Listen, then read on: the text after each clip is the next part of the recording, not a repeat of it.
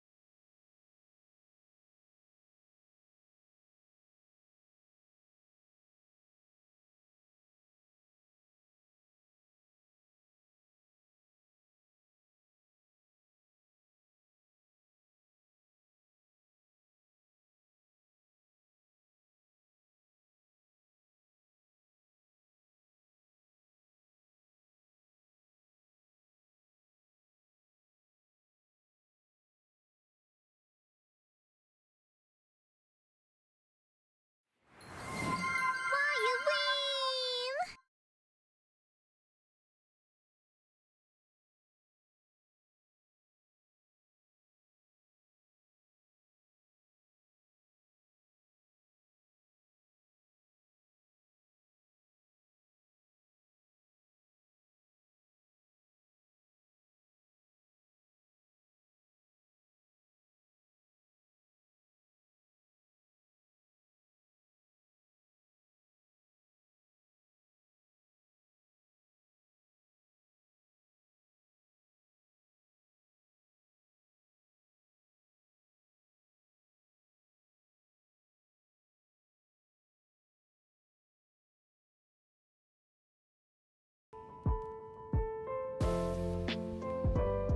Okay, hello everybody. Okay, I'm so sorry. I totally forgot that I was doing some recordings and I forgot to turn the BGM for you guys on. I'm sorry. I had it off because I was trying to do some oh dear. I was doing some offline work that I had to do and I had to have the BGM off and I was like, oh fuck. Good start. Good start. I am things are hard. Holy moly. Radio host to my list of for Sayu. Good morning, say I will laugh. Oh boy. Good morning, the guys. Hello. Hello. On brand star. What? You're kidding, right? I always have the BGM on. I actually don't think I've ever forgotten the BGM. Now that I think about it. Well, one thing's for sure. Video isn't killing this adorable radio star. Thank you so much, Moose. I appreciate that, man. Yeah, I'm like, now that I think about it, I wonder if I've ever forgotten the BGM. Because I don't know why. I'm just huge on having a BGM. And oh my god, I think this is the first time I've ever maybe forgotten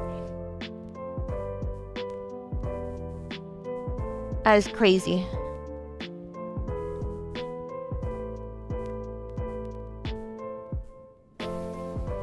Yeah, hello sound, my own friend. That's what I was wondering. I know, right? It's okay. They probably haven't been here for very long. I don't know.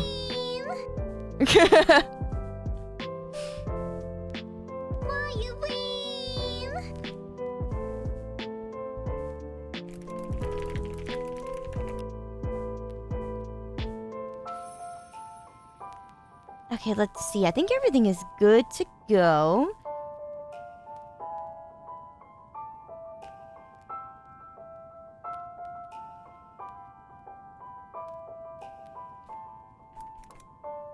Let's see here.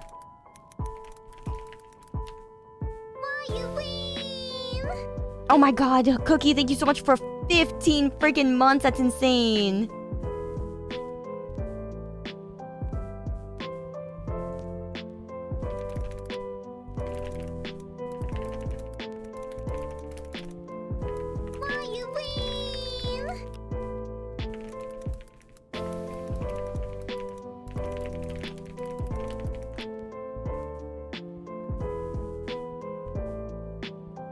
Okay, let's see. Okay, I think we're good. Okay, I'm just double checking things super really quickly again. Oh my god, I put up... My double check looks awful because I put up an image that, you guys are not gonna get to see the other half of. Because, it fits the theme, but the whole image does not. You know, it's one of those things where I'm like, oh yeah, the image is kind of cute and silly, but it doesn't fit the entire thing, so you guys cannot see what's behind. Hi. I feel like it's been a while since I've seen you guys. Welcome back. It's good to see you. Hello. Hello. Welcome in, guys. Oh my god, Kohi, it's good to see you. Hi. Hello. Okay, let me see here. Yeah, I think that looks pretty good. Maybe I'll scoot you guys over a little bit so you're less behind my head. But I think that looks good. Yeah! I'm trying to figure out where my mic is. Let me see. Mic. Aha! There it is. Hello. That's small.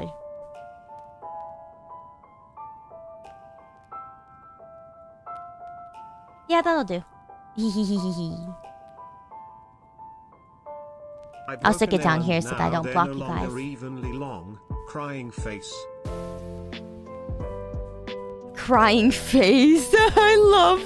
I'm sorry. I'm more obsessed with the fact that I read out crying face. That is hilarious. Phoenix Rain, thank you so much for 8 months. Oh my god.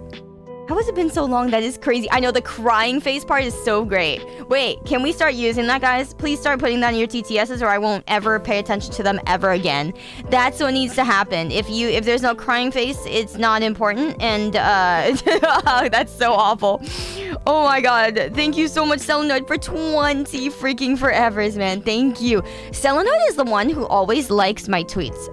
Like, I swear, you like all of my tweets. When I tweet or reply to somebody as well, I see you. So thank you so much for all the good that you do, man. Thank you for giving all the good karma to us. I appreciate that. Night running around in the back, Sayu heart emoji.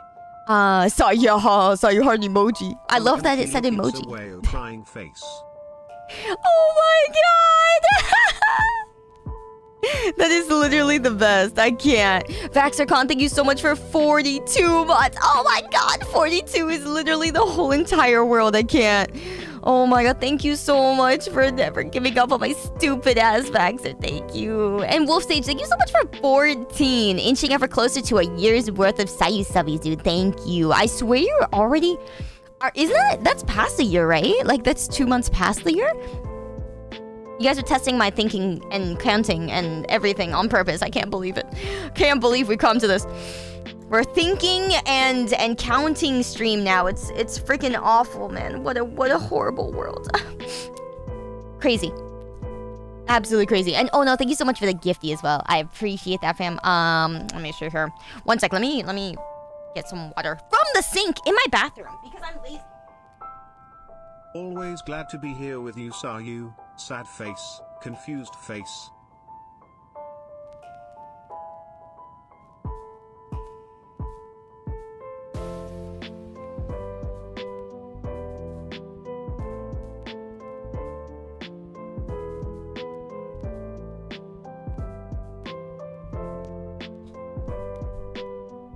Okay.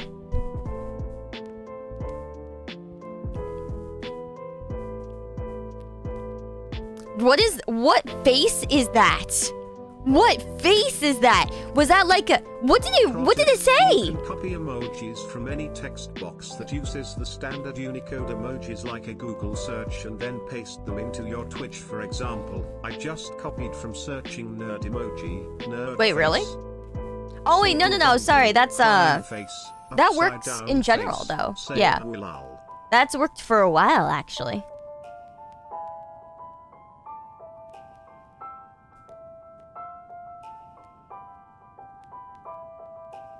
I think surprisingly a lot of people don't normally do that. But I do, but actually 7TV makes it so you can search up emotes, and that's why people are able to 7TV emote so fast, is because they're just searching it in the search bar. Which honestly, I learned like maybe several years ago, and then I was like, I get you. Anyways, Lumi Angler, thank you so much for the raid as always, fam. I very much appreciate it. Thank you. Welcome in, guys. We're just settling in. Sorry, I had to, like I said, fetch water. Because I'm freaking lazy as hell, I went and just fetched water from my goddamn sink in the bathroom. I realized I put a drink in the fridge last night before I took like a nap. And now I'm debating whether I'm too lazy to get it. And I am too lazy to get it. Okay. Because I want to start. Okay. Bro, winter has been killing me this year, though. I gotta say. It has been such a killer. It has been dry. It has been everything. And I'm like, And my lips are getting chapped and everything is absolutely falling apart. So I'm excited to be in a warmer Florida next week. Or this week, I mean, tomorrow. Oh, I can't believe it. I'm leaving tomorrow. It's insane. Cake, thank you so much for the 1 year. Merry Christmas to you, fam. Thank you. Thank you. Oh, I can't believe I'm leaving tomorrow morning. I'm leaving tomorrow morning. So like it's like 8:43 right now, PM. And I'm going to be leaving at like 8 in 12 hours. Am I packed? Sort of. I'm like halfway packed. Man, oh man. Yeah, I am traveling. Again, it's for Hallmat, like I was mentioning before, Holiday Matsuri. Pretty much like the convention that I've been announcing on my Twitter and stuff like that, I am actually going there in person. Because I like going to those conventions in person. I like doing those things, in person and stuff like that. Because I love conventions. And at the same time, it's gonna be my first time in Florida. I've heard a lot of things, yeah. Yeah, I hope you return with Florida man eyewitness stories. Exactly. There's a lot of people, like... You know, I've heard a lot of things about Florida, and I'm kind of excited. I'm kind of excited to see what a mess it is. You know what I'm saying? Like, it's like that kind of thing when you hear so many, like, crazy things. I'm excited to see the crazy. I want to see somebody eat somebody's face off, but not mine, you know, like, far, far away from me. Like, over the riverbank, you know what I'm saying? Like, not where I am, but, like, you know, within my vicinity. I'll be honest, my eyesight's not been very good lately. I can tell it's getting worse as I'm looking at things, so I hope that they do it close enough so that I can see it, but not close enough that I could get eaten, you know? Or maybe I'll throw my assistant out in front of me and be like, well... Yeah, I have to bring binoculars. I have to bring glasses. That's what I'm gonna be... I have a pair of glasses, but I think they might be slightly too strong for me still, but it doesn't matter because it's not like... It's not enough that it's painful to me. It's just enough that it's like... You know when you have too strong glasses, the floor is a little wavy? Yeah, it's like that kind of thing. I know, I'm actually gonna have to bring glasses. My nose already hurts when I wear glasses to see the movies in the movie theater. It's not gonna be fun. It's not gonna be fun. It's gonna be like taking it on. It's gonna be putting it on, taking it off. I'm gonna be like walking around Disney World and putting them on to see something, be like, oh, that's so cool, and then taking them off again. Oh, it's awful. It's awful. My nose hates glasses. My nose is non-existent. It is the biggest complainer on my face aside from my ears. Like the tops of my ears will also complain. It hates glasses so bad. Like it's like, no, don't put anything on top of us. Don't put anything on us. Nothing. Absolutely nothing. And I'm like, yeah, my nose already doesn't exist. It only exists when it complains. That's great. Man. So that's the thing that I'm gonna do. I'm gonna bring my glasses. That's what I have to remember to do, is actually bring my glasses. I did not remember to take them out of whatever storage thing I have. Where do I do that? Okay, I know where I have them. From our left optometrist, rubbing your eyes can cause astigmatism over time. Wait, really? So don't rub your eyes no matter how itchy, just get eye drops. Huh. Here's the thing, guys. I don't know why a lot of people don't do this, but I mean, I learned to do this when I was a little bit younger, so I don't know, maybe I just got lucky and I didn't stigmatism myself, but I rub my eyes, but only very, very little. The way that I actually like scratch my eyes, usually my eyes are itchy on like the inside, right? You know, like the very, very insides of where like where your tear ducts are and stuff. So I scratch the inside of my eyes lightly with like my nail. Yeah. So it's kind of like that. And I've never really like, I only rub them when I'm like trying to get crap out of my eye. It was so funny. Like where they put the eyelashes? No. Like on the inside of your eye. The inside of your eye is not where that is. The inside of your eye is by definition what is closest to your nose. That is the inside of your eye. By definition. Isn't the nail like the dirtiest part of your hand? Yeah, but my nails I always keep pretty clean, I guess. Yeah. But I always felt it was more efficient. Yeah, I always felt it was more efficient. You just rub your eyes until your vision's bad. Yeah, it's not good to do that.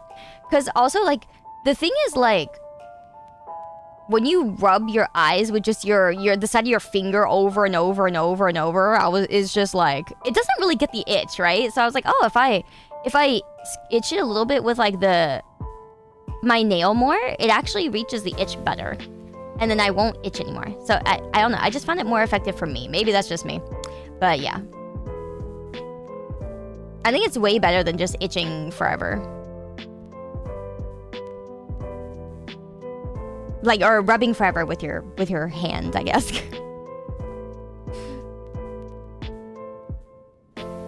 You have astigmatism in both your eyes, but it's something you just got. Really? That's crazy. Oh, but you've been wearing glasses since you were 9. Wow. Disabled since 9. That is unfortunate. My younger sister was also like wearing glasses since she was like 6. And I remember looking at her and being like, what happened? Because when you're a kid, you're like, you know?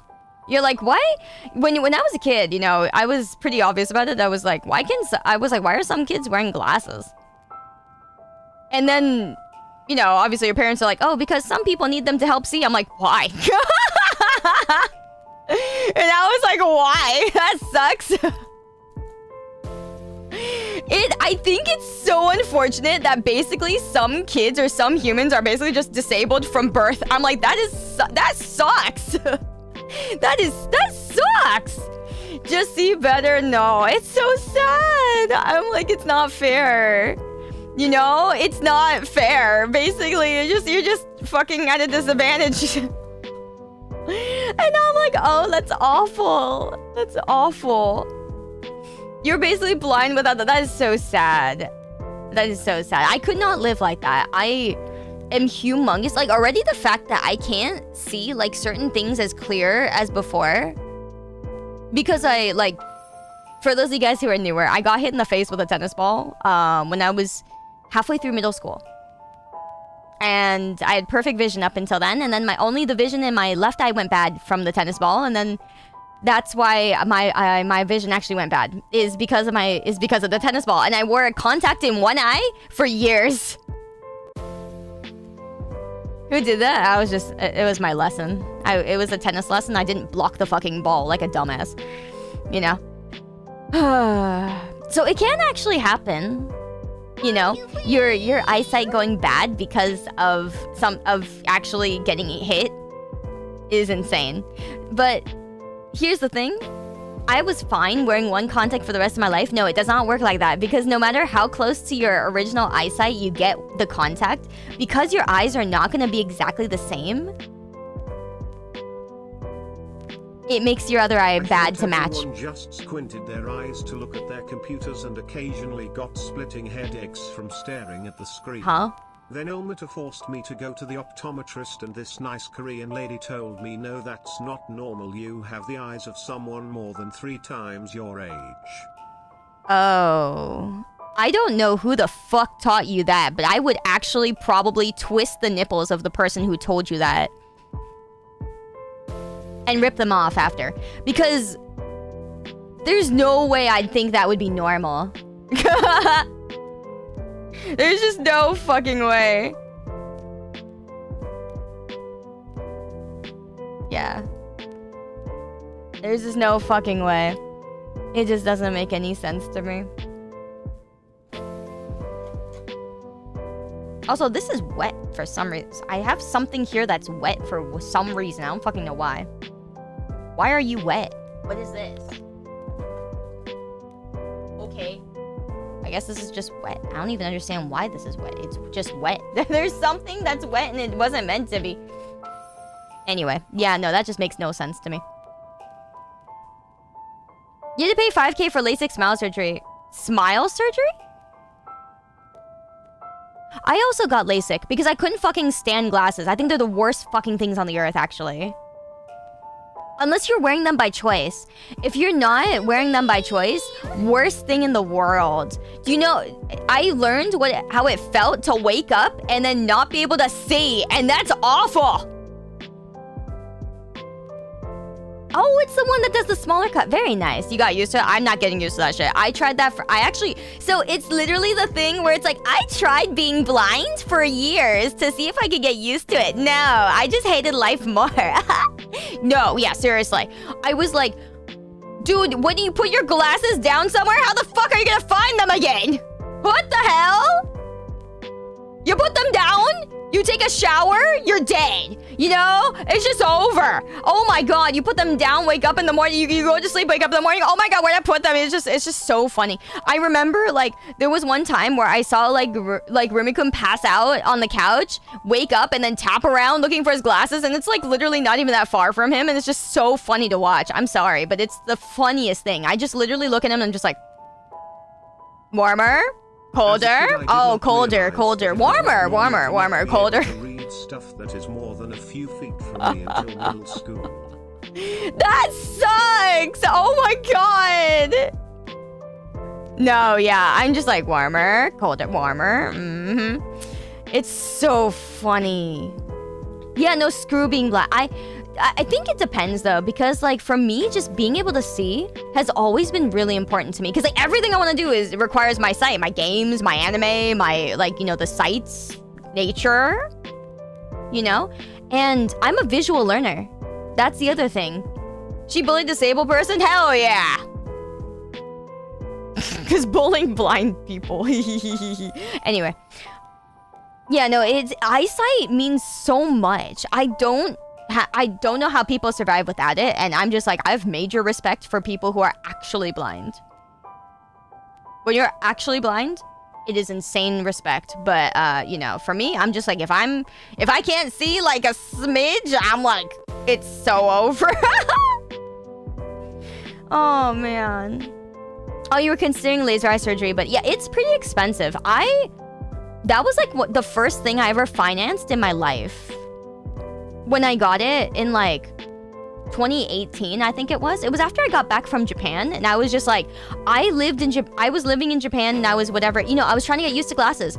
It was the end after high school. It was after high school, like my college years, and then living in Japan. So I would say like maybe 4 years. I tried to get used to wearing glasses Because the reason why was because I was fine continuing with contacts for the rest of my life. But what happened was, as I got older, my eyes actually got drier. So like, I was a sports player, right? So I always wore contacts and I did not care, I didn't mind, and it was fine. Like, I could sleep with them, you know, I was fine.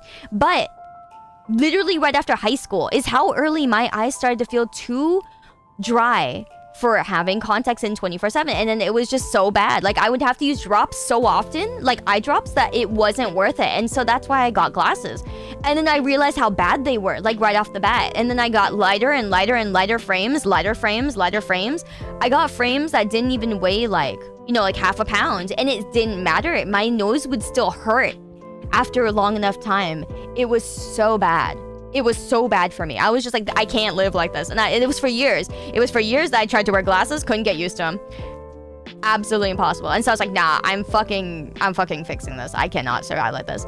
Any side effect with the LASIK? I would say the one thing is that your eyes, depending on what kind of person you are, will get worse slowly again over time and require you to readjust them.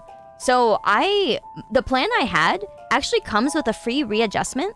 So I'm like, it's nice because I can go back there. Like, I went back there like a while back, like maybe several years ago, when I noticed it was starting to get a little blurry, and then they were like, yeah, you're only like a minus 0.25, so I don't think it's worth, you know, going back under and fixing it now.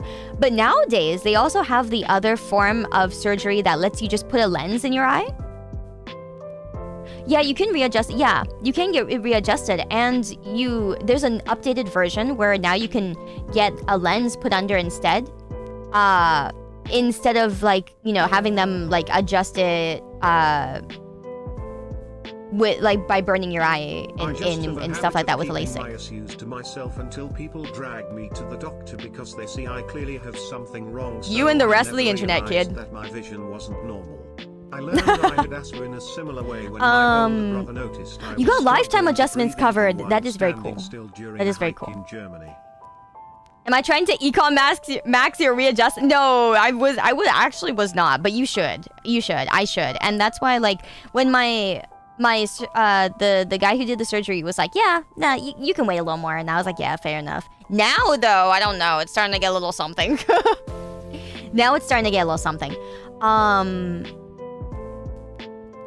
Let me see here. You have glasses, you just choose not to wear them. You're gonna wait until your eyes get worse before you wear them around. Oh no, that's a mood. That's a mood. Your sister said the worst part about LASIK was the smell. I actually didn't notice the smell. Yeah, I did not notice any kind of smell. But here's the thing. People... Okay, I'm gonna say this is like... It's probably just the Android part of me talking, guys. LASIK is not scary. People are like, I'm scared to get LASIK. You're gonna cut into my... You can't fucking tell, bitch. All you see is pretty goddamn lights, alright? Let me tell you. You can't fucking tell. Cry me a river, alright? I literally went under it and I was like, okay. And then I'm like, ooh, pretty lights. Yo, that's cool. You feel a little bit of pressure, but you feel nothing otherwise. Like, you feel like somebody, like, pushing down on your eyeball. And I was like, yo. My first pair of GL in 5th grade. After the teacher told my mom I was always squinting at the board. That's funny. Well, it's good that somebody noticed, honestly.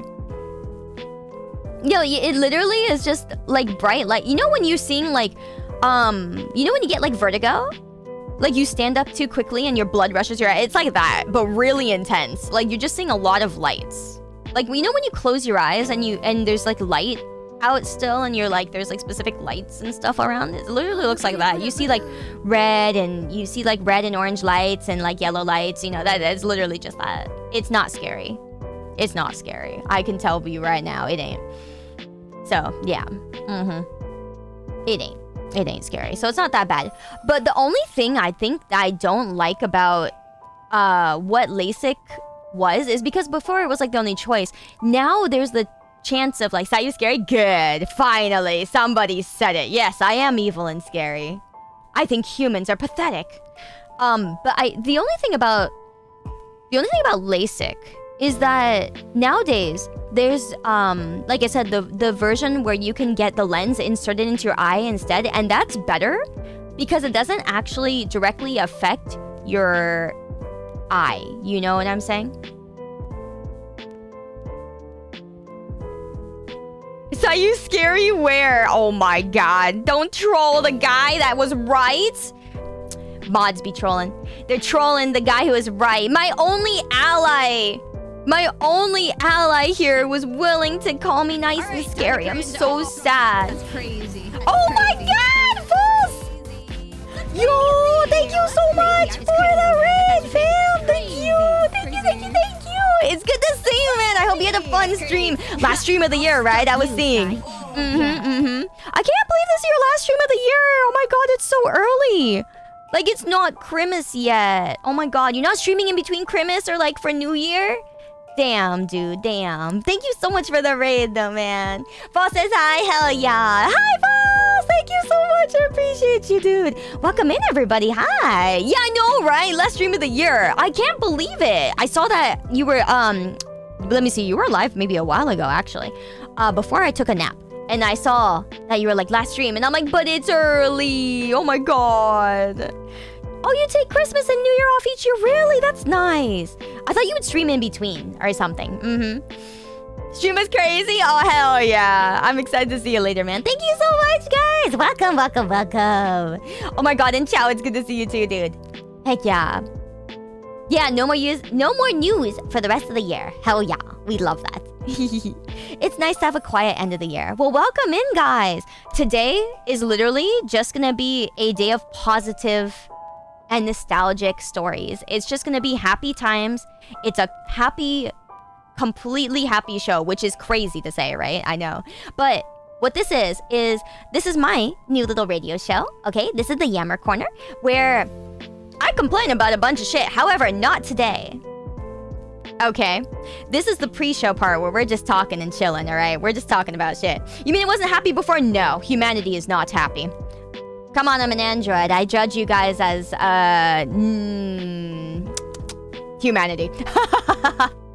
But, yeah, it's a yippee corner today. Exactly. So what I did was I asked you guys if you guys out there have any happy stories or good memories from the holiday season in general. And I, basically gathered those together on the forums. And we're going to be telling your guys' stories today, pretty much. They're all anonymous, so, they're not linked to your guys', exact families and shit.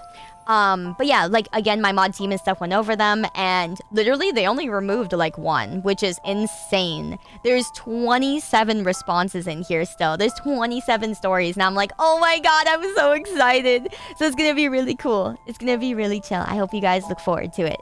Yeah, it's gonna be fun times. But yeah, we were just talking about like LASIK and eye stuff, and I was just like, I was like, bro, we're talking about eye stuff because I lost my sight, my perfect 20/20, in 7th grade when I got hit in the face with a tennis ball when I was in tennis like lessons, and I'll never live it down. I'll never live it down. I was wearing one contact in one eye. I was Lelouch fucking B Britannia, like ripping out my contact lens and going like, yeah, in my left eye. Kept your eye on the ball? No. My eye was not on the ball. The ball was on my eye. I wish I kept my eye on the ball. My dumbass. I got distracted by something, and I ran up to the net and just took the ball to the face. I remember that so clearly, and being like, why the fuck did I do that? Be like, why the fuck did I do that? That is insane. God damn it, man. I don't know. I just remember that. Anyways, let me catch up real quick. I'm so sorry. Did they call the fall? No, because it was a lesson. The lesson was I was supposed to run up to the net and volley it back, and I didn't. My racket no hit ball. You know what I'm saying? My face hit ball. It was pretty bad. It was a bullseye. Thanks. Hey, that actually makes me feel a little bit better about it. I am very okay with this. Oh, that's so hilarious. Oh my god. Tarvis, thank you so much for the 32 months, my man. That is absolutely forever. I can't, man. Thank you so much. Thank you. And Fudge Shop, thank you so much for the 20 months. Thank you so much for the congrats on our first day on the radio show. I love listening to you, yeah, but I'm happy you're doing this. Thank you. I'm happy I am too. Like, I really like getting to chat with you guys, but I also really like the idea of radio shows in general. I think it's special having people call in or put their input in on a certain topic. You know, I think that's really, really special. And I like that we all kind of come together on like, you know, a kind of topic or something we want to talk about, or, you know, issues or things we want to complain about, and it's nice to just kind of do that together, you know. And that the interesting aspect of it is you know, the variation and everybody's experiences, right? Everybody's different experiences. I think that's really, really cool. It's Ganyu. It's good to see you again, by the way. Thank you so much for 33 months. Happy holidays, fam. I'm glad I get to see you for the holidays. And Ayata-kun, thank you so much for 27 forevers as well. Blackfire, thank you so much for the 18 months, dude. Getting up there into the 20s. Very much appreciate it. Oh my god, you have to wear glasses to see more than 6 inches. I can't, man. You're killing me here. Wraith, thank you so much for the 10 months as well, dude. Thank you. Dude, yeah, no, my eyes were fucking getting murdered yesterday. You know, I posted about... This is the one time I was happy I posted something, like, super personal on Twitter about the eyelash extensions, like, making my eyes burn. All the girls, okay, I've never gotten this shit before. I've never tried to fucking look pretty on my eyeballs. Literally... all the girls posted on that, and they were like, that ain't normal. I'm like, really? Okay, thank you. I thought it was just another get the fuck used to it, buck up, bitch, because welcome to more makeup in your eye. So I'm so glad they told me, because otherwise I would have been like, all right, I just gotta grin and bear it. But I actually also, I googled it, and apparently it is kind of a thing to be, to get your eyes irritated by the glue, because nail salons do use a glue that's kind of more irritable and just... you know, a specific kind that it will be likely to irritate your eyes. And I'm like, I didn't fucking know this. God damn it. Because all the other girls make it look fine. But then again, yep. You work as a radio host, IRL. Glad to see someone shares the joy of radio I have. I love that, Zervet. Heck yeah. I do hope to do actual, like, calling call-ins eventually. The reason I'm not doing it today is because there was a lot of holy moly going on this December. There's so much planning and so many deadlines. I've never had deadlines in like a December before. Like, let me say, I've never had December. It is so insane, you know? But yeah. Anyways, let me go up here. Sorry, Volt. Yeah, I'm catching up. Sorry, I'm behind. I'm very behind on both sides. My bad. Thank you so much for the super, though. You have a very serious question. How would you wear a Santa hat with donkey ears on your model? Don't they get in the way? You have to cut holes. Yeah. You have to fucking cut holes. Yeah, no, it was so bad. I couldn't keep my eyes open yesterday. I was like, okay, I want to play ZZZ. I want to play my fucking games. I could not keep my eyes open yesterday. It was awful. I like had to immediately go to sleep. However, the good news about that is I went to sleep early and I woke up at 10 a.m., which is perfect for the trip to Florida I gotta do tomorrow morning. Hell the fuck yeah. I actually fixed my sleep schedule the day before. It worked out. I can't believe it. And when I say this, I mean, it's been so hard for me to actually cycle back my... You know how usually, like, I'll push my schedule further and further and further, and eventually it will go back to normie? That hasn't happened lately because I've been taking so many random naps in between my work because it's been so much work meetings at these specific times. And then I'm like, oh my god. And that's with me still rescheduling and canceling shit. Oh, I had to cancel on a friend the other day and I was like, I'm so sorry. I'm behind. And it was so bad. It was so bad. So this year, like this year's December specifically, I've never been as busy as before. And I'm just like, no, it's insane. Oh my god, so radiant, thank you. That's very sweet of you to say. I hope I get to meet you too, dude. Thank you. I really do. But yeah, it's insane. It was insane. So yeah, this year was just like, I could not cycle around my sleep schedule like I kind of normally do. You know, usually goes in a nice fat circle, but it just kept resetting back to super degen. Like I was waking up at like 2 a.m. and then I was like, well, this is awful. Because I was waking up at 2 a.m. That's awful. That's not even degen. That's like... I had to check the time across the world and be like, all right, this is when I'd wake up if I was in Europe. Usually I can say, hey, this is what time I'd wake up if I was living in Asia, you know? That's not bad. You know, I can be like this, but no, I had to say, it was 6 p.m. Japan time. That's when you know you're out of options and you're just like, okay, alrighty. Where else in the world is like this? Yeah, that's pretty bad. And I've never even been to Europe, so it doesn't work quite the same, if you know what I'm saying. So yeah, that's top level copium, okay? And yeah, so that's why it's been so bad. It's just, but there were multiple days where I thought I was resetting my sleep schedule. I would just knock the fuck out randomly, wake up, and it was like 1 or 2 a.m. And then I tried going to sleep again, back to sleep on some of those days. And then I woke up at like 8 a.m. and I couldn't stay asleep. And I was just like, and this is too early though. This is not gonna work because I have to be up for like what, 12 hours until stream and then another like 6. It's so fucking it's so fucking over. Oh man, have you gotten yourself checked for apnea? Oh no, it's not that I can't sleep. Unfortunately, the problem is I do sleep, and when my brain wants to sleep, it's just gone. It's just gone. Some of you guys have not heard this story, but I remember. Oh god, this is gonna sound so funny. I wonder if I can say this. No, I can say this. This is fine. Okay, so there was one time. This is just an if you know, you know thing, but no, I'm kidding. There was one time where I like was hanging out with Skara, and I was just like, one of my friends said, "Did you know?" It's like, "Oh yeah, she's really good at sleeping. Did you know that she fell asleep at an Millennium concert?" And I was like, "Yeah." And then Scar looks at me, he just gives me the most confused look, and he's like... He just gives me the most look, and then he says, "Were you sober?" And I was like, "Yeah, I was." And that's just the question. He just gives me the most confused look, and then he's like, "Were you sober?" And I was like, "Yeah." It was so bad. I was just like, I remember giving him a confused look back, and I was like, I gave him the confused look, like on my face, and just went, "Yeah."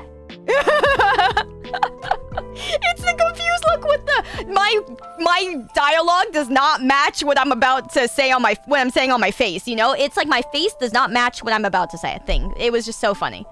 It was so funny. Yeah, he tends to react with "what the fuck?" Exactly. I love his "what the fuck" so much. This guy's so fucking funny. I love him so much. Like, that was the most iconic moment. It was just, he's just like, "Were you sober?"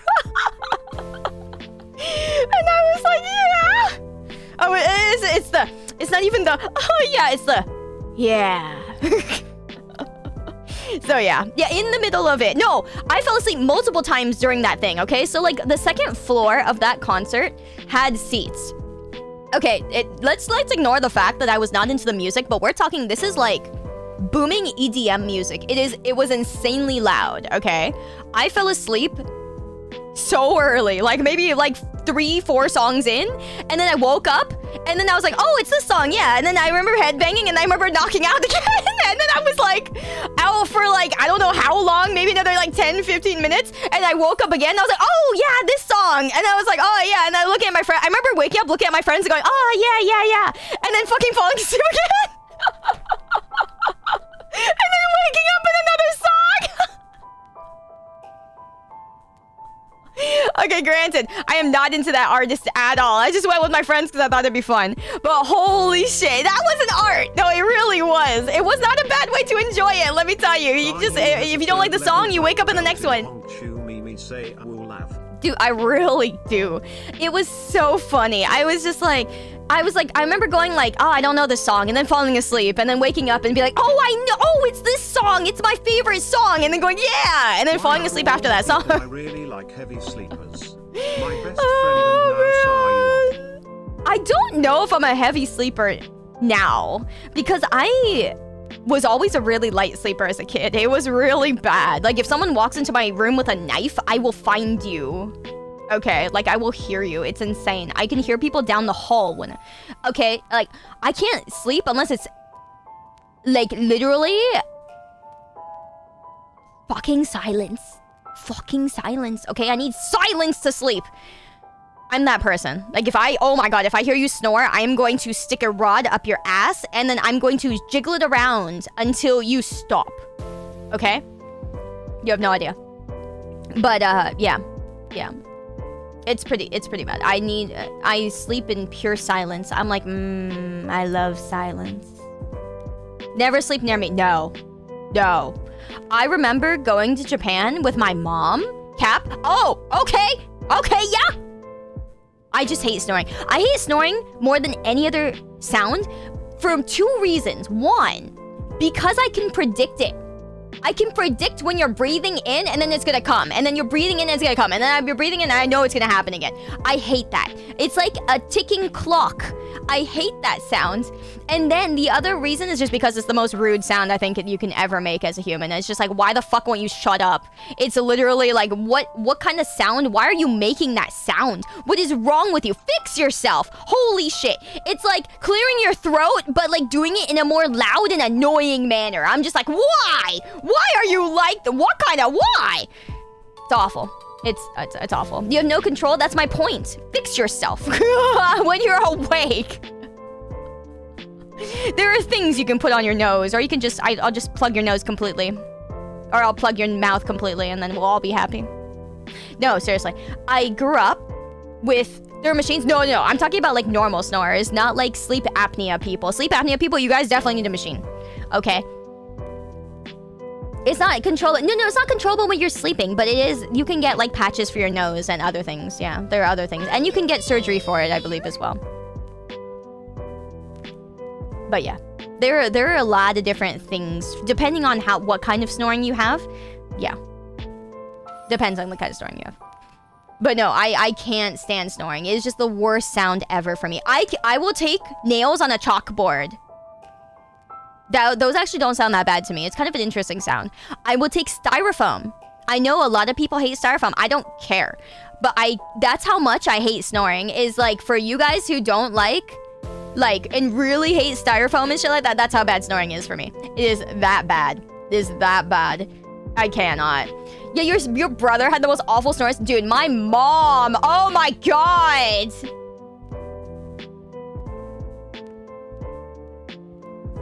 Let me put it this way. My mom was sleeping on the couch for as long as I could remember as a kid. As a kid, okay? My dad would sleep in the bedroom, yeah? My dad would sleep in his bedroom, yeah? My mom has been sleeping on the couch for as long as I can remember as a child, all right? Like, you have no idea. And I always was like, okay, maybe that's just her choice, you know? And then as I got older, I actually didn't think about it until I got older, and I was like, I wonder why they don't sleep in the same room together. That's kind of weird. And then I got older and realized, oh, right, mom snores. Yeah, you have no rights. You ain't sleeping in the bedroom. And she snores bad. Like, really loud. To the point where I remember going to Japan with my mom once and having to share a room with her. I did not sleep. I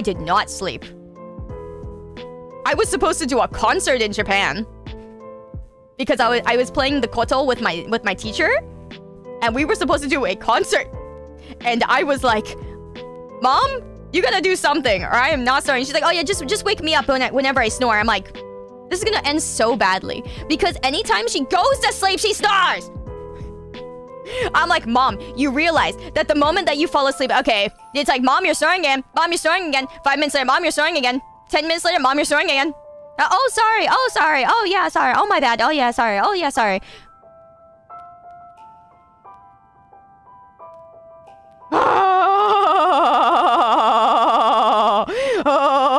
Over and over and over. Every time. Oh, I was like, we are never traveling together again, or we are just never we are never in within a 5-foot radius again. Never 5-foot radius again, mother. Never again, mother. Holy moly, I love you, but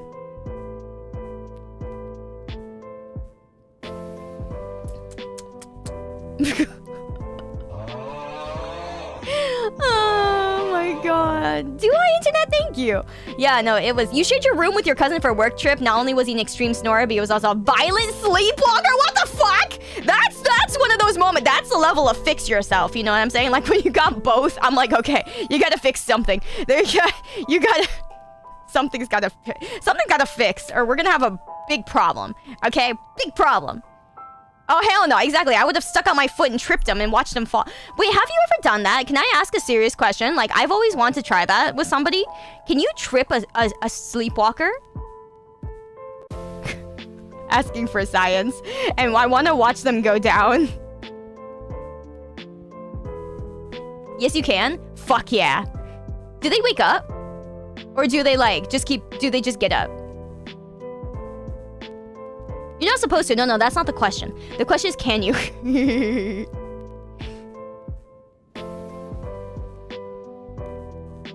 You might hurt them because they won't know how to brace themselves. Yeah, but that'd be kind of funny, wouldn't it? Like, to see how they, like...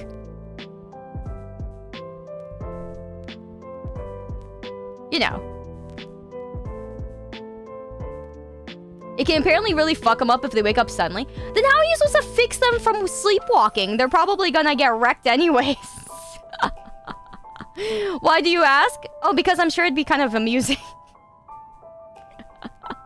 Humans are so amusing to me. I'm sorry. I'd rather not send them to the dentist. Oh, I would actually. That would be the least of their worries, I think, if I tripped them over. Your sister used to sleepwalk down the stairs. Apparently, she's driven off while sleeping. And you never... Okay. What I would do one of several things. Every time they do that, I would start from the safest and then go down the list to not the safest. I would start with saran wrap, right? You trap them in you put a saran wrap barrier and see if they just keep walking into the barrier. And then you do a barrier of tape and then see if they roll themselves up in the tape. You know what I'm saying? That would be so funny to see. And then you just keep going down the list, you know? You just keep going down the list.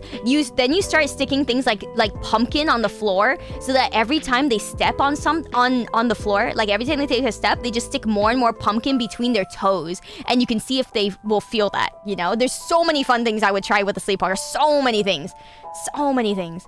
Oh, man, that would be so great. Like, literally... Maybe they would wake up feeling the, like, potatoes or, like, the, you know, the pumpkin in between their toes and Gotta do the Legos, too. Yes, that was the next one. Because the Legos would hurt more than, like, you know, the pumpkin and shit. So I think, like, the Legos would be the next one. Yeah, definitely. Anyways, hey, Hunter, thank you so much for the raid. I appreciate that, man. Thank you. Welcome.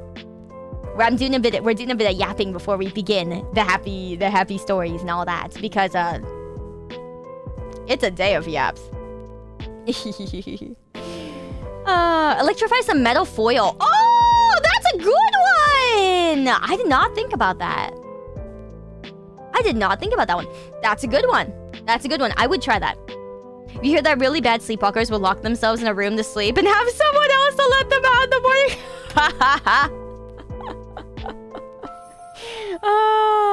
Isn't that difficult for you humans, though, not being able to be independent?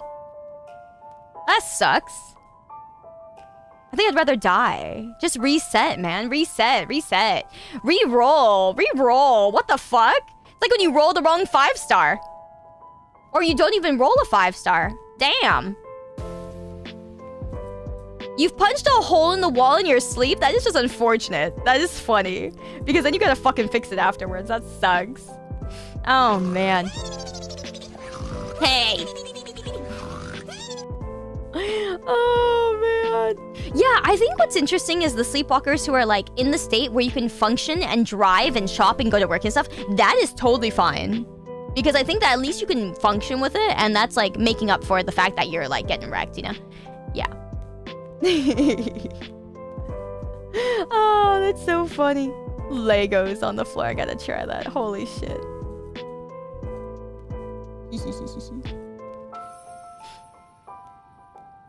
I'm hearing a lot of people losing their 50/50s. Dude, ZZZ has given me so much love. If you guys are not following my Blue Sky account, by the way, my Blue Sky account is where I'm putting most of my personal stuff. Like, any personal thoughts or any personal things that happens, like day-to-day stuff, is all going on my Blue Sky. Because I think there's just too much, like... One, there's too much pressure on Twitter to get likes, as a critter. And then two... people are nicer on Blue Sky. Like, in general, people are normal. So, if you guys want to actually get, like, normal... I'm gonna start putting just, like, business things or important things on, like, my Twitter. Or things that get likes or whatever for the business stuff on Twitter. And then the rest of it's gonna go on Blue Sky. Because I think Blue Sky is just so much nicer. Yeah, it's nicer for now, but no, we're not waiting, Black Mage. That's fucking stupid. We're using it now while people are nicer, dumbass. You use something while it's nice. You don't wait. Who waits? Anyways, yeah, you're supposed to use it while it's good. Duh. But yeah, so we're just, I'm enjoying it while it's nice. It's like kind of going back in time a little bit, you know? It's like kind of going back in time. So, yeah.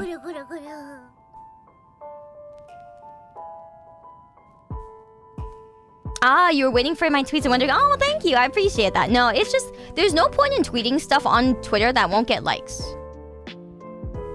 Yeah. And like the thing about, either I'm shadow banned on Twitter, or like, so a lot of people don't see my tweets, or like half of the people that follow me just really don't give two shits. So I'm just like, there's no point. There's just no point in me posting more on like Twitter or whatever. The only thing that matters for Twitter is like actually getting something decent out of it. Also, Ari, I don't know if I got to say earlier, but thank you so much for the 18 fam. Thank you. You want me to do Japanese for 1 minute? いいよ。いいよ。誰もわかんないけどさ。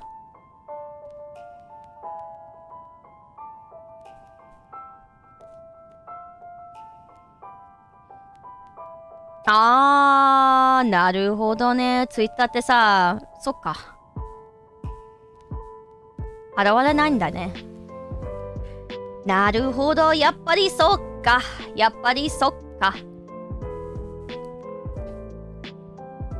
ちょっとずるいよね。ずるいし。うん。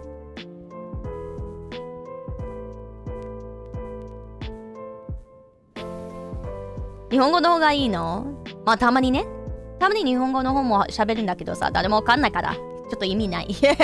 意味ないって気がする。あ、そうだ、ブルースカイってさ、ノーティフィケーションとかそういうね、そういう更新の設定はないんだね。そっか。ほう。Okay, but that makes sense. Oh, lady for 1 minute. Okay, one second. Let me catch up real quick. Twitter rarely shows me your tweets, even in my following tab. Yeah, so that's what it means. I'm probably like shadow banned or whatever off of people. Now the thing about Blue Sky is like, yeah, it doesn't have like, cause someone else said that they have my Twitter account on notification. Like, yeah, so Mac, you might need to do that. If you want to actually get my tweets, you might actually have to put my tweets on like a turn the notification like thing on for them. But yeah, Blue Sky doesn't have that option, but it doesn't matter because Blue Sky will actually show you tweets from everyone you're following. Like you can have you'll have a following tab, and so you will literally make it so that you will follow, like, or you will actually see the people that you're following. Like you will actually see their tweets and only their tweets. Like I have the tab for people I'm following or people I'm mutuals with, and even if I scroll down or keep trying to refresh or find more, on that specific tab, you cannot. Like, it'll only show you tweets and stuff from people that you're mutual with or if you followed. Like, you cannot get extra stuff to show up there. It's really interesting. Yeah, okay. I was wondering. You have tweet alerts on for Sayu, otherwise I won't see them. Yeah, that's the other thing I hate. I'm like, dude, it's so annoying because there are a lot of us, like a lot of us as like creators and stuff who we don't get a lot of likes on our tweets. Like, okay, sure, you won't get a lot of likes on your good stuff, like your good news. That's just normal, right? Like right now, only like mostly bad news and stuff gets a lot of likes or engagement. But the biggest problem is like there were a lot of people who just get a lot of likes on their tweets because they're not like shadow banned. And then there are people who just don't get a lot of likes on their tweets with the same amount of followers and stuff because they are shadow banned, or because they have like someone else mentioned, yeah, I probably have a lot of hate followers. I do, unfortunately. And I would skin them alive if I could. But yeah, no, literally, that's also half the problem. But it's again, mostly the fact that like people just don't see my tweets and stuff. And so I'm like, well, what the hell is the point? You know, what the hell is the point? But yeah. I'll be honest, Elmada, I don't see that person's tweets at all. I do not. Like, because I actually don't follow them, and I actually don't see that person's tweets. So yeah, that's the thing. You don't engage with anything political, but Twitter loves to shove in your face. I don't understand that. I don't get anything like that. Like, at all. I don't... Yeah. I mean, I don't scroll it, like, so much, but... Yeah. I mean, anytime I scroll it, I don't really get stuff like that. Because I just kind of ignore politics. It's just pointless to me. I think humanity is pointless in that manner. Whoops. You show up in search, but the algorithm is probably being me. Their algorithm doesn't like my stuff in general, but I mean, aside from that, it's just mostly shadow banning stuff that I'm like, yeah. So Radius, thank you so much for the 5 gifties, though, fam. Love you, friend. Don't stop being you. Thank you. I appreciate that. I'm gonna have to stop being me at some point, because being me is not working. I will say that. But anyways, let me see here. You're not used to liking enough, only getting more into the swing of that. I get you. I get you. It was only after I became like a creator that I started liking like YouTube videos. I think that's the big one. There are so many YouTube videos out there who have like, you know, 1 million views, but like 21,000 likes. The ratio is insane, and it's only because like, you know, who thinks about liking a video, right? Literally, it's you have to have a huge thought in your head to do that. And so it's like, yeah. Yeah, exactly. That is another big thing. Twitter likes things with images or just text. It won't push things with links or videos, etc., etc. I thought it would push videos though, as long as there's no links in it, Kohi. I thought it would push that because it's media still. No? Also, no, yeah, thank you so much for the 4 months, my man. Thank you. I appreciate it. Thank you, thank you, thank you. Really? A lot of you guys get a lot of politics stuff on Twitter. That's interesting. Yeah, I don't really get it. I actually don't get any of that kind of stuff.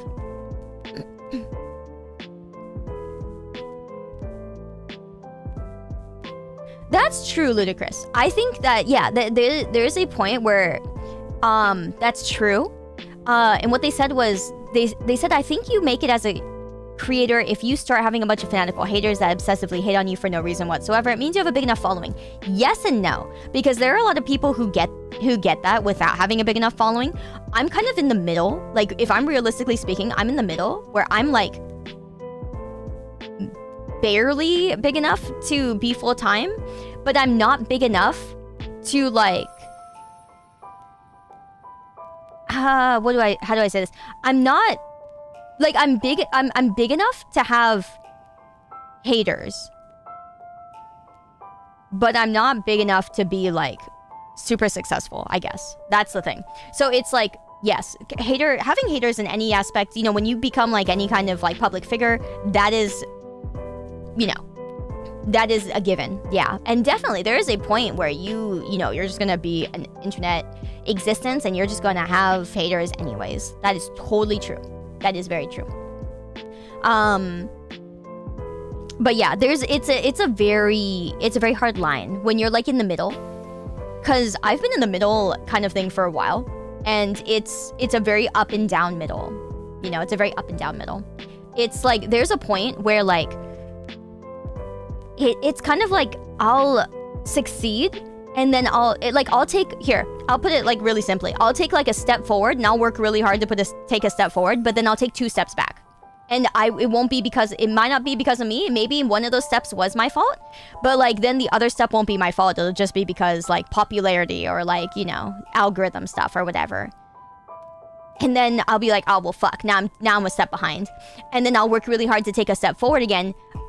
But I won't be happy about it because it'll look like I'm succeeding, but it's really just I've made up for what I've lost, you know? So it doesn't feel satisfying. It doesn't feel happy. You're just making up for it, you know? All right, time to create. Holy moly! What happened here? Cha-cha! Holy crap! Crazy.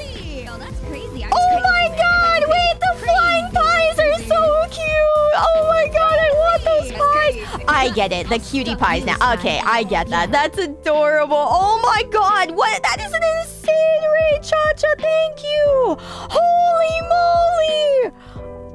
I can't believe what's happening. Holy crap. I want pies. I do love pies. Oh my god. Cha-Cha, thank you so much for the huge... Oh my god. That is insane. Thank you so much. Thank you for dropping it. Thank you for choosing to share your community and everybody with us. Thank you. Thank you. What were you guys up to today? I hope you guys had a great time. Oh my goodness. That is insane. Welcome in, everybody. Hi. You guys came on a wonderful day. We are yapping away. We are talking about random stuff. We were talking about like LASIK and like, you know, eyesight. And then we're talking about snoring and sleepwalking. I would do some mean things to some sleepwalkers, let me tell you. I would experiment on them. It would be exciting. Anyone want to be my sleepwalking subject sometime? I would be so down. A silver wolf outfit? Okay, actually, I will say this. I am working on another outfit. I actually like... I messaged an artist I love very much to work on a new outfit that may be kind of similar to her style a little bit. You know, it's just a little bit, you know, there's a little bit of a similarity. A little bit, you know? It's not like... There's a certain similarity of it. It is not exactly, but, you know, there's a certain similarity. Anyways, that is what I'm considering. Anyway, welcome in, everybody, though. Seriously, very nice to meet you all. Thank you so much for coming with the raid. Thank you, thank you. If you guys are new here, my name is Sayu. Hello, hi. Today is the start of our, well, my little radio show called the Yammer Corner. It's just a corner where I get to have little call-ins or have write-ins from you guys, and I get to tell stories from you guys. I get to hear your opinions on specific topics per radio show, and each show will have a topic that I have you guys write in for or call in for. I definitely want to do call-ins as well, and I'm very down to do that. I didn't do that for this first one because this December was so insanely busy. Like, holy moly, I have to travel tomorrow morning, and I am not ready. Yeah, I am not ready. Pray for me. Holy moly, it's gonna be after like skedaddle at like 6 a.m. Oh my god. Am I packed? Halfway. So, that'll happen. Why is Deku crying behind me? Okay, you don't want to see the full picture, okay? You don't want to see the full picture? Okay? You do not want to see the full picture. He's crying about something, and surely the reason I put him back there is because he's crying in happiness, right? That's what he was meant to do. That's why I took off, like, you know, I hid half the photo, okay? You guys want to see? I'll show you guys. I haven't even showed chat yet. Oh, no. I was just thinking I was going to get away with it, dude. But no, I'm not going home for Christmas. I'm actually a guest at Holiday Matsuri in Florida. It's gonna be my first time in Florida, so I'm excited to see, you know, the craziness that's over there. I hear a lot of stuff from Florida, yeah, like zombies and Florida Man and stuff like that. I want to see them all, but also I really just want to go to Disney World for the first time. Yeah, little Disney kid wants to go to Disneyland.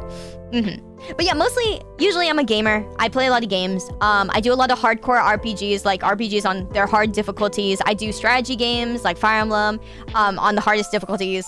And then aside from that, I do horror games, survival games, things like that. I love games. Games are my life. Yeah, and I'm pretty much just like, you know, variety comedy shit. I am a half android, so some things I say may sound scary to you. I am pretty evil and scary. That's kind of my catchphrase. And if you don't believe me, then I'll scare you at some point. Yeah. Let me see here. Florida Man's only a thing because Florida publishes most of its police arrests and stuff like... Oh, that really? Unlike most states, yeah, crazy shit happens everywhere, but Florida actually publishes that. Well, that's pretty cool. That's pretty cool. Haven't scared you yet? Oh, yeah? I didn't scare you with what I said I would do to all the sleepwalkers and experimenting with them, putting Legos under their feet, you know, and then putting... Well, I would start with the potatoes and the you know, pumpkin to see them, like, squish it between their feet and see if they'd wake up, you know? Heh. But yeah. It would be pretty fun. But thank you so much again, Ochacha. I really appreciate it. I'm very, very excited to hang out. I really am. It's gonna be fun. It's gonna be fun. But yeah, so I'm gonna be in Florida from tomorrow morning until the 26th. So I'll be back on the 26th, and then the night of the 26th, I'll be streaming, and then we're gonna decorate our Christmas tree with all the ornaments that you guys have made. If you guys want to get an ornament on our Christmas tree, make sure you have it done by the 26th. And what it is we do a like on-screen Christmas tree that we decorate together with your guys's you know, ornaments and things like that. So yes, I hope you guys look forward to that. It'll be fun. It'll be fun. Yeah, Boxing Day. Yeah, pretty much. We'll call it Christmas. It'll be late Christmas. That's what it is. Okay, now I have to show you guys the fucking picture. I can't believe this. All right. So that's the first half, right? That's the second half.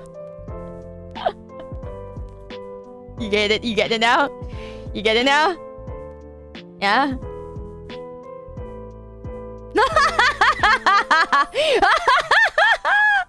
You get it out? Yeah, makes sense, right? It's so funny. Oh my god. That's so funny. There was a school shirt when you go to school. That is crazy. Oh my god. Yeah. If you know, you know. So funny. Oh man. So yeah, there you go.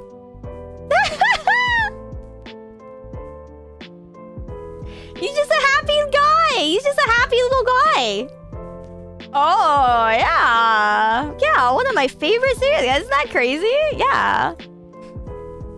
Oh my god. Blaze, welcome in, man. You missed what the other half of that image behind me is, and that'll be hilarious for you to see later. I knew I saw that sky somewhere. That's so funny. Pico no Hero. Yeah, he's Pico no Hero. Get it? Yeah? Okay, alright. Someone got it. Someone got it. That's funny. Ah, that's fucking hilarious. But yeah. Anyways, if you guys have any questions, please do feel free to ask. But yeah, that's pretty much what we do here. I'm chaos. Also, I will scare you at some point. I swear to the Lord. But okay, for real though. I just return. I'm as like your android overlord. Literally, I just return whatever energy I get. Okay, so like if people like, okay, now not bully. Like bullying is fine, but if people do something mean to like you or me, I will rip them a new one. Okay, like nobody is safe here. Yeah, that's right. I'll rip them a new one. Just like Terminator. Yeah, I'm the Terminator. Boku no Pico Academia. Ha ha ha. It's Pico no Hero. Ha ha ha. Exactly. Thank you, Marcus. I appreciate that, man. Nice to meet ya.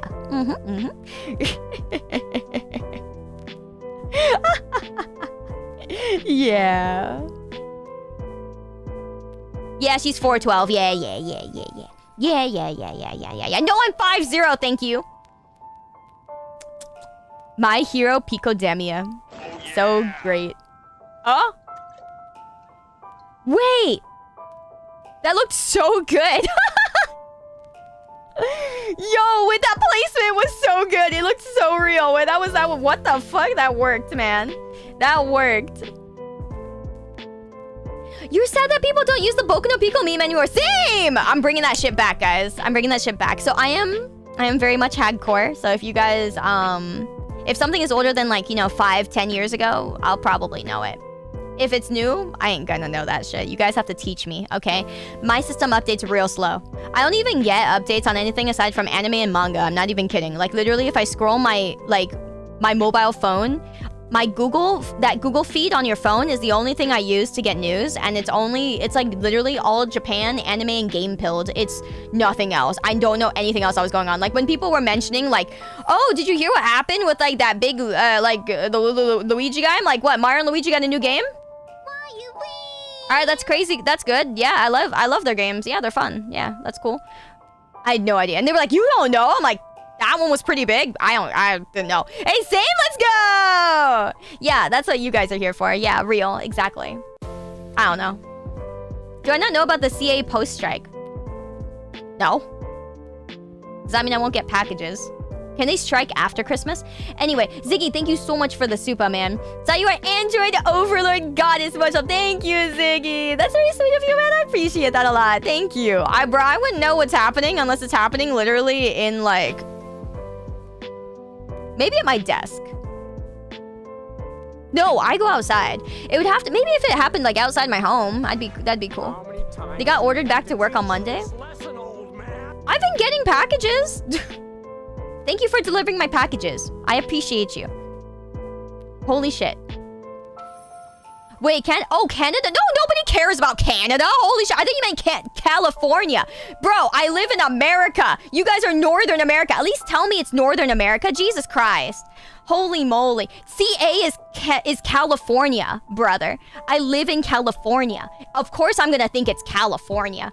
Okay, no, I kind of care about Canada, but like, let's be honest, CA is California. Like everybody spells Canada, okay?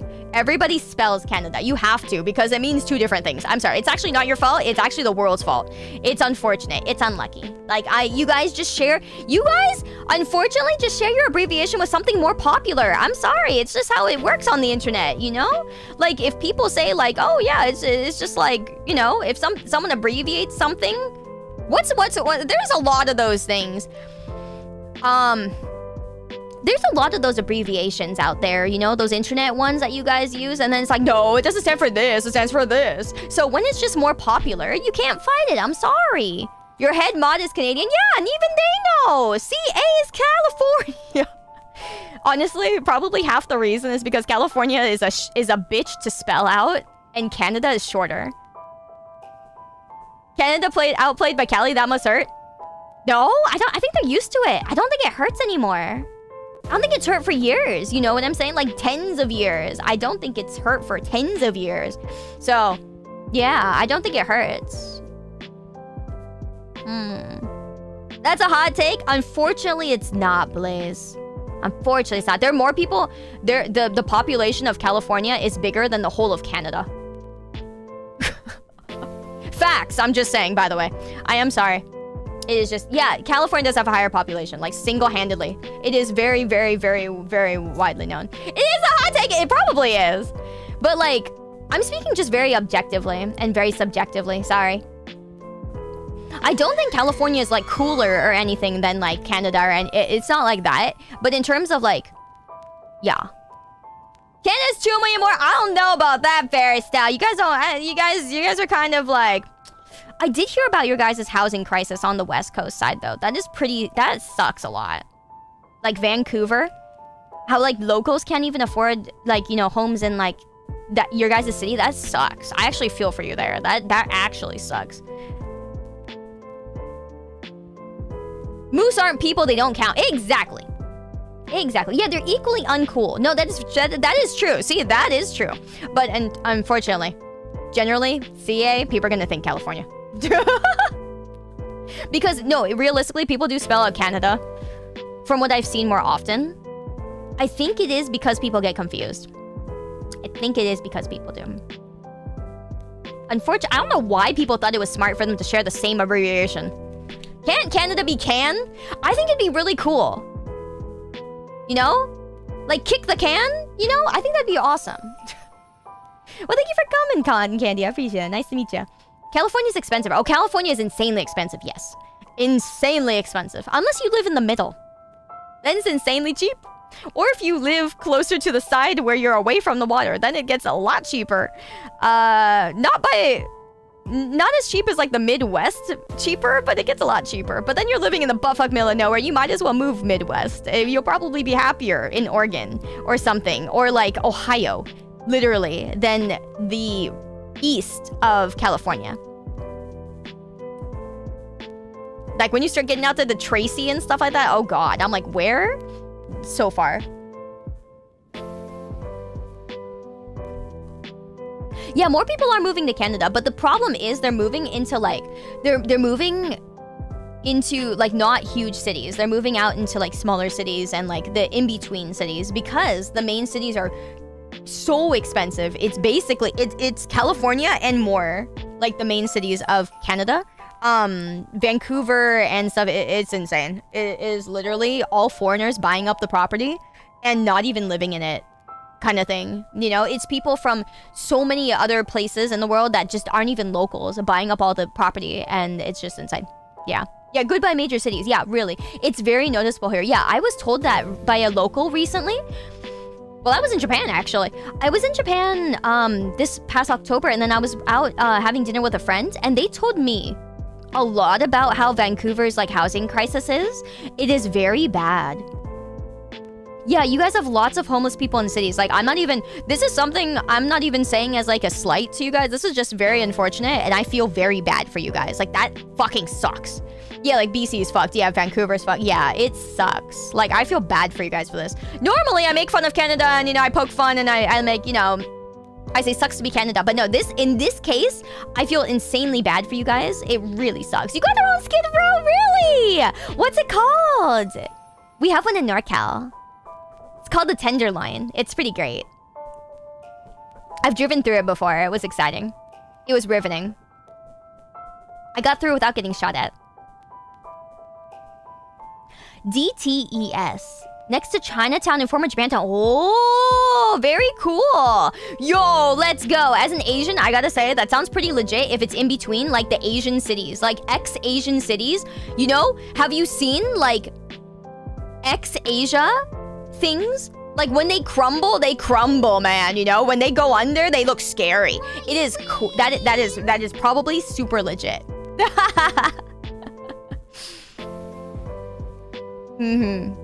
It's like living in Tokyo is hella expensive, but the closest town to Tokyo is definitely cheaper.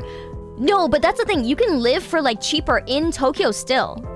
That's the thing. The problem is in Vancouver, you can't do that. That's the point they're at. Like, we're talking real bad. Like, it's not just it's a main city, it's popular. No, we're talking like, it got popular from like, you know, TikToks and crazy shit, and then people were like, the rich people were like, oh, I need to buy property right next to this lake, which just happens to be, you know, all their main properties and stuff like that. And then over and over and over and over and over and over and over. It is literally so bad that like locals can't live there. And I'm just like, what the fuck? You remember coworker and you accidentally stopped at a ghetto area in Canada when you were at work and it was interesting? Oh my god, I want to see pictures. I want to see pictures. Yeah. 1 million for a house in Surrey. That's 45 minutes away from Vancouver driving, or like that's like where the Skid Row place is. You can literally see the transition from the rough Chinatown district in Hastings in Vancouver to fancy Gastown. You can see a visible divide in standards. That's insane. I kind of want to see that for myself someday. I went to Vancouver once just because I was on a business trip. Like a company flew me out to try to do business with them and stuff like that, and it fell through. But like I was literally just in Vancouver for like 3 days, so I didn't get to see anything. But I really want to see it. Oh, it's in the city of Vancouver proper. Really? The Skid Row's in Vancouver? Oh, that's insane. Housing in both Canada and California is a part of a much larger issue. Oh, no. We already know that. Sorry. We already know that. Because I live in California. So I talk about it quite a bit. But mostly it's the fact of like, you know, popular areas get more popular, like people start moving to the same areas, and because there's, you know, demand and yada yada yada yada yada. It's all that thing. If I go to Vancouver, stay away from East Hastings Street. I kind of want to see it. But I kind of want to see it. Damn. Maybe I can find someone to take me. Watch me go to Vancouver and be like, "Excuse me, sir. I would like a tour guide around the Skid Row." Absurdly cheap compared to housing in the English-speaking countries. The Oh, house yeah. we're being set up with by a friend who inherited it from her grandpa, who recently in Japan, costs like You might get 2% mugged. of what a I'll bring similar house nothing. in Australia would cost, over $1 million USD. Yeah, I mean, that's pretty, again, that's normal. Yeah. The hotel you stayed at had a Tim Hortons at the corner of the street, like 3 blocks away. Oh, it had one at the corner of the street and 3 blocks away? Oh, that's funny. I love it. I love it. Can get mugged, stabbed, and followed. Wow, that is exciting. What the fuck's going on with that person? Okay, goodbye. I don't know what happened to my mods. Like, my mods got, like, robbed just now or mugged just now, and then they died on the inside and didn't ban that guy. I was like, what the fuck is wrong with him? I think he had a stroke. Please ban him from chat, guys. He had a stroke. We don't want him to hurt himself or others. I think that's how it works, right? Humanity. That's gotta be a cat. Perhaps. Perhaps. I'll give you that. That is also true. It's hard to tell with you humans if it was a cat or if it was a stroke. Yes, for his own safety. Exactly. Exactly. But yeah, no, like, it would be... I guess I'll never find someone who would want to show me around the Skid Row of Vancouver. Very, very unfortunate. Very sad. Okay, I understand. Okay. Well, I'll keep looking.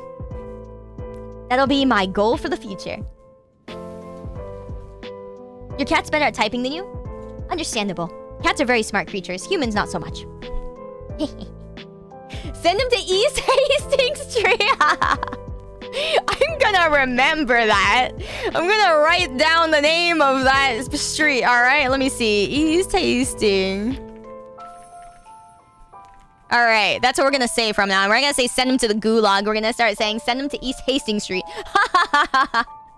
I can take you to Japan, Skid Row. Wait, really? Japan has a Skid Row now? What the fuck? Times have changed. Holy. Back in my day. Actually, how long has this place been there? I don't know. Maybe I just never knew about it. Now I'm curious. Never seen Japan Skid Row. But then again, I wasn't looking for one. I wasn't looking for one as a kid. Now I want to see it.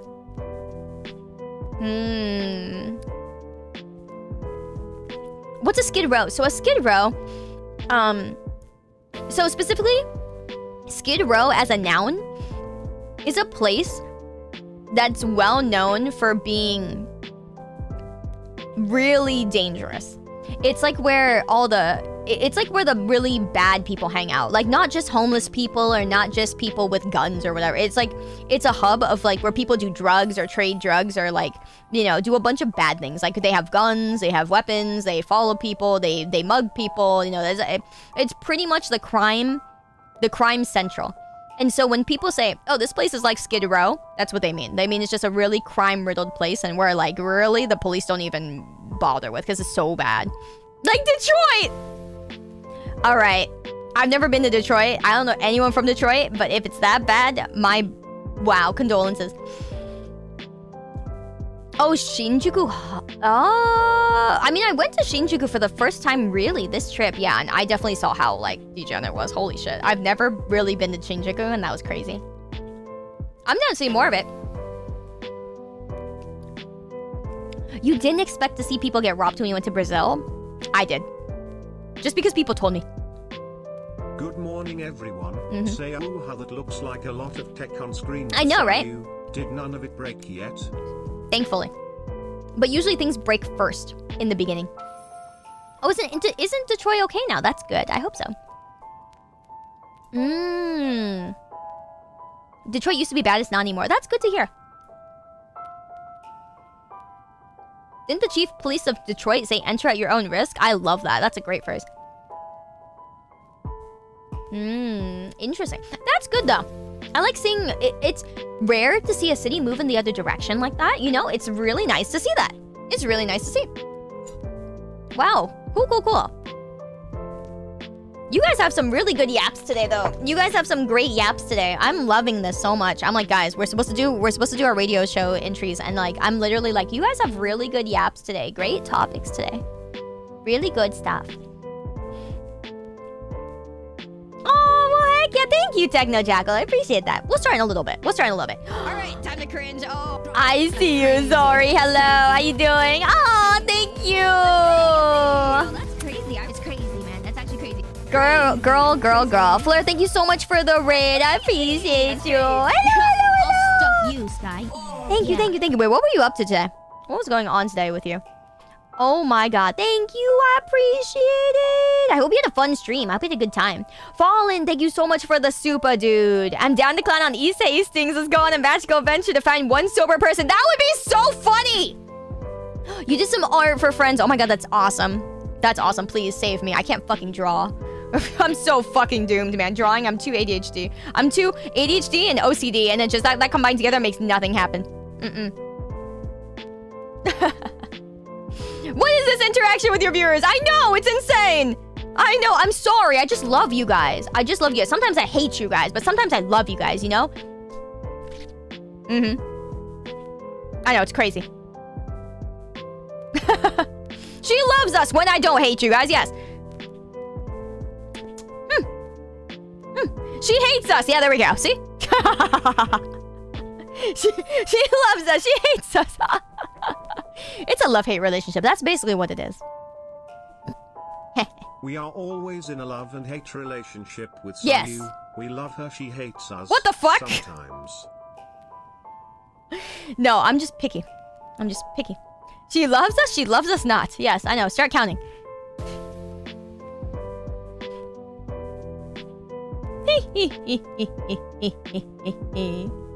I came here under the impression I'd be trampled on. I will trample you. I will trample you. You just have to be less funny and less based, okay? My God.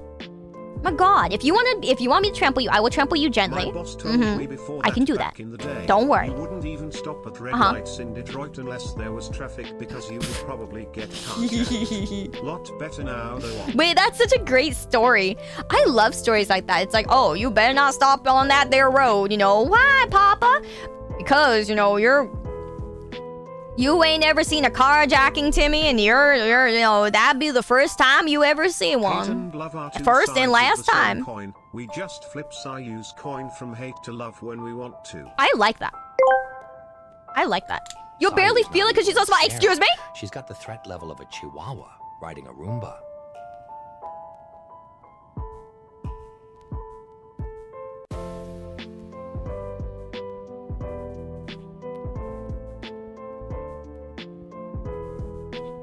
A what the fuck you say now? A what the fuck on a what now?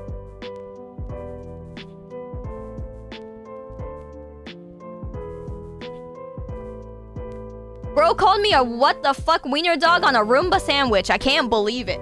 Can't believe this slander. It's insane. Insanity. Good night, Scream. Thank you for hanging. I can't believe this. I can't believe it. Just say you love to bully us and we enjoy it. No! That sounds too cute. We're not cute here. Evil, scary, evil, scary. Say it. Evil, scary, evil, period. Evil, dot, scary, dot. No? No one else? Chihuahua, Sayu next? I fucking can't.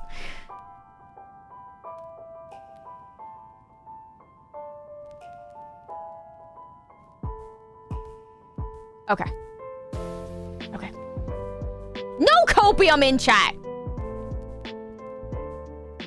Evil can be cute? Yeah, I guess so. I guess so. Not evil and scary, but very cute and adorable, say woo hi boo. Alright. I've been scary. You guys who are saying I'm not scary just haven't seen it. Yeah, you guys just haven't seen it. Or you guys are crazy. Because, you know, I've been scary. Yeah, that's right. Have you seen what I do to the people on my unban requests? Actually, you know, I was doing unban requests like last night. Or earlier today. No, I did it earlier today. And then I was like, alright, I'm ready to go off on some kids. And then the three that I read were like such nice normal apologies. I was just like, oh. Okay. Real live is scarier than Sayu is by 1000%. Like, I can't believe it. Sayu is always cute and adorable, say woo hi boo.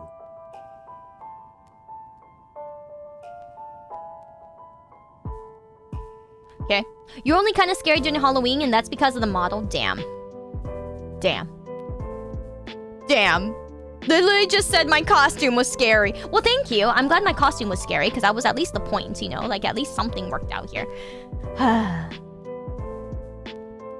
It was showing my inner turmoil. Yeah. You know? So technically it was me and my soul just out in the open. You know, shit like that. Yeah, that's right. That's what it was. Uh-huh. Yeah. Yeah. I was scare-rosed by that costume. What does a scare-rosed mean? What does that mean?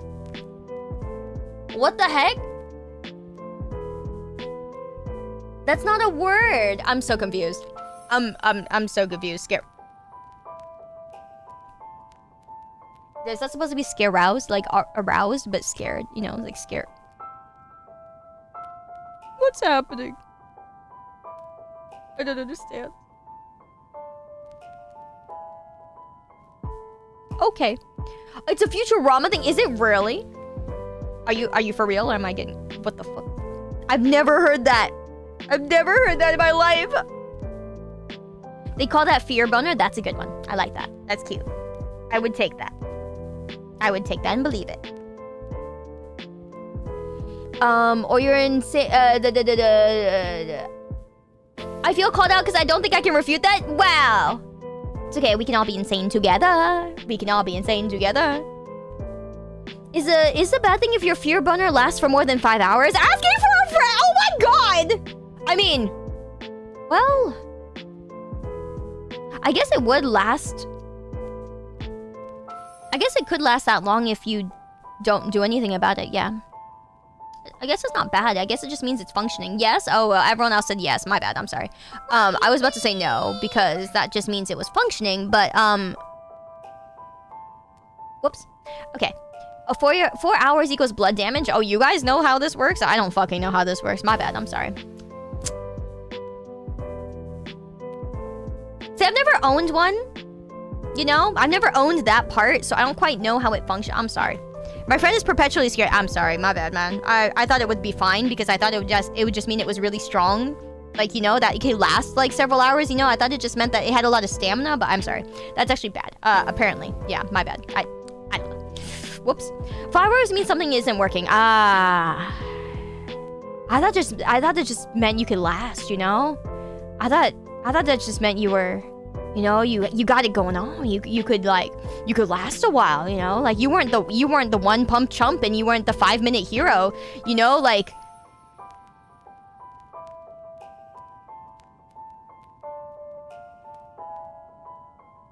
gets numb. Technically, sometimes that also means you're winning. Okay, I'm sorry. My bad. Yeah, that means it's not working. Yeah, right. Got it. I'm gonna have to overwrite that 1 second. Okay. Okay. If it doesn't work for more than 5 hours, then not working in caps. Gotcha. Okay. All right. I will remember this. Thank you. Do not look it up. No. I'm writing this down for my notes. Yeah. I have a note that I take your guys' notes on. Yeah. I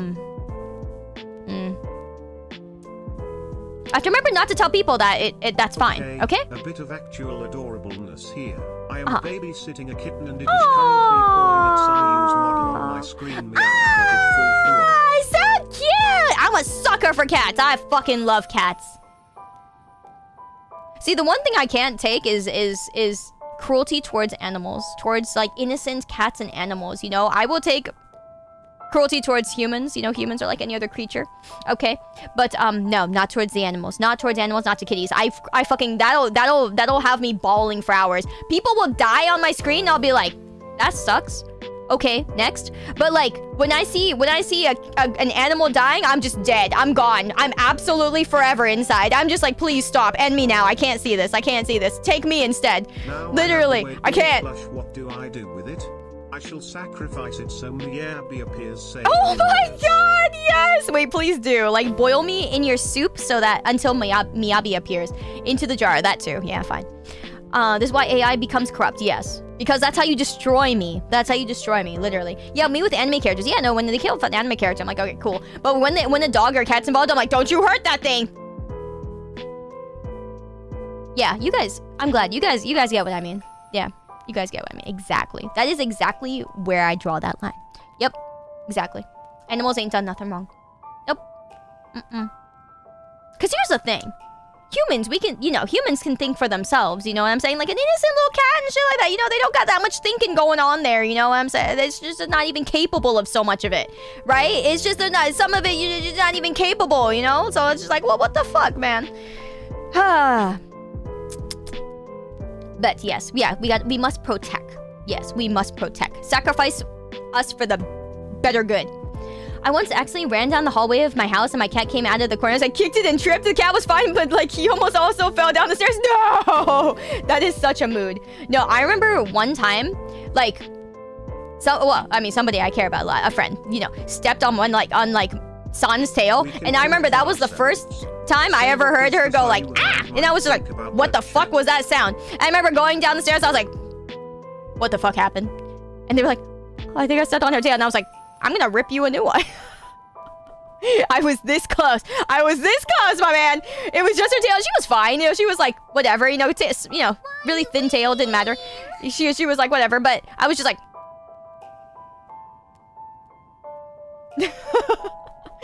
Oh my god, dude. No, for real, though. For real. That is crazy. Adam, thank you so much for the 5 months, my man. Thank you. No, thank you so much. I appreciate you. Thank you, thank you. This is why we rooted for John Wick. Yes! That's what I'm saying! It's so John Wick. It's such a... John Wick is such a mood. Literally, I'm just like, nah, man. Nah, man. You start the violence, oh, you will end in silence. Yeah, you don't... Yeah. Yeah, that's right. Exactly. You're right. Nice and friendly Sayu is in fact scary. Thank you. Thank you. Thank you. Thank you. I'm glad you understand. Yes. Yeah. Bars. Thank you. I literally just made that up, and I was hoping someone would think it was cool. That was my line, by the way, right? You guys are gonna clip that and remember that was my line? Okay, cool. I have to put that in the song before someone else does. Shit. Badass. Thank you. Yeah, that's the only line I've got for tonight. I don't think I can come up with any more this year. I love calicos. Was your first cat? Oh my god. I love that. I love that. We love calicos. Calicos are the sweetest thing. I read something recently that said like male cats are usually more mellow, and I was just like, brother, my male cats have not been mellow at all. Can't believe it.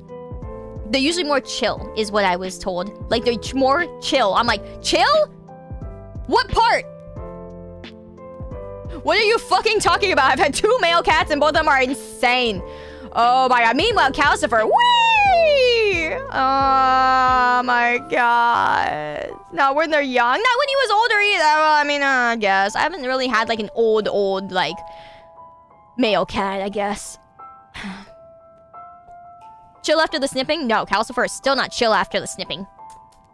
God damn it. Yeah, Calcifer's like Garfield, dude. Fucking insane, man. That guy is just meow. And I'm like, knocking all my shit off my desk. Meow. And I'm like, no, free our boy. Oh, God, maybe. How's the stinky boy? He's stinky and surviving. He's stinky and fine.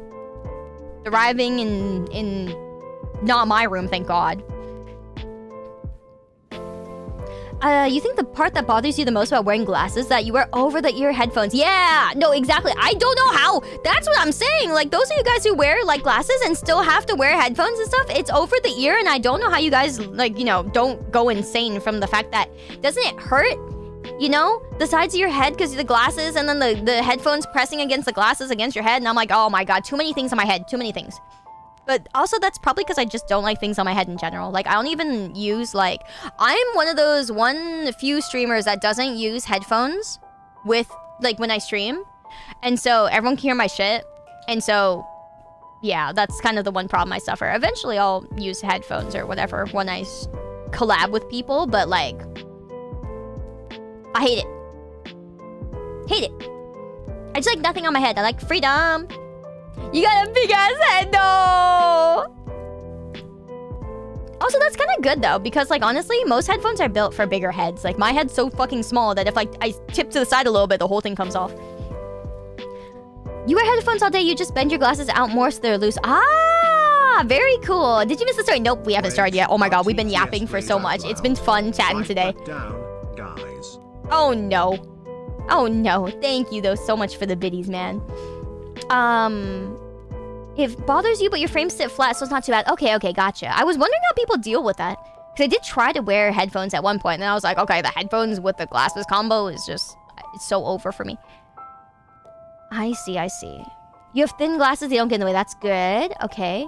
Unified headphones that sit on top of your head. Doesn't apply much pressure to your ears. That's hard. That's hard. We live for the yap. I know, very fun yaps today. I I learned a lot from this Zatsu, right? No, me too. It's been good. It's a good Zatsu. We will definitely do Zatsus more often here and there. Hey, Blue Toji, what's up? Yeah, you like my crying Deku? Thank you. He's crying for a very special reason. The other half of the image is the secret part.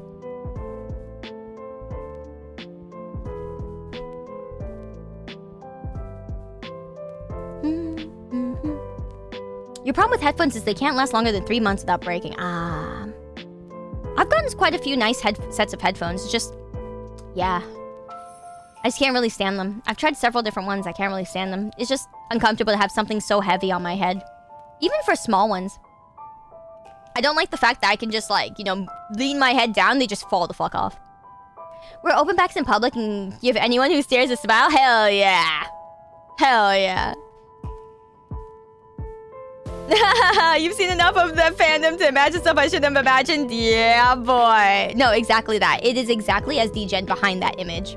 100% you're in the right place.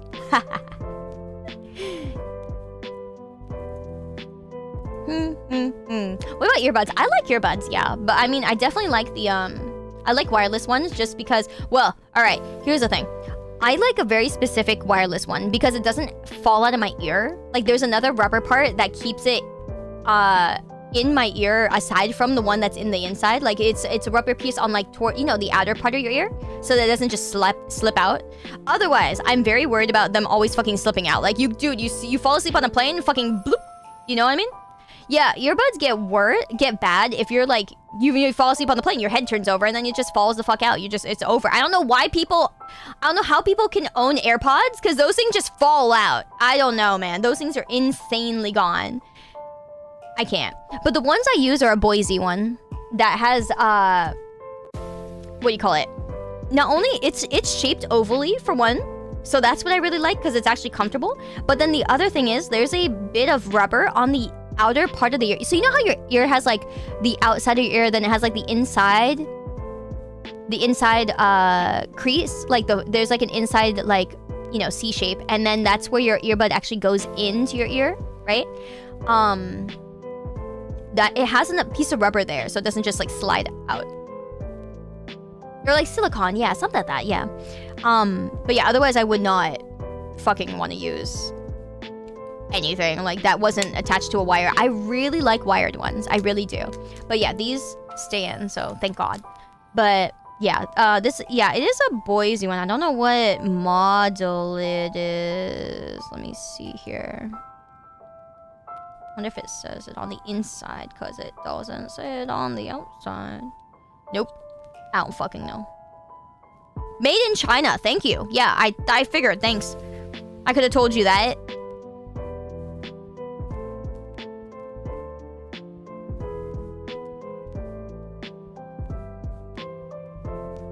There's a model number, but that doesn't save me. Okay, awesome. Wired is way better. I do like wired ones, but my wired ones are currently, like, broken on one side because the wire is a little bit messed up on the jack part, like the actual plug. But they're old, like, they're insanely old, like very, very, very many 10 plus years old, and I just never replaced them because they're also oval shaped, and I like having actual oval shaped earbuds rather than fucking trying to shove a circle in an oval. I don't know who thought the fuck that was a good idea, but goddamn. Galaxy Buds 3? Oh yeah, those are pretty good. Yeah, it's easy fix, really. I should probably replace those though. They look a little yellow.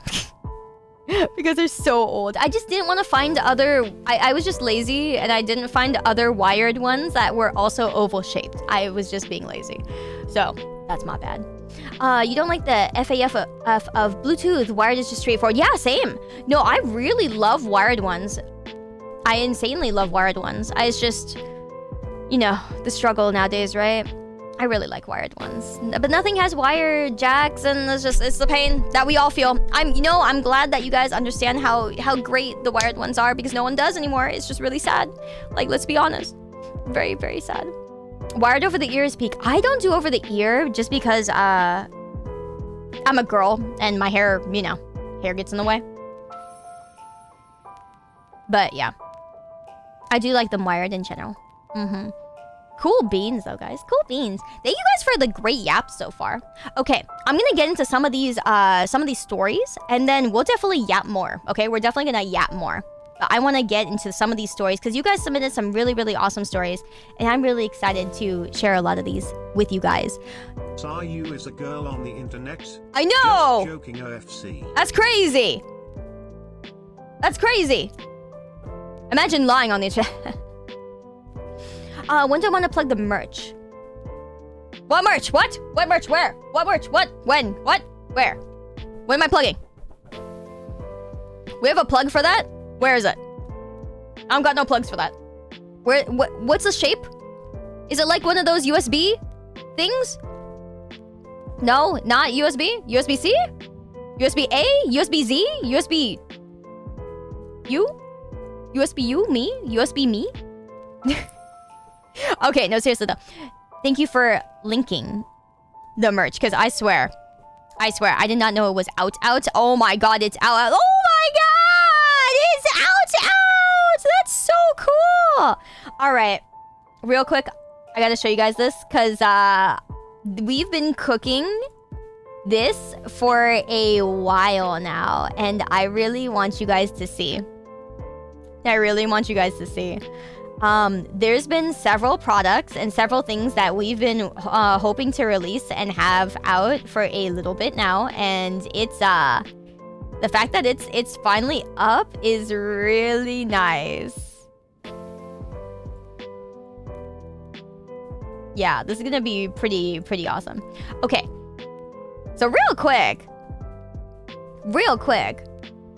that means our Christmas merch is finally out. Okay, so there's several things that I've been cooking for a little while, okay, that I want you guys to see. So real quick, obviously we do have the stocking, okay, because we love ugly stockings, okay. I love the ugly stocking, or like the, you know, they're cute, the Christmas stockings. I'm a fucking sucker for the stockings.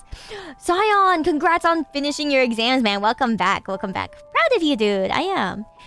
So yeah, you know, obviously we have the Christmas stocking because I love the ugly, you know, the ugly sweater kind of vibe, and the stocking is super cute, and I really like it. It's like it's a super cute design. Like honestly, you know, the synchronized everything. It's really cute. It's really cute. I like it.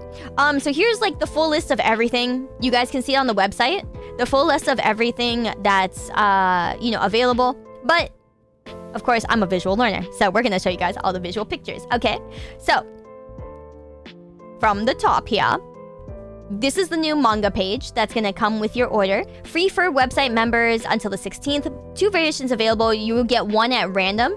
So there's 2 little variations of like the comic and stuff like that. One that's kind of like, more of like a happy ending, and then one that's like an actually super sad ending. Please don't get the sad ending and let it end like that. I'll be really sad, because I've never gotten cold for Christmas, and that's sad. Okay, don't let it end like this, thanks. And then the wall tapestry, okay? So we have a, you know, one of those really beautiful wall tapestries. It's one of those scrolls. So you know the wall scrolls? It's like that kind of thing. I'm pretty sure is what this one is. That's what the tapestry is. But yeah. Oh, right, time to cringe. Oh my god! What is happening here? Mia, thank you so much for the raid, girl! Oh my god, thank you! You guys are big. People did so nice today. What the hell? What is going on? Thank you, Mia. I was lurking earlier. Welcome back from your trip, by the way. Welcome back. Had to take advantage of your humans. Oh my god, Mia, thank you. I welcome back. I was lurking for a while, and I was learning more things from you guys. I'm very proud of you. We've seen horrors beyond your comprehension. Yeah, see, I was with you guys up before she started reacting to stuff, okay? Before she started opening the YouTube videos, right? So we were chilling until then, okay? She's learning. I know, we're learning! Dude, we have emotes up the ass now, and everyone here learned. I'm so proud. Everyone here is learning. Please, teach us more. You're so good at finding man-made horrors. Dude, show me. You gotta show me later, okay? Teach me the ways. The whole stream is react. Yeah, totally. See? Thank you so much for the raid, though. Welcome back, guys. Good to see you guys again. Hello. Oh my god, it was so fun. So fun. I love the spams. I was looking in chat like, I see. It was not it. Yeah, No, I was fucking laughing my ass off because like you had to like change the volume of all your alerts, and it was the funniest shit ever because it was like, oh my god, don't use the glorp, guys, don't use it, don't use the thing, you know, everyone's using the thing. I'm like, yeah, we're gonna use the thing. My alerts were loud, yeah, no, and I just loved, I was feeling the energy of the one guy in your chat who was like, I can't wait for her to return her to her normal setup and have to fucking put everything back to normal. And I was like, yeah, literally. Literally me! I was like, that's the energy, guys. That's the energy. Channel that shit. It was so funny. Oh, that was so great. So yeah, for those of you guys who don't know Mia, Mia is super funny. She's super great. Her community is wonderful. They're such great memers. They're hilarious people. And you know, you guys are just funny in yourselves, you know? You guys are just joking around. Everything goes. I love that, you know? That's what I love. I want us to do that here, you know, in general. Sometimes I get scared. But at the end of the day, hey, I'm a dumbass. Yeah. Yeah, a bunch of little junglers. I love it. I love it. We've learned the ways from Mia as well. Ask Mia to teach you about baby furs. Oh, okay. Okay. All right. So, yes, I'll write that down. I'm gonna DM her after this, okay? I'll make sure to let you guys know how that goes. Okay? Ask Mia about baby furs. Okay, gotcha. I wrote it down. I've been writing down a lot of things today. Yeah. I also learned what East Hastings Street is. And so now we're gonna start sending people to that instead of my basement. Because apparently that's scarier than my basement, which is saying a lot. Yeah. Missed you, Sayu Dad. Thank you guys. You're so sweet. I don't mind coal. It's already winter. No! No coal for Christmas. That's sad as fuck. That's sad as fuck. At least the last 10 minutes of the video is speechless. I'm so excited. I know I have rights. You have the right to remain in Skid Row. Yeah. Did you hear a Vancouver reference? Yeah, we were talking about Vancouver earlier. And like, well, Canada. Because somebody said CA in my chat. And I'm like, we're like, California? And they were like, Canada. And we're like, nobody says CA for Canada. Not in a chat full of Americans. You are just gonna lose. That's a losing battle, my dude. That's a losing battle. You just can't. You can't because, like, we're just gonna assume the other one. I'm sorry. It's nothing to do with Canada. I think Canada's cool. But there's the popularity contest. You're just gonna lose, man. I'm sorry. There's just, you know, you can't win. CN is Canada now. Oh, CN is Canada. Wait, is this CN China? CN is China. That doesn't work! It's like saying ZH. So yeah, seeing ZH. And I'm like, wait, that's China. Yeah, CN is China. No, everything's taken. That's why you have to write Canada. I'm sorry, but that's just that's the life you live. If you're born in Canada, you have to write and spell out Canada. Nobody's gonna spell out California. It is like twice the length. You are doomed. It is gonna be a losing battle. You have to say. You can always say can. That's what I'm saying. I said earlier, why don't they just change it to can? You know, like, then I can say kick the can. You know what I'm saying? Like, it's so much more fun. Why don't they just change it to can? Because, like, can we do it? Yes, we can. I can kick the can. I can say they can't. And there was just so much. I cannot. War crimes and can. Can we start making that a thing? Can we, whenever we talk about Canada, can we start calling it can, and then people have everybody ask us what the fuck we're talking about? Like, people are gonna be like, where the fuck is, what are you guys talking about? What is can? And I'll be like, can your mom? Can do your mom? Yeah, okay, I'm sorry. Yeah, it's can duh. That's great. Okay, no can do. All right, it's gonna be great. Can Nanda, yeah. I already call Canada can yada.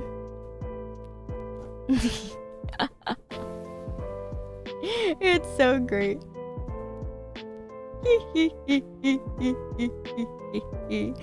You're right, I'll start calling it can. Thank you. I'm gonna start calling it can too. I'll be like, oh, are you from Can?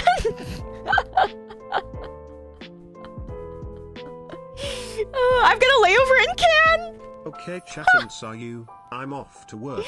Good luck at work, fam! Sayu too much as I will listen funny. to her through earbud ways. Can we call it Can't Nada? Can't Nada? Can't Nada? That's so bad. We're so mean. That's actually fucking great. Oh man. Okay, really quickly.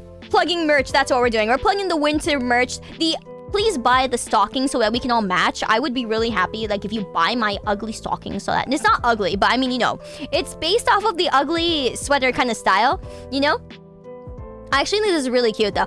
And Kohi did such an amazing job. I love Kohi, our designer mama, our mama who does the most amazing designs for like my models. She designed this model. She designed a certain other version of me that maybe you guys know in a different timeline. And she also designed all of our merch, all of the amazing stuff. It's so beautiful. Thank you, Kohi. Thank you for having me. Thank you for having me. Oh my god.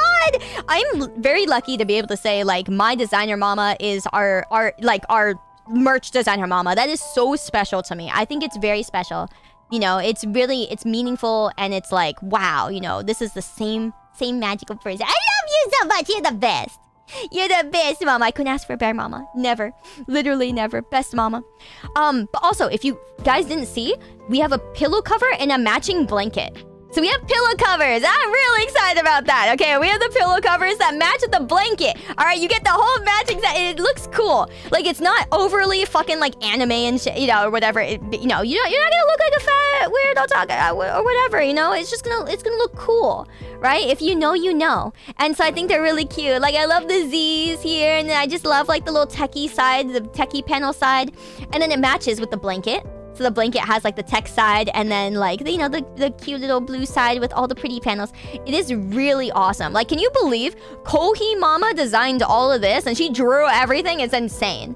It is insane. I can't make straight lines. And the fact that she made so many matching straight lines is kind of crazy. You gotta teach me how to draw a straight line and actually have it straight and parallel to the other lines.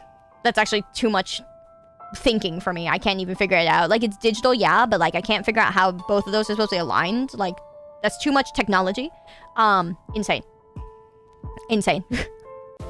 Yeah, nobody will notice my large array of anime, you know, figures and displays and acrylics amongst all of this. Surely. Screw, thank you for the 43 forevers! The 19th streak. Thank you for 43 forevers, my man. I appreciate you. Love you, man. Forever and ever. Thank you, thank you, thank you. Welcome back. But yes.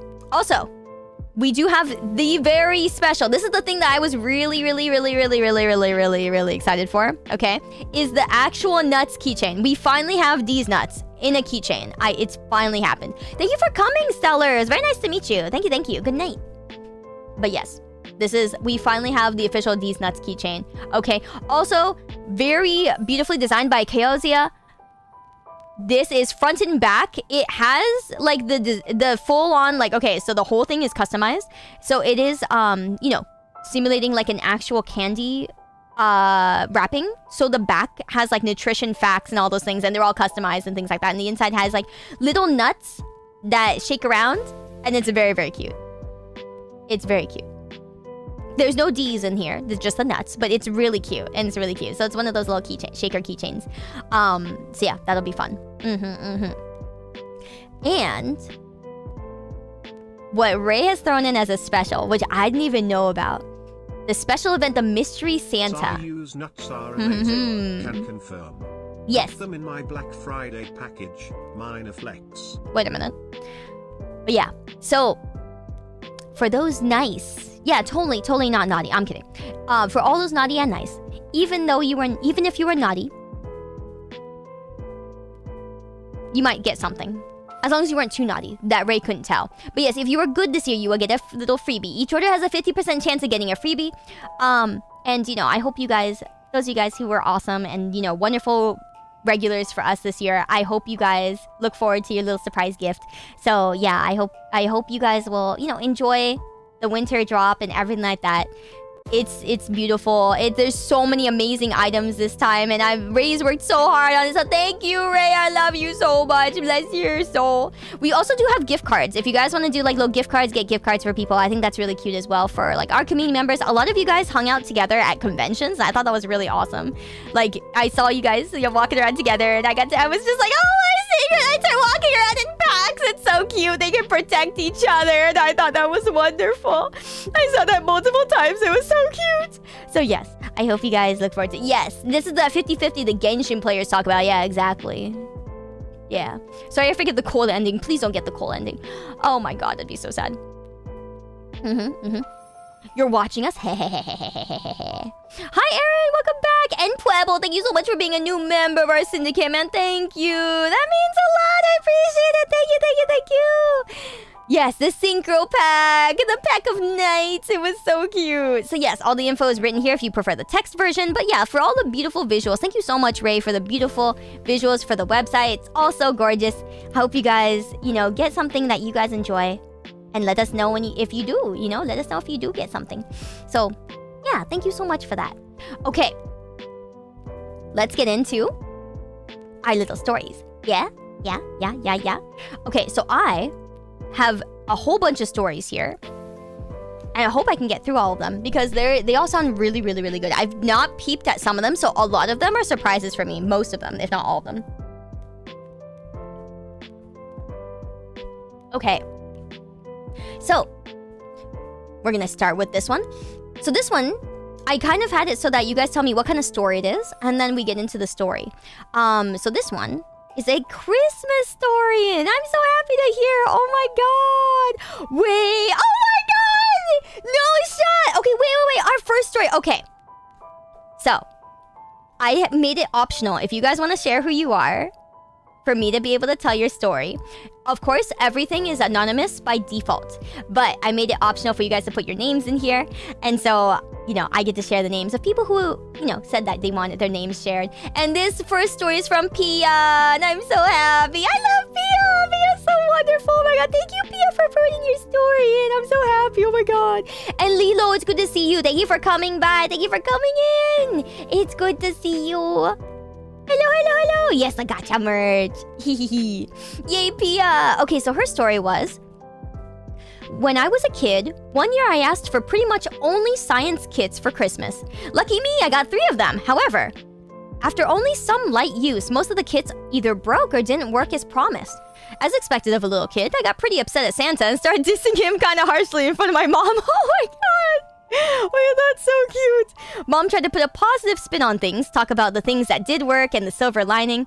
But since, in my mind, the jolly old fat man wasn't around, he was fair game and I carried on talking smack. Back then, we didn't have much money, so my mom got pretty upset, having spent quite a bit of her paycheck on those kits, and abruptly blurted out, "Oh yeah? Well, I'm Santa!"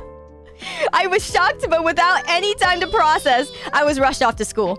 My mom felt awful about it, and so did I. She even called my elementary school to give them a heads up, and I had to go talk to the guidance counselor just in case. At elementary school, that's crazy.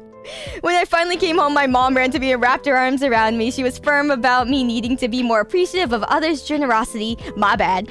But still apologized sadly about spoiling the secret. I remember hugging her really tight and patting her on the back and saying earnestly, with my whole heart, "It's okay, Mommy. Even if Santa isn't real, I still have the Tooth Fairy and the Easter Bunny." And she put "ooh woo" at the end. Oh my god. Pia!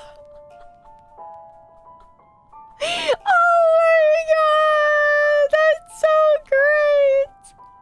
I love that, Pia. Thank you. She might as well have said, "I'm Iron Man." Yeah, for real. How dare. Oh my god. I love that so much. My parents never told me they were Santa. Never. They kept it alive for like years. I was probably... Was I in middle school still when I was told by friends that like Santa isn't real and it's like usually our I don't even know how old I was. I might have been in like barely like into high school. It might have been, it was a long time and I was not mad about it at all. So if I have kids, they're never knowing. They're never knowing. I'm never telling them, all right? Get wrecked. In my family, we catch our father. See, I was a good kid.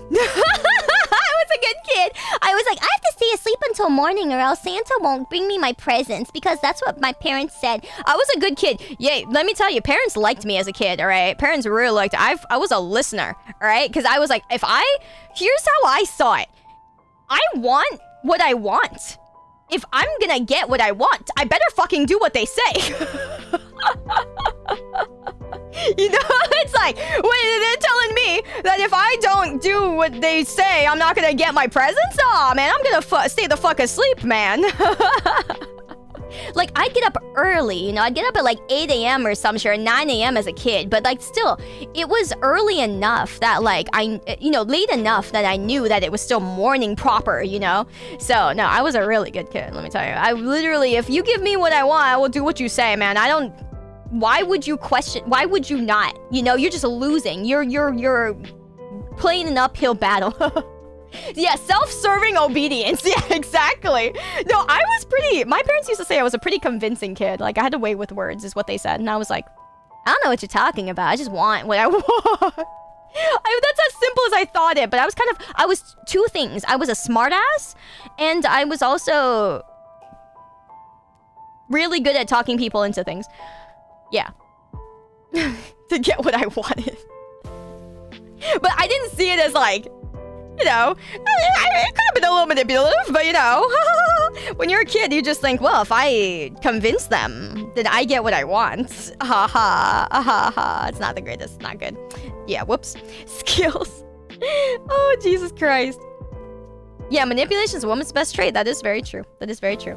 But yeah, that's, man. You talked me into trying Genshin? Oh, thank you. I'm so glad. I hope they pay me. I'm kidding. But yeah, it's really much a like, oh yeah, if I want something, I'm just gonna do what I need to do to get it. Smile. But I don't do that anymore. Like, I used to be a kid who would be like, yeah, I'm willing to do what it takes for whatever. And now I'm just kind of like, man, I don't want to bother. I'm old and tired. I've tried already. I'm tired of trying. Wow. So you talked me into gacha? Hell yeah. I like how you convinced me to subscribe. What do you mean? I did. Oh my god, thank you. That's a compliment right there. That's what that is. Thank you, Pia. I love that story. That is so cute. Oh my gosh. Okay, so next one is a story about a memory in the wintertime. Okay, so let's see. They said, I'll always remember sledging on a large hill relatively near us as a teen with family. The only thing is there's a rather large tree strewn about at the bottom. Oh, good lord. So you've got me, who was a rather large / heavy kid, hurtling down the snow-covered hill on a little plastic sledge, snow in my face, oblivious to the world, while shouting with joy with my dad and sister screaming, "Watch out! Look out!" increasingly loudly. Then, insert name here, tree! Oh my god, that's so cute. All the while me oblivious to what might be about to come. By the time I'd reached the bottom and luckily fell out of the sledge, I was about 1.5 meters away from having gone splat into a huge oak tree. Oh. Head first, yeah. If I hadn't fall out, who knows what would have happened? But we still laugh about it even a good decade and some later. I'll never forget that one. Best winter ever. Best winter ever! You didn't die? You know, honestly, pretty good. I just love that tree! In all caps, tree! Oh my god! That's so cute. And they linked me a little Imgur link of like, you know, just like a nice little snowy, you know, snowy hill. That's so cute. I love that so much. Oh my god. Thank you for such a great story. Oh man. That is so cute. That is actually so cute. God damn. My god. Thank you, fam. That's so cute. Okay, and this next story, oh, and this one's a Christmas story as well, from Raphael. Thank you so much for submitting one, man. Thank you. And they said, I've had some pretty good Christmases over the years, but the one that will always stick with me is on Christmas morning in 2001. I was 5, and the Christmas festivities were fantastic. It was a tradition in my household to have a Christmas Eve dinner at 8 p.m. and to open up presents at midnight on Christmas Day. Oh, that's nice. The classic midnight ones. You know, you either open them in the morning or you open them at midnight. That's nice. I don't remember any of the presents that I received that early morning except for one.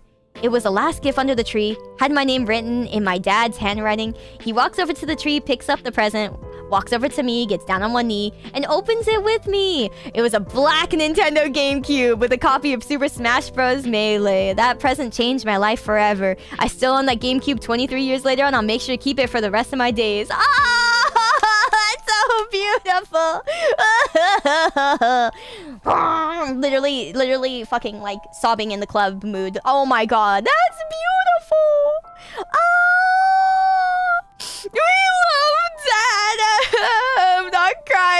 start crying. That's beautiful. My God. Thank you, Rafa. Oh my God. Your family celebrates Kwanzaa. That's really cool, though. I think people should celebrate or can celebrate whatever the heck they want to celebrate. You know, it's all fun. It's all for the fun. I freaking, like, I mean, I celebrate Christmas, but I fucking love dreidels, man. That shit. You guys gamble hard. Let me tell you. I used to, oh my God. I was that mother hecker who won all the candy off of my second grade classmates because I kept winning the dreidel. I was a gambler in second grade. Wait, now that you mention it.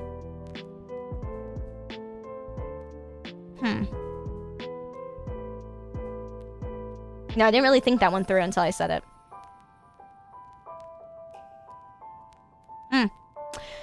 Yeah, I think that's where my luck went. I'll celebrate anything as long as it's a party. Exactly, Lilo. Exactly. That is the mindset we should have. Seriously. Oh man. Okay, so in second grade, I got shown the many different, because like, we want to be culturally, whatever, right? So my teacher showed us different ways. We knew from really, really, really little, like really young ages, the different ways to celebrate Christmas, Kwanzaa, Hanukkah, so many different things. But so they showed us what like a dreidel was and how, that was what part of the celebration. And it was just like, oh yeah, so how do you use it? You spin the dreidel, you bet like, a few candies. So they gave all of us a few candies. I remember we started with like maybe like 8 candies each or something. And it was like, some Starburst and some other stuff that was easy to trade around. And then we would bet a few and then spin the dreidel. So they took us on a fucking gamble when we were second grade. I'm not questioning it. I'm totally okay with this. However, I remember literally betting like, there's a side called Gimmo where you pretty much just like bet everything. Everyone just all-ins. And then the person who wins just gets everything. And I gimmoed so many students, so many other kids that I just ended up with like the biggest pile of candy. And then I was handing out charity at that point. It was pretty great. Yeah, Gimmel's I remember that one function on the dreidel, the Gimmel, and I was like, oh, I know that one. Yeah, none is you lose. Yeah. Exactly, yeah, the Gimmel's you win. And I just remember, like, at that point, handing candy back to some of the kids and being like, here you go. Here's a gift to you. Merry Christmas. Oh, Jesus Christ. Yeah, I remember having the pile of candy. My parents being like, where'd you get all the candy? And I was like, got it off the other kids. I won. Smile. Oh, Jesus Christ. Yeah, that was second grade. Wow. So that's where all my luck went. Crazy. Good times. I have no luck left. It's coming back though. It's coming back. Like literally at the end of the year. If you guys saw my Blue Sky post, 2 5-stars on ZZZ in 30 polls. I was just randomly pulling because of all the freebies I was getting. There's like freebies, logins, and stuff like that. And I was just pulling. And then I was like, well, I might as well pull more on Miyabi because I kind of wanted more constellations for her, more cinema. I wanted more stuff. And then I was like, I might as well. I did 110 pull with no pity, like maybe 4 hours before this. And then I was like, oh, I lost 50-50, but I lost it to Rina, so I finally got Rina, and I was so happy. And I was like, oh, thank God, because you guys remembered I was trying to get her, because she's good with so many new units and stuff right now. And so I was like, perfect. And then I was like, well, since I lost, I might as well keep going until I get Miyabi, because I'm guaranteed. I did 2 more 10 pulls, got Miyabi, and I was like, this is insane. It is so over. Oh my God, my luck is so gone for the rest of the year, but this is good, because I'm spending the rest of it. And yeah, ZZZ is my main game now, and I swear it's over. It's so over, my God. And then here's the thing, though. That was my second Rina, because before that, you know what I did? I pulled 1 10 pull on the permanent banner, on standard banner, and I got Rina. And so now I have Rina +1 and Miyabi +1, and I'm like, wow, this is kind of messed up, eh? Oh my God, I doubled up on the unit that I actually wanted. Oh, that's crazy. That's crazy. Yeah, so my luck was insane today. Now it's gone. Now it's so gone. I swear it's so gone. Unless I kind of want to cinema to her, but we'll see. I know, dude. I can't believe I got Rita. She's so good. She's very fun to play. She feels very different, though, because she does float. I think it's really cool. I think it's really cool. I like characters that have different kinds of play styles or movement styles. You know, it's just very unique. It's a unique experience. But yeah, no, now I'm still playing more so ZZ. Happy for you. Peepo smile. Thanks, fam. Peepo smile. Oh man, if this turns to an impromptu gacha stream, yeah, right. Literally, I'm gonna be playing. I'll be like, guys, we're now swapping over to fucking ZZZ after these stories. Literally, more gacha games, guys. More gacha games. Before, literally, my flight is at 8:40 in the morning. It's 10:50 right now. I'm gonna be streaming fucking ZZZ until I have to leave, and my luggage is half packed. That's okay. I think I have all my clothes in there. Oh, I didn't put pants in there. Maybe I want to do that. There's no pants in there.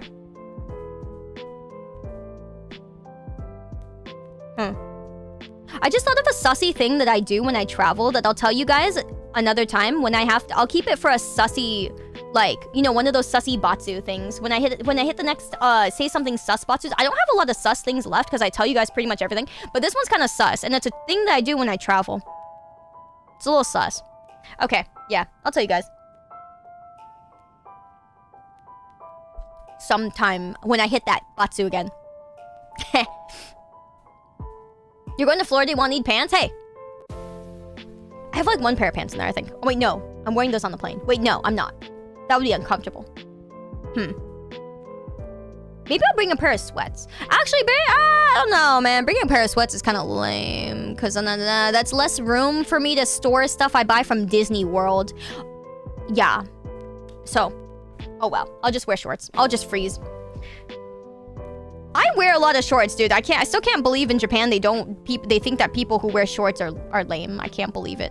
I was literally the only motherfucker walking around Japan wearing shorts, and I was like, I can't believe no one told me this, and I'm the only one I've been wearing shorts the whole entire time I've been here. For a whole entire month, people have been looking at me and thinking I have no style. Can't believe it, or I'm broke. What's wrong with shorts?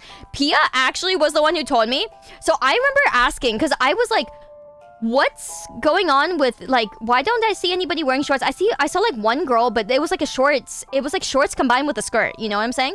And then Pia was telling me like, oh, so this kind of thing happened recently where like on TikTok, there was like a whole movement going on about like, you know, girls wearing like long skirts and long pants and stuff like that. And that was cool and all, right? It was a trend, but here's what happened. The trend didn't die. It stayed for years and years and years and years, and people haven't gone back. And now they think that if you wear shorts, like if you wear shorts in general, they either think you're broke or you have no style. And I'm like, wait, both of those are bad. But I've been walking around in shorts for the past month. What do you mean? I am far from broke. Okay, maybe I don't have a lot of style, but like, come on, man. I'm combining them with like nice fancy tops and jackets and everything, and I have like I wear my nice bags, you know, like maybe the one designer bag I own, you know. I brought that. But yeah, I'm like, everything else on me looks like, you know, nice, and then like and I just because I'm wearing shorts, like it's gonna be automatically like down by like 50 points, minus 50 social points, man. I can't believe it. I was wearing, and I was looking around at everybody just kind of lightly, you know, while I was walking around. I didn't mind, I didn't care. But then after she told me that, the last 2 weeks I was in Japan, I was looking around at everybody more consciously. Everybody I passed, every single person. Not a single person was wearing shorts. Not a single person. I went all over Tokyo. Not a single fucking person. Not a fucking single person. It was insane. It was literally just me. Literally just me. I was like, I can't believe this. I need to get something else right now. And then the moment I finally found a long skirt that I liked and shit, it was the last day and I was about to leave anyways. So it didn't fucking matter. But like, you know what? I'm wearing that to Florida. I'm bringing that thing with me to Florida. I'm wearing it to I'm wearing that one skirt I bought to Florida. I guess. I don't even know, man. Fuck, man. It was so lame. I felt so lame. I know tourists wear shorts in Japan. No, but back in my day, people used to wear shorts, you know? Like, even, so awful. And I'm like, but what do people fucking do in summer? And then she's like, oh, they just suffer. They wear skirts. You know, everyone just wears skirts now. And I'm like, but then you're cutting out a whole core part of, like, you know, your existence. It's not fair. Horrible. Yeah, it's the same style as high waist ones. I don't like high waist ones. My waist is a stick. I like shorts that are on my hips and shit. Man, fucking kill me.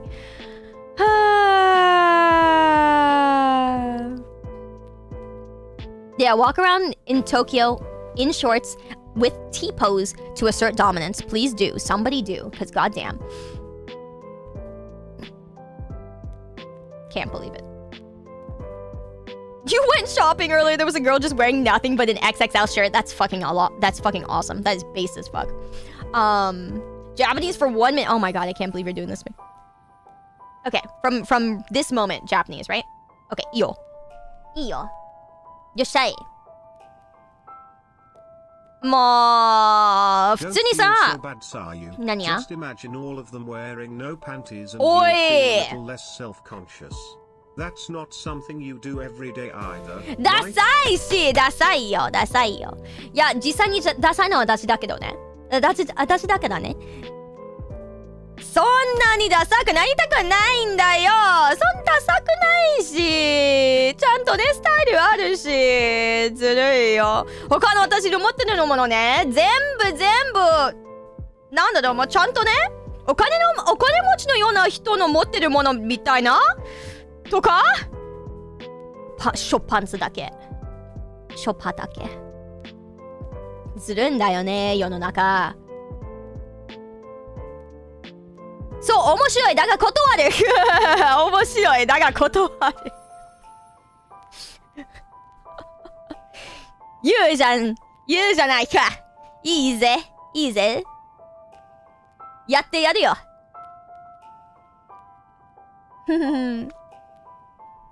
That's pretty funny. Oh, man. Yeah, no, it's high-waisted skirts. That's the way you wear a skirt or a short, but stay in style. Nah. But that's like, I don't want to... high-waisted ones, are just, they don't look good on me. I'm a stick.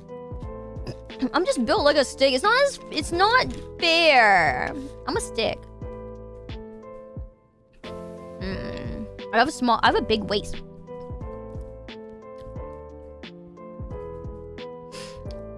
Baggy clothes are best. They are. I just like skirts because I like my legs being free. Okay, here's the problem I have with like jeans and other things.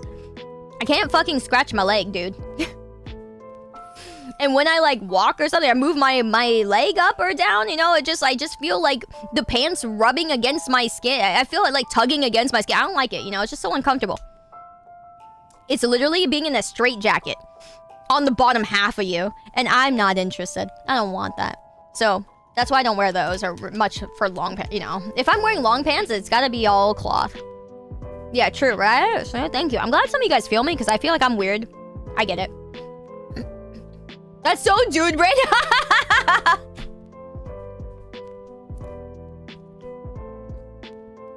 It really is though. I'm wearing gym shorts right now. That's my usual go-to is gym shorts. Okay, but when I go out, I wear nice shorts, okay? I wear nice, like, they're short shorts, you know? They're clothy, a little bit baggy, and they look cute. They look cute. Like, you guys have seen me wear them, right? At conventions? Literally, those shorts is what I went in. So it's not like they're not stylish. They match all my clothes. Dude, it was insane. It was insane. Literally, here, imagine this. I went in, like, my nice shoes. Like, my most expensive shoes. I went in my most, like, with my most expensive bag. And I needed to look fashionable and nice in Japan. And then literally just my shorts. And my shorts just taking away every credit. Literally, it's just because I wear shorts, everyone probably thought I was broke as fuck. They probably thought everything I wore was a replica. I can't believe it. It was a fucking knockoff ass. Oh, my lord. It's stylish in America. Probably, no, everything else was, like, literally Japan-level stylish. Just my fucking shorts. It was just shorts. The fact that I was wearing shorts, probably everyone else thought I was like, man, can't fucking believe it. I'm so sad. I want to wear long pants. I was literally at one point when I learned that, I was looking around because like I'm very convinced that there aren't a lot of long pants styles that look good and pretty or like look good and like not like a suit, you know? So I was looking around at what other girls were wearing, pants-wise. There were a lot of different variations of like long pants, but to this day, I still have it stuck in my head that it's just like, if you're wearing a nice pair of long pants, it's either gonna look like, you know, it's gonna look like slacks, you know, like a suit, or like suit pants, which I don't want to wear because I don't want to look like I'm going to work every day or some shit. Or it looks like, you know, sweats or whatever. And so I'm just like, well, a lot of the girls were wearing just like, I don't know, normal long pants. I don't even know what normal looks like. It's just, no, it doesn't have the crease down the middle, and it doesn't look baggy, and it's just really hard to picture pants that look like that aren't jeans. You know what I'm saying? Is that hard for anyone else to picture? Like normal looking long pants that aren't jeans, that aren't baggy, that don't have the crease down the middle, and aren't capris or aren't like cargo pants. Like, it's so hard for me to picture that, but I saw a lot of that in Japan, and I'm like, I can't picture it. Like chinos, maybe, you know, I don't know. Yeah, it's really hard to imagine that. And a lot of them are cloth or things like that. Let me see, chinos. Yeah, kind of like that, but for girls though, for girls, that's the thing. It's for girls. Like, I don't know. It's so hard to imagine. Yeah, most of my pants are gym shorts, sweatpants. Yeah, it's maybe khakis. Yeah, exactly. It's like either khakis or slacks. But I mean, even when I Google khakis, it's just like most of it that comes up is from men. Yeah. Okay. Yeah. The khakis. Yeah. Definitely one of the things I was seeing girls wear. I'm Googling these right now to find like examples. You have no idea. Yeah, because all of them were anything that nice on a girl that I can picture is literally slacks, and I'm just like, I don't want another crease down the middle. I don't want ones with the crease down the middle. It looks kind of nice, but like at the same time, I'm just like, too proper. Joggers, maybe. Joggers. No, because they had no drawstrings. That's the thing. It looked too proper for that. It was like in the middle. Can we get a kiss? No. Not for free. I don't kiss nobody. I don't kiss no one. Kisses are gross. I'll think about it. Hi, placeholder! Glad you could make it, fam. You could go for Hag level 5, get a pair of corduroy pants. Oh my fucking lord, the corduroy. Can't believe this. Okay, how much? Too much. Too much. Hag level 5 is wow, dude. That's what I'm saying. I'm like, oh, fuck me. I can't believe I heard the word corduroy in my chat. No, I can, but it took this long. It did take this long. You know, that's crazy. Oh my god. Wow, man. I grew up with the corduroy things, you know, the corduroy bear. Oh my god. That takes me back. It really does. Man, oh man. Okay, so this next story is from Dr. J. Leon. And it's a Christmas one. And about a present they either received or gave. So, they start us off with, hello Sayu and greetings to all the Synchronites. I hope you had a nice day. Today I come to tell you the story of how I had to save Christmas and become Santa Claus for one night. Oh, that's so cute. Oh, this is gonna be good. Okay, my story begins several years ago when I was 13 years old. The previous year, I'd found out that Santa Claus was not real, and beyond the initial sadness I felt that day, my parents offered me a deal that I could accept next Christmas, help deliver the gifts. Oh, that's smart. That is very smart. Yeah, least favorite texture mentioned. Yeah, I know, I get it. Corduroy is not the greatest thing. It's great on some other things, like overalls and stuff. Anyways. My 11-year-old sister still believes in Santa Claus. Oh, my parents need someone to drop off the gifts. In the past, my mother had a friend who was the one who left the gifts while my entire family was eating dinner, so it was more believable to think it was Santa Claus who left the gifts. Damn, great family friend. Oh my god, wait, that's a great idea. Maybe I'll try to find someone to do that. Yeah, I don't know, maybe. The problem was that she was no longer in the neighborhood, so the responsibility of leaving the gifts would have to fall to someone else. This is when my Santa Claus story begins. While we were eating dinner, I said I needed to go to the bathroom, and then the operation began. I quickly took the gifts out of the furniture in which they were hidden and began to quickly put them down. I was alerted for any noise in case my little sister approached my position, but when I heard that she was still eating, I moved on to phase 2. I took out the cookies, left for Santa, and started eating them as quickly as I could. Very good cookies. I made sure to grind one of them a little to leave some crumbs as evidence that Santa Claus ate them and not just took them. Oh, that's so cute. No, I did that too. I also made cookies, and I swear my dad just ate all the cookies. Thanks, Dad. Oh, man. I'd be like, Santa, eat the cookies and drink the milk. It was pretty great. It's pretty great. So good on you, man. Once the gifts were secured and the cookies were annihilated, the mission was complete. I returned to dinner, continuing my chicken with a feeling of victory. Later that day, when my sister saw the tree with gifts, she was so impressed and excited. She asked me if I had heard or seen anything while I was away, and I simply told him I hadn't noticed any. I simply told her I hadn't noticed anything. I felt like the best brother in the world that Christmas. I would have loved to be able to maintain this tradition a little longer, but unfortunately, those plans would be cut short much sooner than expected when I accidentally revealed to her that I'd been Santa Claus the year before. Oh my god! What do you mean? Bro messed up. How did you accidentally do this, man?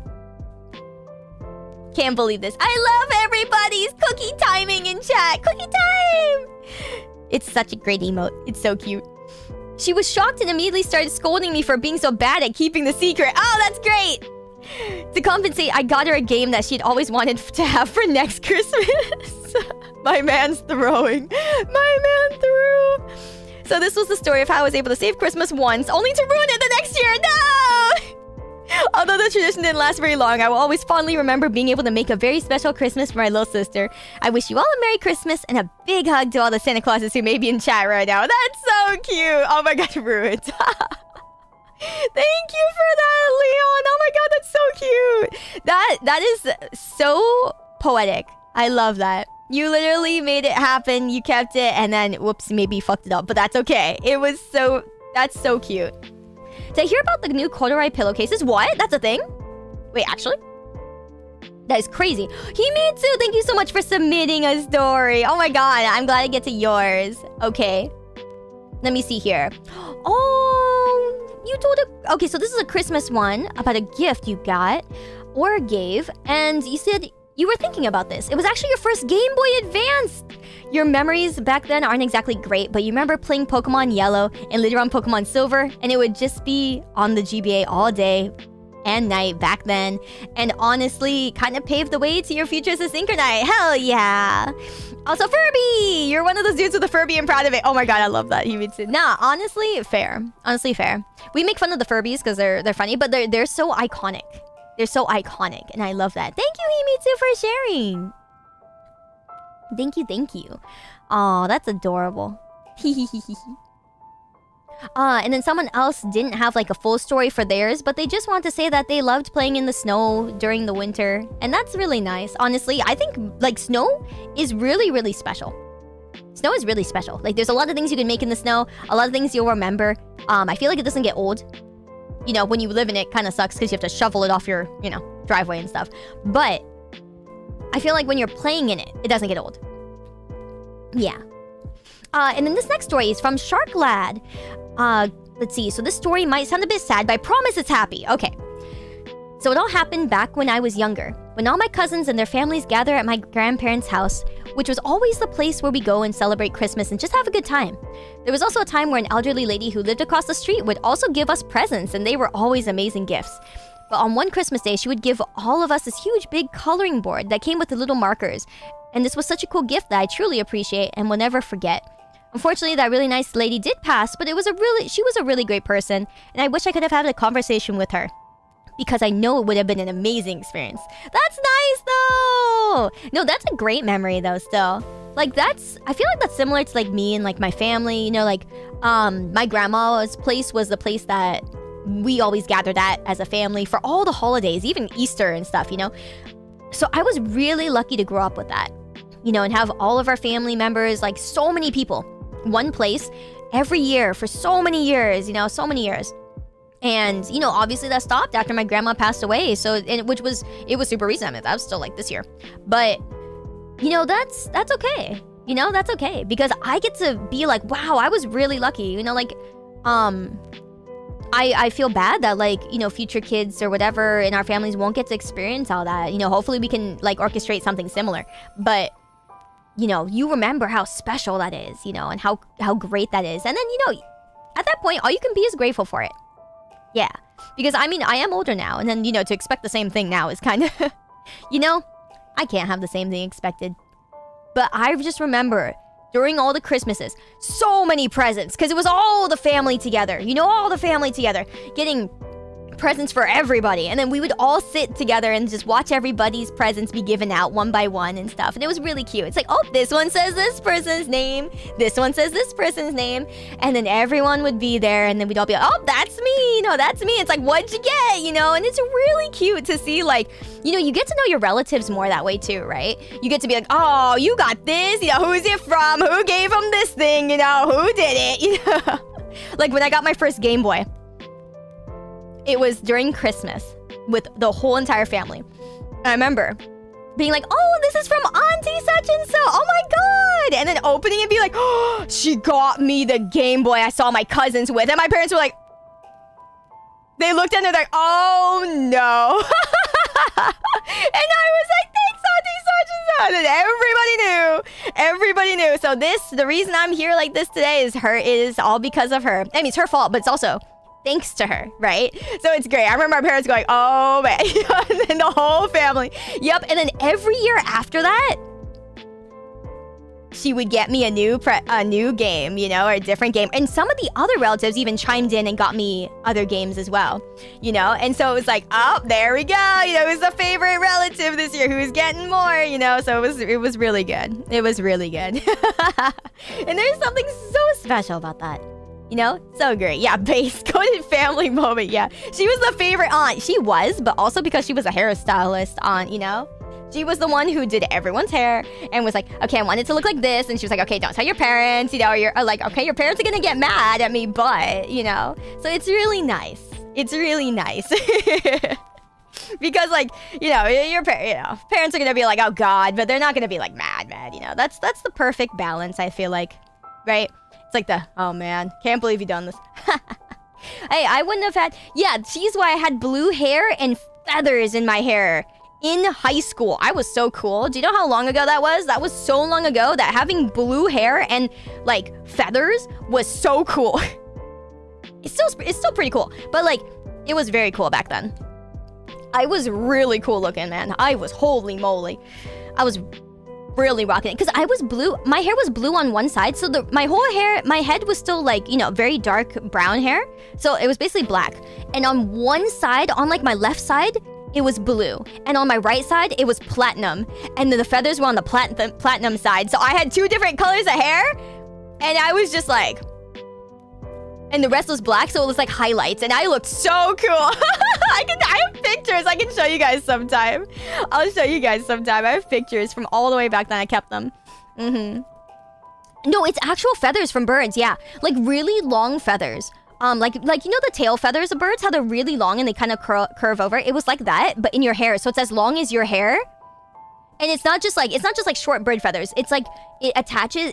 It's like attached and like clamped into your hair with metal, and then it like follows the you know straight down your hair, and it looks really good. Looks really good. It's so cool. They're not actual feathers though. They're like imitation feathers. Yeah, but similar to like peacock feathers. Yeah. So it was so great, so cool. Yeah, how many birds, right? How many birds? Yeah. So it was really cool. Like it looked really good. I don't have any pictures on me at the moment. I don't think. Let me see. I think they're on my my storage, like my hard drive, my server rack. I mean. But yeah, I will definitely show you guys pictures of that sometime. Was it half and half? Yeah. So one side, because one side, the left side was blue, and then the right side was what do you call it? Was platinum. So yeah, it was a half-half. Let me see here. I'm trying to see if I can find the pictures for you guys. Let me see. I have to dig real deep. I have to dig real deep though. Oh god. Let me see if I can dig deep enough. God, this is gonna be really long ago.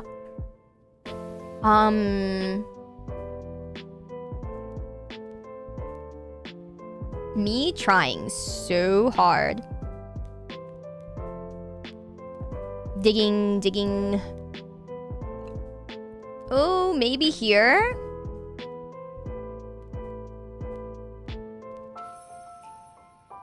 No. Oh my god, I have so many cringe cosplay photos. Holy shit! That's gonna be in a batu of some sort to show you guys that. Oh my goodness. So bad.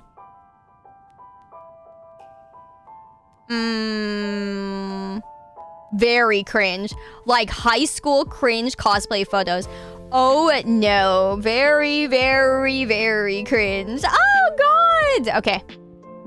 You know, I don't know, guys. I'm digging pretty hard. I'm digging. I might not have any of them. You know, actually, though. I want to say I do. It's just going to be really far down. Imagine you're playing an RPG. Yo, how do I recruit this cool mixed blue hair girl into my party? Yeah, that's literally what you'd have to say. It'd be like, yo, how do I get this, like, girl with, like, a bunch of weird things going on with her hair or some shit? Oh man. So many cringe cosplay photos. So many. Such cringe. Much wow. Actually, much not wow. Very not wow. Oh. Okay. Let me see here. I sort of... Let me see. I don't have, like... I don't have the pictures that show... Oh, wait, no, I do. Oh, no, I do have it. Oh, I do have it. Wow. Okay, I do have it. Oh, God.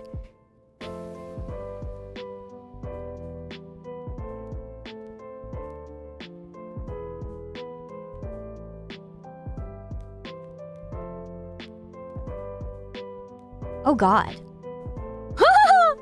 Oh boy. This is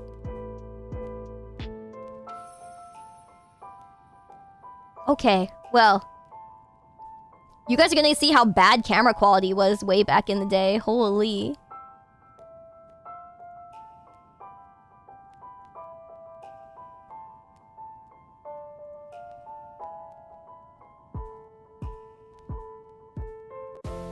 Oh god. Okay, you guys are so not ready to see that. You're so not ready to see this. Okay. Alright.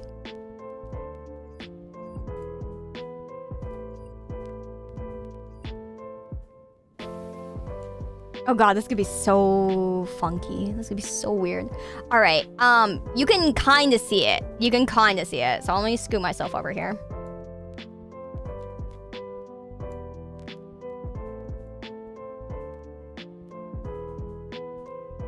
There you go. Little kitty me, little young kitty me. Oh my god. So yeah, it was like the whole, like you can kind of see it's like blue highlights, and it was so pretty. It was so pretty, and I like cut it like short and stuff. And this was me in high school,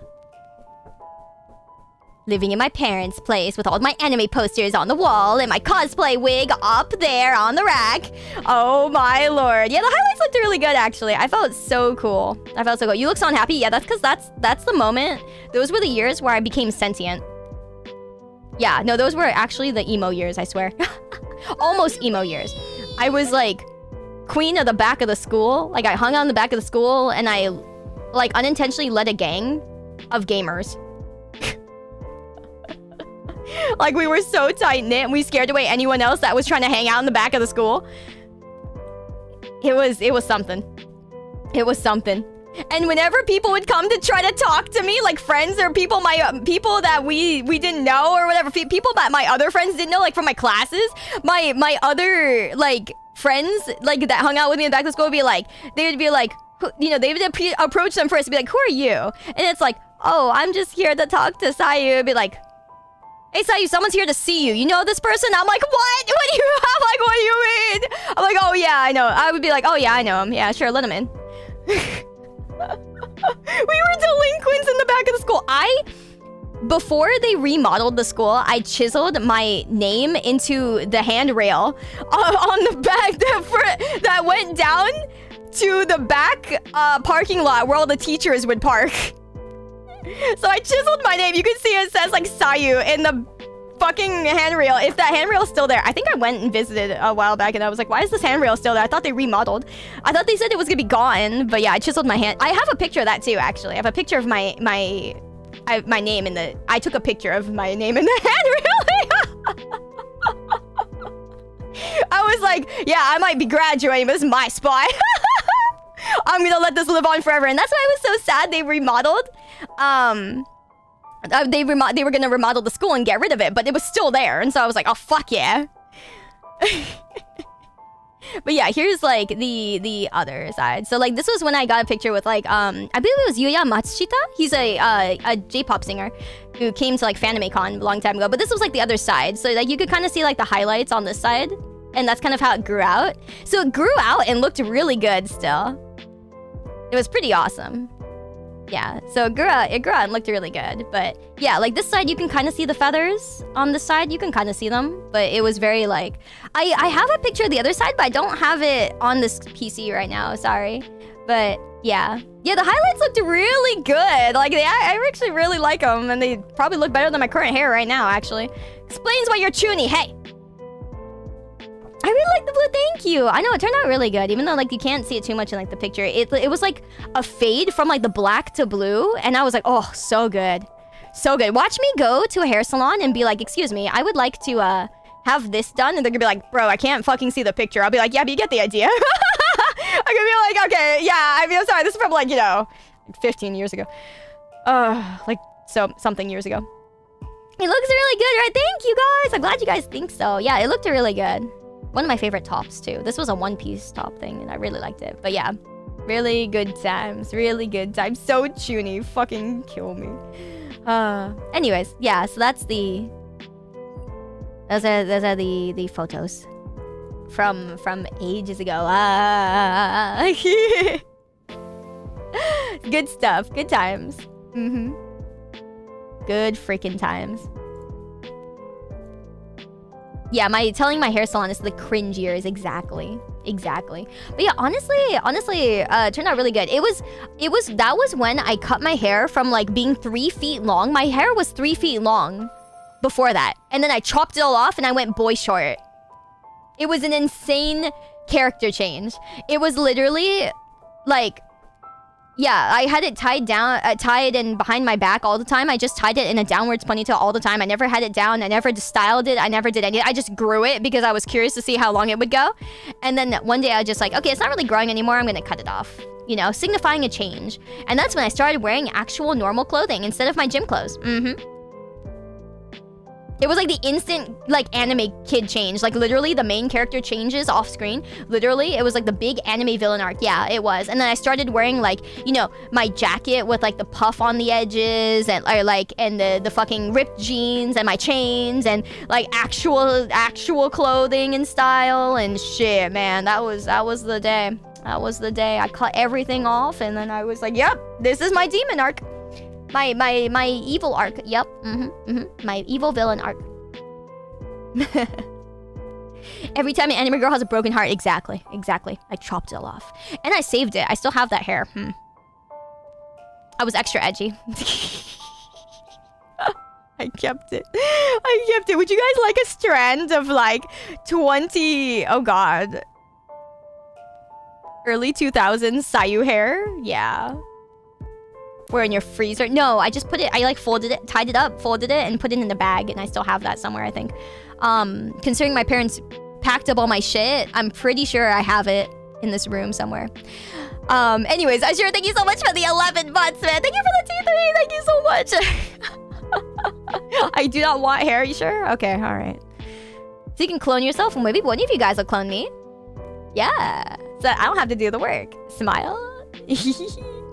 Can I donate to charity? I could, but like that was such a waste. It's so much cooler keeping it, because then one, I could creep you guys out, or two, maybe I could use it to clone myself or something, or maybe I could use it to like clone a younger version of me, you know, grow a young version of me from that time period, and be like, all right, kid, buckle down. You're gonna be hard at work. You know? Yeah, it'd be cool. Yeah. Yeah, think about it. 2 whole Sayus. That would kind of suck. Mm-hmm. You know what some people would do with it? A voodoo doll? That I could see.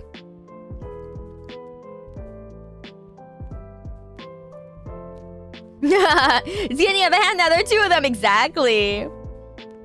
But the other one would also be a cyborg. It would be a human, I think. I think it would start out as a human. And then, you know, yeah, then be a cyborg after. That would be interesting. Quite interesting. Yes, indeed. I look forward to seeing that someday. Might be fun. Anyways. Okay. This next story is from Ivina. Thank you so much for putting in your story, Ivina. I'm so happy. So this one's a Christmas story. About presents as well. I love hearing about people's presents. It's nice. Okay, so this is Ivina's December story. December and Christmas is my absolute favorite time of the year. Coincidentally, it also happens to be the month of my birthday. December 31st, your birthday. That's insane. Oh my god, a December 31st birthday. That is so crazy. The truth is, I haven't always liked the fact that my birthday's a holiday. Oh, yeah, makes sense. You know, I'm sure you go through, like... You definitely go through the ups and downs of it. You know, there's ups and there's downs. Yeah, especially the biggest holiday in Japan. Yeah, because New Year's is insanely busy. Insanely. Everyone's always busy, you know, and then, yeah. No, that part does actually suck. But it's pretty cool that I never have to work on my birthday in Japan. When you're an adult, however, celebrating your birthday isn't the same as when you were a child. No big parties, no one making a big deal out of you just because everyone has birthdays. So one year, I decided to make my birthday special myself. So I roped in my best friend to join me on a magical trip to Universal Studios Japan. Heck yeah! We stayed in absolutely the cutest hotel in Osaka. It was a shared house with lots of other people, but it was really clean. And all the other guests were so cool. I got a big Costco pizza, the biggest birthday cake I could find. All the guests at the hostel enjoyed and celebrated my birthday with me while we counted down the new year. I even got chosen by Ollivander to do the wand ceremony and see penguins at the aquarium. It had to be the best birthday I've had in a long time, topped by only the following year when I went to Disney and stayed at the Hilton for their pink Christmas event. Oh, that's so cool! How fancy! How fancy. Hi, Lilo! Yes, Osaka rule. I want to go back to Osaka. I want good experiences in Osaka. My experience in Osaka last year was not the greatest. Too many places closing closing because they said so. And I'm like, okay, guys, if your website and your thing says you're open, be open. God damn. And I went 2 different days to the same place. They were still not open. Per their own times. I was like, man. But yeah. So if you're like me and you have a holiday and a birthday falling on the same day, make your birthday special your way. Thank you for listening. I love that, Ivina. Thank you. And she gave us pictures, too. She gave us pictures! Oh my god! Oh my god. Okay, one sec. Let me make sure these are all good. I think they're all good to post, yeah?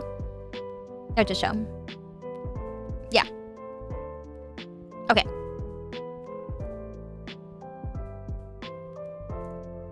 So she showed us a castle. Oh, how nice. Yeah, the Hogwarts food. So cool. And the Snoopy cup. Oh, so cute. Oh, I love that. Jaws. Why is it called Jaws? Oh, the owl post. Yeah, the owl post office. Very cool. Oh my god, it's Elmo. Next to Snoopy? I'm so confused. That's the thing. Oh, the big Snoopy. So cute. Osaka Castle looking as good as always. Hell yeah. It was, yeah, right? Hi, Vina. Wow, so beautiful. So beautiful. Imagine living in that. Crazy. Aw, the Snoopy land. So cute. Penguins! Aww. And the okonomiyaki, that looks good. Oh, that looks good. I love okonomiyaki. So nice. Thank you so much for all the wonderful pictures, Ivina. I love that. You got to the age where you don't anyone celebrating your birthday anymore. Like, you don't want anyone celebrating your birthday? That's no fun. I still want people celebrating my birthday. That's why I'm a streamer. I'm kidding. No, I'm honestly, I think that birthdays are special. And I think that, like, no matter how old you are, they are special still. Like, why the fuck are they just less important if you're older? Like, what the fuck? That's so dumb. I don't think that's right. And so I think that, like, if you want to celebrate your birthday, then you should celebrate it. Like, I think it's sad because, like, as I got... Okay, when I was a kid, I grew up in a, I grew up in the Bay Area. So I grew up in an area where a lot of kids had birthdays, their parents had money, it was a joyous time. Back in the day, parents had money. Wow. And yeah, everyone had great birthdays, me included. And so I never grew up seeing kids without their birthdays celebrated. But when I got to be an adult, like when I got into like my early 20s, mid 20s, I started meeting people who were just like, oh yeah, I've never celebrated my birthday. I'm like, what the fuck do you mean you've never celebrated your birthday? Like, what do you mean never? Like, surely at least when you were a kid, your parents celebrated or something. Someone had to do it at some point. Like, I don't know what you mean, like... Wait, Quasar, you said the same exact thing. You said bad phrasing. I don't anyone celebrate anywhere. I'm like, wait, I'm so confused. Maybe try one more time. Oh, you meant to other people don't make a big deal of your birthday as an adult. Oh, I see. Yeah, no, that makes sense. That makes sense. I was like, I think that's just stupid. I don't think that people should make less a bother of your birthday just because you're older. I think they should make a bigger bother because we're older. Yeah, imagine cleaning that castle. That's true. You baked the cake and invited friends around for your birthday. It made your birthday worth celebrating. Hell yeah, exactly. You stopped bothering with birthdays by the time you were around 12. Damn, that's unfortunate. Before that, your parents organized stuff. Yeah, no, that's fair. I think that's, that is one thing. Like, honestly, if you don't want to celebrate it, that is totally your choice. I think that's fine. But I think it was just so sad to hear, like, people were saying, like, they had never celebrated their birthday. I'm like, brother, I swear somebody celebrated your birthday when you were, like, 5 years old. It still counts. I'm like... Or... they were really unlucky and really unfortunate, and they didn't have parents that would celebrate it with them. So that's like insanely sad to me. And I was like, no, we gotta do something. We gotta do something. And guys, when people want to do something for your birthday, all I can say is just be happy and accept it. Even if you don't want it, at least give people the bit of happiness of being like, okay, they want to celebrate it for you, or they want to celebrate it with you. Like, I know it's kind of awkward. I know it can kind of suck sometimes. People can be weird about it, Your friends can be weird. But, it's nice for both of you to just kind of enjoy what you can out of it, That's the least you can do back to them. You haven't celebrated birthday in 25 years? No! We'll celebrate your birthday. It was fun when you were a kid, but now it's just another day. That's fair. But I think, here's the thing. I believe that on your birthday... I genuinely believe for people that everything goes right for them. I genuinely believe that. Like, I really hope that, like, everything goes your way on your birthday. I hope that you have cake. If you don't like cake, I hope you have what you like. But I hope that you at least have a good day. That's something that you deserve, at least on your birthday. And I consider that celebrating it. I consider that celebrating it. Like, if you get to do something you want, or if you get something you want, like a present or something, I think that's celebrating it enough, If that makes sense. So I think there's a lot of different ways you could celebrate it. That's even just a little bit. That's still something good. It's still something good. Like, surely you probably have things that you want, and I can hope that you'll get that on your birthday at least. Yeah. You don't celebrate it yourself, but someone asks you, oblige them. That's great. Oh, it falls in the middle of your work week 95% of the time. Yeah, no, that's fair. That is unfortunate. My birthday is also in the fucking middle of the work week. It's not great. Mine's like on a Thursday or some shit, and I'm like, I think one year was like on a Wednesday, and then another year was on a, yeah. It's not the greatest. I'm right there with you. Celebrating your birthday, celebrating your existence? Kind of. I personally don't care to celebrate my existence necessarily. That's a little, that's something that's much for me, but I think it's nice to have a day where you can kind of be like, you deserve to have things your way and you don't feel bad about it, It's nice to have one day where you're like, well, I want to do this today, And you don't have to feel bad about wanting something. That's something I think is great. Because, like, there are a lot of reasons where for people to feel bad about it or feel weird about wanting something a certain way. And I think that it's really nice to just have one day where you don't feel bad, And where other people won't be mean or something. Yeah. Anyways, Divine, thank you so much for the gifty as well. Thank you. Okay, so let me see here. Oh, this one's from Ren. Okay. Thank you so much for the story. This one's a Christmas story and about presents. So they said this is a story from way back in December 2019. I was doing remote work in a coffee shop when my laptop's charging brick died. To make things worse, I was supposed to attend an online office meeting later that day. Fortunately, I was due to pick up my new Asus ROG laptop that day. Hey, I have that one too. Nice. I was able to grab it, set it up, and jump in the office meeting. That was one of the luckiest holiday memories I ever had. Oh, nice, ma'am.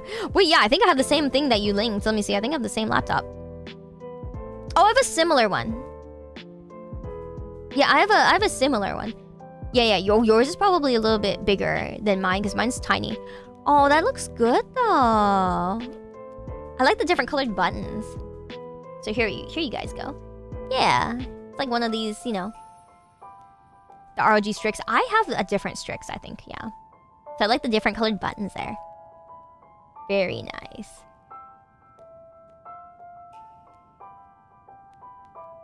Hehehe. Yeah, I like that.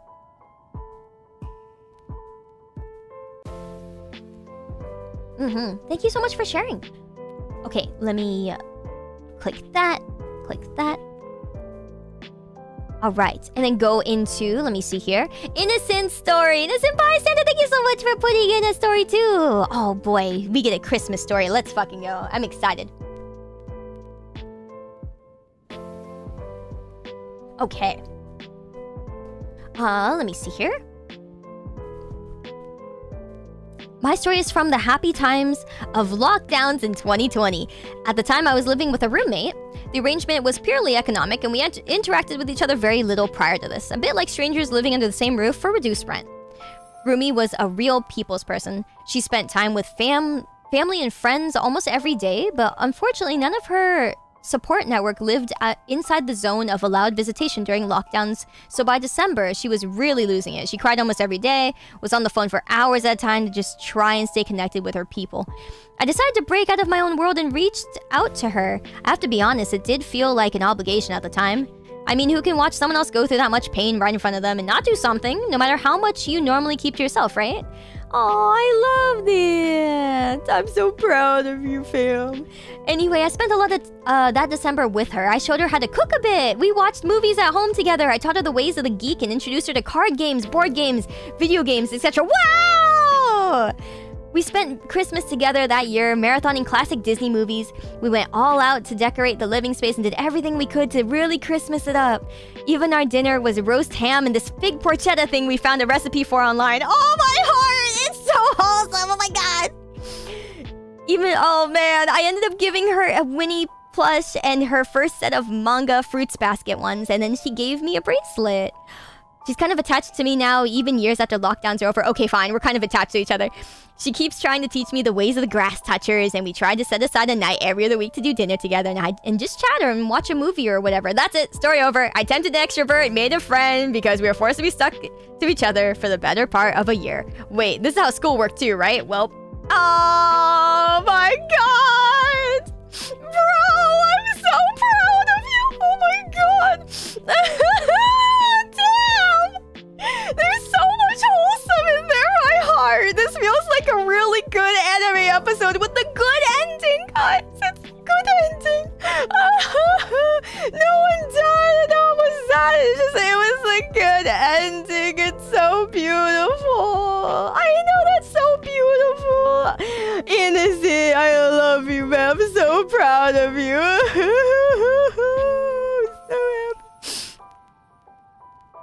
You get like 50,000 brownie points for that. Holy. It's beautiful. No, seriously though, I'm like, wow, man. Like, that's hard to do, you know, sometimes.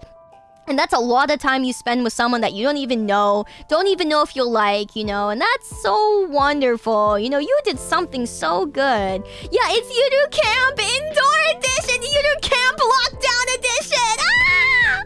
That's so great. Yeah, wholesome 100%. Yeah.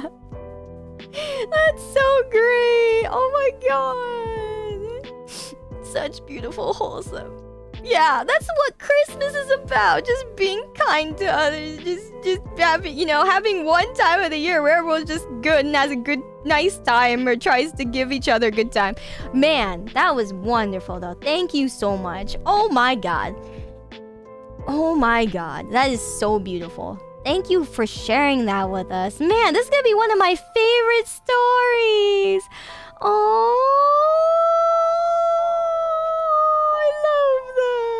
Next, he's gonna update us to say they got married. Guys, we're gonna wait for that one.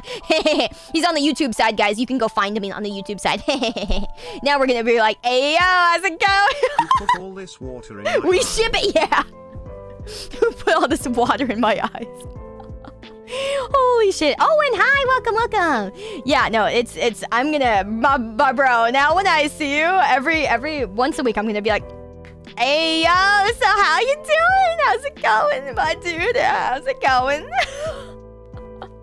I know, so much doom and gloom these days. It's so nice to hear something nice. Exactly, especially during lockdown. There were good moments during lockdown, too. I had a lot of good moments, you know? I got to meet you guys, yeah. I mean, a lot of streamers have happy moments, blah, blah, blah. But, like, there's so many great, happy moments that aren't just, you know, streamers doing streamer shit. And this is great. This is real, like, real human beauty. You're single-handedly giving me hope in humanity again. That's crazy. My Android heart feels something. Hehehe. Okay, so we got another very nice Christmas story involving some gifts, and I love gifts. Oh boy, I love gifts. So, this person says, when they were in middle school, okay, so around like 06, 09, I wanted to do something to give back to my mom. She had recently divorced my dad, and I was doing the best she could to provide for us. I had asked my grandparents if I could do work for them to get some money together. They had a pretty big yard, so I would rake leaves, clean up the debris, and just help with whatever they needed around the house. After saving up for a while, I was able to get my mom a purse that I had asked my grandma if she would like. It was one of my first times seeing my mom cry tears of joy on Christmas Day. Just being able to give back to her in some way made the holiday that much better. To this day, where it no longer sees use, she still keeps the purse safely stored away. Oh, my heart! Wait, that's beautiful!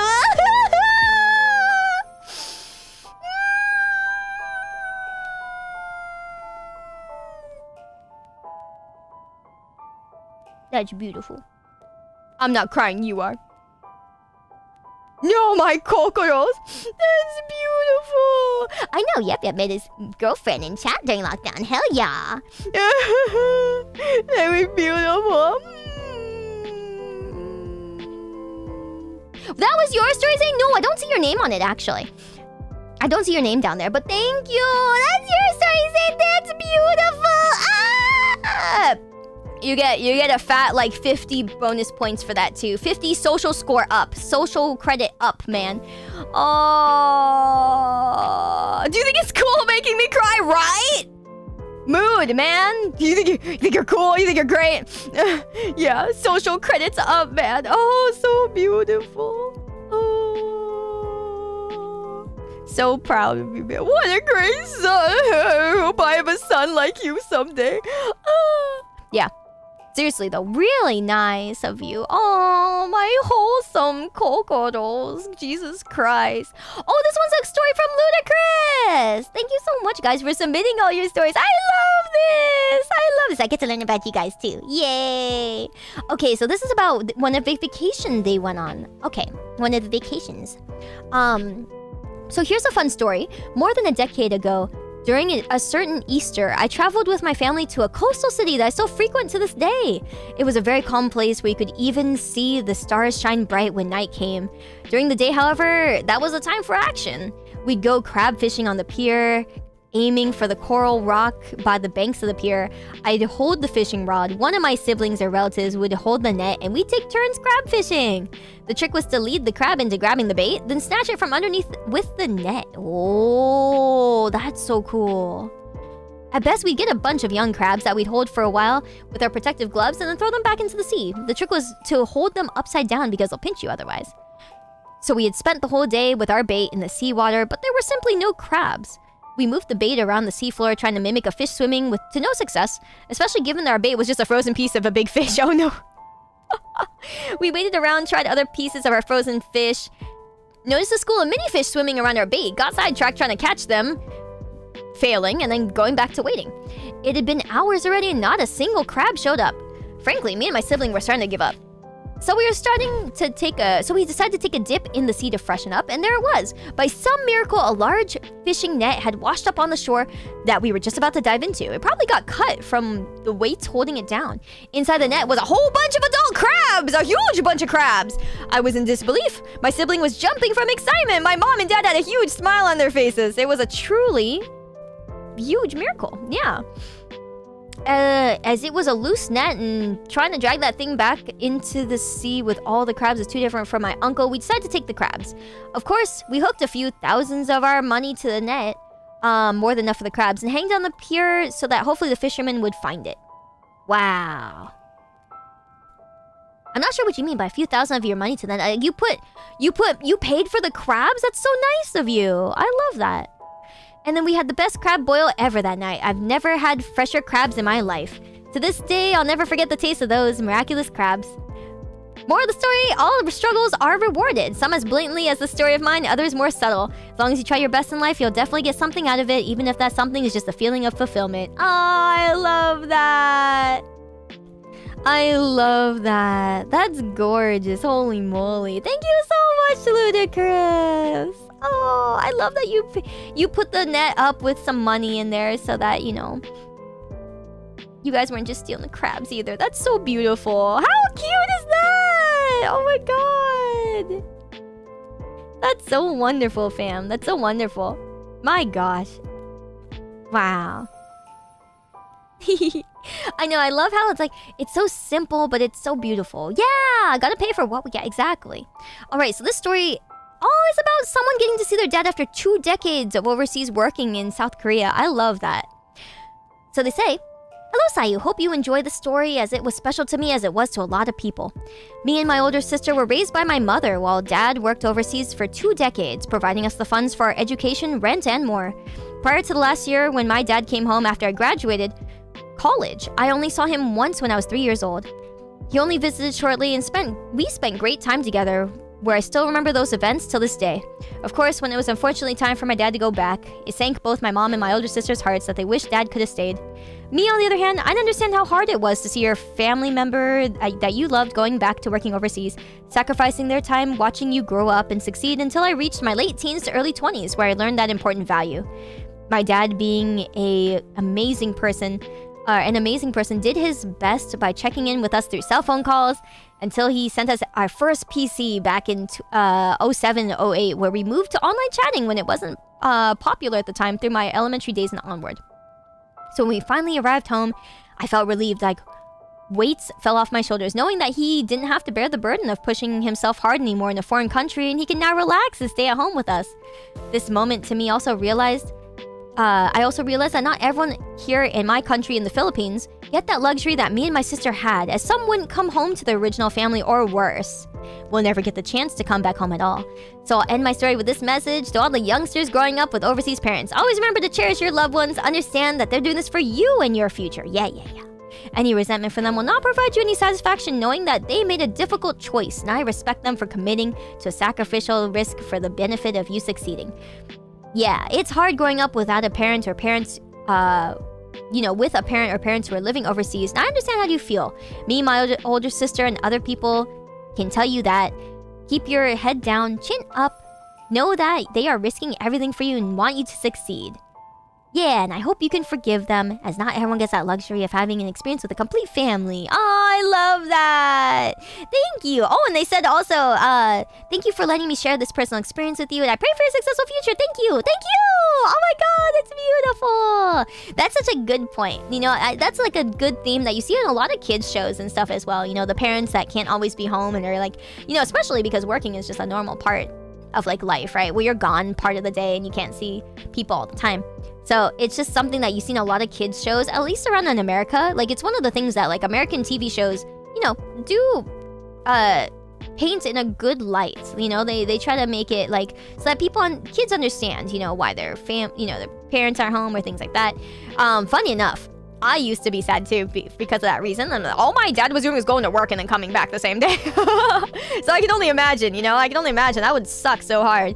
Cause yeah, I would just be like, oh, why do you gotta go to work? Who am I gonna play with? You know, I'm lonely, blah, blah, blah. And I was only like an only child for like 3 years. And I would just complain to the point where my parents got me a younger sister, and look what happened.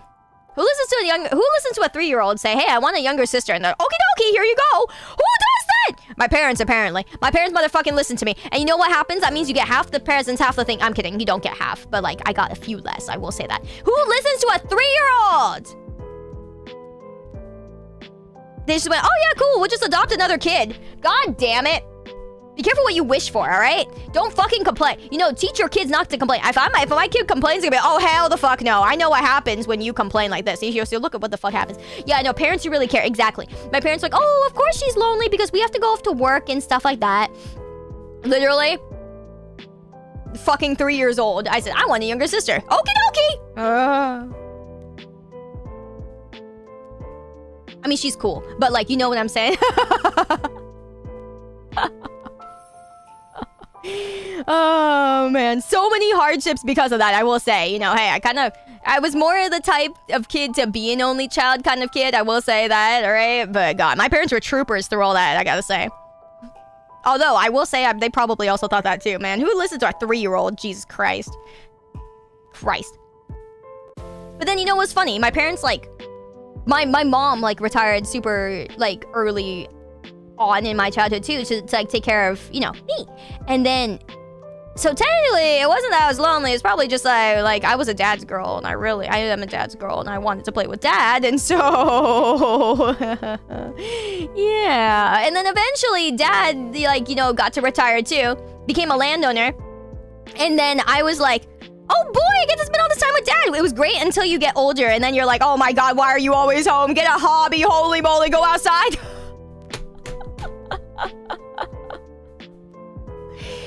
Oh man, it's crazy. Oh man, and even as I got older, just more and more and more, you know, because your parents get older and you're like, they go outside less, and you're like, God damn it, those years are gone. They're so gone. My parents. I feel that, right? I'm like, damn it. Careful. So I got the be careful what you wish for twice. Okay. It was insane. It was so funny. It was so fucking funny. But yeah, no, I like, you know, things turned out good, but it's so funny. It's so funny. Raimi, hi! I'm good. Thank you. Welcome in. Welcome back. Oh, man. So funny. Yeah, you always gave me such only child vibes. Yeah. I mentioned my sister sometimes in passing. It's the joke that I like. Don't talk about her. Let me see here. I think this is the most unhinged rant you've gone on. What? Really? What do you mean? Me talking about, like... family stuff? I don't think so. I've said it before. I told the story before about how my parents listened to a fucking 3-year-old, and then Liza was like, I want a sister, and then they fucking went and adopted a sister. Yeah, no, that I told that story before. Maybe once or twice. Yeah, it wasn't very often, but it was pretty funny. I know, she has a sister, right? So funny. So funny. But yeah. I know. I've said this story before, but it's okay. It's not a story I tell very often. Because yeah, I think I love my family. They're just funny. They're funny. They're great people. But holy moly. Who listens to a fucking 3-year-old? Unless a 3-year-old said, get me like a fucking, you know, Furby. Like, no, get me another human. I want a human. Man. My parents also told me I almost had an older brother. They tried to adopt they were actually trying to adopt a boy at some point, but then that didn't go through for some reason. I think he like got adopted by a different family before them, and then it just didn't happen. But I was like, damn it, I almost had the older brother, you know, meta. I almost fucking had it. Yeah, the older brother I wanted, exactly. So that's why I fucking go around trying to get Oni-chan out of people, because I was like, man, I almost had one. I really wanted one. I wanted one to be like, hey, do my homework for me, please. Tell me the answers. What's this? What's that? Save me. Come help me. No, I'm the fucking older one, so I gotta do it. Oh, god damn it, man. I don't, man, you know, man, bro, man. I mean, sister, man. I don't even get to say, brother. Yeah, ask your parents to adopt one now. Yeah, right? I just have to adopt an older one, yeah? I'll be the older brother, huh? Man. His name was Yuki. Yeah. So same as like Yuki from Fruits Basket. So to this day, I couldn't believe that he was gonna be my older brother.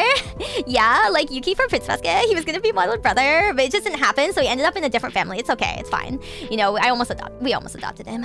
Darn, so close. I almost had the Japanese older brother. It's so funny saying that as a Japanese person. This little American Japanese girl almost had a Japanese older brother that I would have totally loved. Yeah, loved. You know, family wise. Yeah, definitely. Yeah. Anyway, man, almost. So in a different timeline, guys, I had an older brother. Yeah, it wouldn't. Yeah, we wouldn't have been related. Yeah, we wouldn't have been related. There's no way. Yeah. I mean, because I'm adopted, he would have been adopted. There was no way. Yeah, we'd both be adopted. We were actually not related, you know? So come on, guys. You know? Stop being sus. Don't feed the degens. Oh, I'm feeding the degens. Kohi, you get me, right? You're adopted? Yeah, I'm adopted from Japan. I was born in Japan, raised in America. So that's why I sound American, but I am Japanese. Yes. I was the original cringe. So when people say, you know, when kids back in my day would say, aha, you're such a weeaboo. You're such a weeb. I'm like, yeah? No, I'm the original. I'm better. I'm worse. I'm literally worse or better. I literally can't be what you're calling me because I'm the original. You came from me. I'm the problem. All right, I'm an otaku. All right, I'm the... Yeah, for real. I'm weeb patient 0. Yeah. It was so funny when people tried to insult me as a kid because they'd be like, you're such a weeb, you know? I'm like, I can't be. I'm Japanese. I am the problem. So funny. Yeah, the original version of weeb. Yeah, the original word of weeb. Yeah, it's weeaboo. Okay, yeah, that's crazy. Takajo, thank you so much for the 38 months, my man. You have 2 sisters, one older and one younger. You have to grow up with both ends. That's kind of fun sometimes, though, because if you don't want to be one end, you could always be the other end. You know what I'm saying? Like, you could be a switch in the most innocent of ways. Okay, but... You know what I'm saying? Oh, man. Hope you and your brother wouldn't have an old boy situation. Wait, I don't know what that is. What is that? Yeah, I'm the progenitor. So bad. Oh, Christ. That's why your parents got you. Yeah, they were just gonna, cause like, bro, who listens to a 3-year-old say, I want a human? Christ. It's like, I want a dog. No, I want a human pet. To be fair, I kind of treat her like one at some point. I'm kidding. It's like when you're trying to teach your younger sibling tricks, you know? That's what I mean. Like, you know, when you try to teach them to do stuff for you because you're the older sibling. An interesting request, yep. No, realistically, though, it was me being like, okay, so you're gonna go over there and you're gonna go steal that thing. You know, you're just gonna take it and then you just, you know, bring it over to me. You know, don't look at anything else. You just don't worry about it, okay? Go. For legal reasons, she's kidding. Yes. Did you teach her to grinding games for you? I don't think that worked because she was younger than me by like 3 years. And so, like logically, she couldn't comprehend the things I was trying to get, you know, done. But, hey. I wish I had a younger sibling. I wanted to pass down all the dumb knowledge and skills. No, see, that's the thing, though. You're doing that. You're saying that with the expectation you can. I could not pass down any. We are such different people. So that's why I don't talk to her much. It's because we are such different people, okay? Like me, J-pop, her K-pop. Like me interested in Japan, her interested in Korea. Like I hate K-pop idols and shit, and that like she loves them. Like it's you have no idea the rift. When you get to the point of K-pop idols, the rift. Oh, dude. Oh, you don't know. You know. Okay, if you know, you know. We're such different people. Like, we literally do not look related or act related. Yeah. Culture war at home? No, me just literally walking the other way. Seeing her walking the other way. Please be my older tomboy sister. I'm a mean sister. No, okay, I'll be honest though. I was just the sister who was very, very real. Because like our parents are very nice people, but they were too nice, you know? So like whenever something bad would happen, it'd be like, oh, don't worry about it. It wasn't your fault. I'll be like, no, it 100% was. What the fuck are you talking about? Tell them to learn a lesson. Tell them to learn a lesson. What are you talking about? Stop being nice. You know, so it was literally, I was the one who would just say things as they were, you know? Like if you know, so it made me look like the bad person, but you know. I could be the mean brother, but I'm the most caring. Yeah. No, that was my problem, is I cared a lot. I was like, you can be better than this. You can do better, you know? And it was just a lot of like, no, you know, you made her cry. And I'm like, oh, fucking cry. Oh, fine. Fine, I'll just fuck right off then. The Primordial song is not K-pop inspired? Yeah, but that's obviously not my choice, Smile. It's a group song, okay? It's a group song. Let's just say the other two like K-pop. I like K-pop, but I like older K-pop. Yeah. So, I mean, it's just, I'm not into those things anymore. I outgrew it. And the good K-pop was good back then. Like Big Bang and SHINee and shit like that. Yeah. Those groups are perfectly great as they were. Are you doing a K-pop song for the main event this weekend? We were supposed to do one of those songs, but I couldn't learn it because I'll be honest, I don't really like the song. It's not catchy for me. It's not a bad song. It's just not catchy. It sounds like any other K-pop song, like girl song, you know, like the boring ones. Not like the catchy ones where they're like dancing and they have their butts sticking out, because usually those are like pretty good, but like this is one of those where they were just sitting down and like singing it. So it sounds like it's not catchy at all. Like it sounds, you would not remember it. And so I'm just like, I don't mind the song, but I could not learn it in time. So we're gonna do it later. And I think it's cute. Again, I do think it's cute, but it's not my type of song because I could not remember it for the love of me. That's my issue with idol songs or VTuber songs. Exactly. That's what I'm saying. It's like that.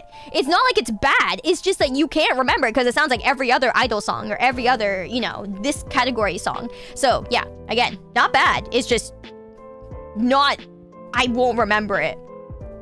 Like tomorrow. I remember the dumb jokes my friends I had would make innuendos with K-pop band names. Yeah, mood. Seriously, mood. Same. You're the younger brother of 2 sisters. Oh my god. You're the younger brother of 2 sisters. You can't relate to them. I'm mostly lonely. Keep everything to myself. Damn. I get that. I'm sure there must be something that you have in common with them. I mean, or that you watch. Like, you know, if you guys watch maybe a TV show together, then that would be something that you guys could enjoy together. Or like if you watch something that they enjoyed, or if they played a game, you know, or tried something that you enjoyed. Yeah, I think that's nice. I think it's nice to kind of reach over into each other's lives and be like, okay, maybe I won't like this, but I can at least see why they like it. That's something important to keep in mind. That is my lesson to all the young ones out there. Even if you know you won't like it, it's sometimes nice to just check something out to see why the other person likes it and understand why they like it. You know? I think that's nice. 2 older half-sisters, 1 older brother, 1 younger brother, and 1 younger sister. Holy shit, you got a party! You got a full party. You could almost make a full Final Fantasy 14 raid off of that. That's awesome. Me, who has a younger brother, gets the attention. Oh, yeah. Yeah, the youngest do. And then 2 twin older stepsisters who think they know everything. Oh, an 11-year gap is insane. Oh my god. Yeah, mine was still like a 3-year gap, so it was like... 3 years is still a lot. And so 11 is insane. Do me and my sister have something in common? We both have 40. You and your younger brother both have 40K. That's nice. Games. Yeah, definitely games. So, amen, bless. Games are a big thing. Some music crossovers, yeah, some music things. Like some really nostalgic old music. Anime is definitely one. So we have a lot of things that cross over. You're sandwiched between two sisters, but the older one's 10 years older. Oh. You get along better with that one. That's great. I'm glad. Very cool. 10 years with you and your sister, and 7 with your brother. Holy shit. So many 10 years. That's crazy. Heard of the term wastrel? No, I've never heard of that. I don't know what that means. Sorry. 9-year gap. Somehow we both still managed to grow up with Persona and Vocaloid. I love that. That's great. Parents were busy. Yeah, for real. Holy, you introduced your younger brother to FPS games. He was hooked on them more than I ever was. No! You've done the thing. You opened the can of worms. It's so over.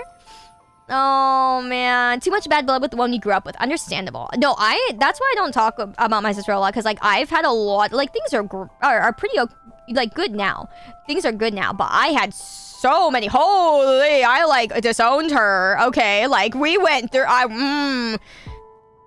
Okay, there were things that happened, so I am so there with you, okay? I am not above disowning family or anybody for, like, being a fool, okay? You fucking do something bad enough, I will be like, alright, out. Goodbye. Good fucking bye. You know? So yeah, I you know.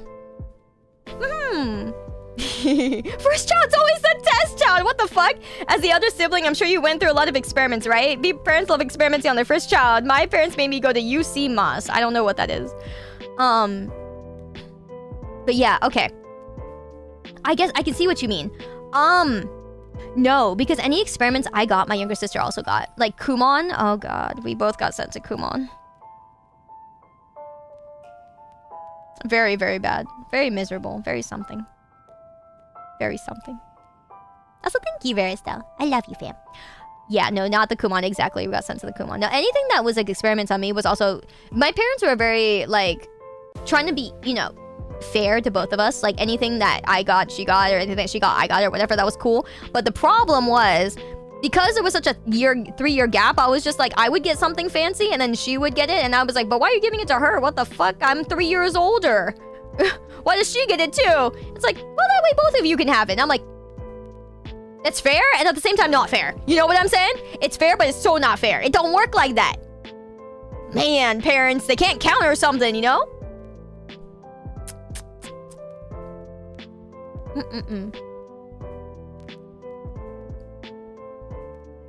Let's see. Her niece kind of gave me a reason to keep existing that when I was at the lowest point. Her niece? Oh, your niece. Oh, that's wonderful. I love that. I love that, love that. That's great when family comes through like that. Your family and you got sent to a local equivalent of Kumon. Yeah, being distracted and motivated. I feel that so much. Oh my god. I was awful at math, and it took me forever to learn the shit that they were trying to teach me, because, like, they were not teaching well. You know, they make you run drills and practice stuff, which is cool and all, but they don't teach you very well. I'll say that. I'm glad I remained an only child sometimes. Yeah, count your blessings, man.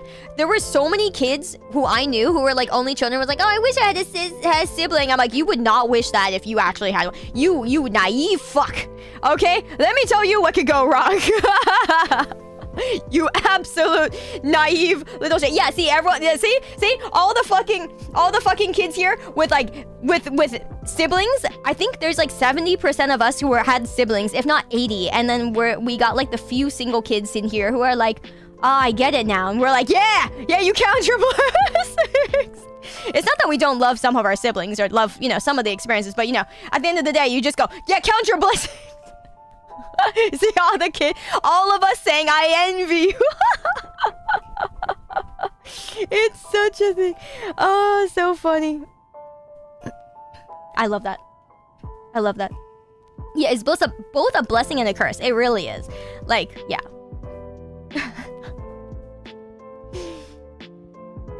Oh, man. I feel that, Turtle. That's funny. I'm glad to hear that, A-listers. You still get along now. That's great. I definitely think my sister and I get along much better now. much better now, but it took like... We're old now, man. Took how many years? That's how long it took, guys. So to be fair, unless you really want to spend like 20-something years, you know, trying to get along with someone, I don't know, man. You know, I'm just saying. Count your blessings, kids. It gets a lot easier when you're not living together. No, exactly. It has to be like that. I moved the fuck out so fast. Like, when I was like... When I moved to Japan was like the moment where I was like, all right, I can't be around this like... What this, like, failure of, like, this bad things happens and nobody punishes anybody or no one teaches anyone a lesson. I can't be around that shit anymore, so I am fucking the fuck off. Bye-bye. And that's when I moved to Japan. I was like, nope. I don't want to sit here and watch this train wreck kind of thing. Oh, man. You know a guy who was the eldest of 7 siblings, all sisters? Oh, God.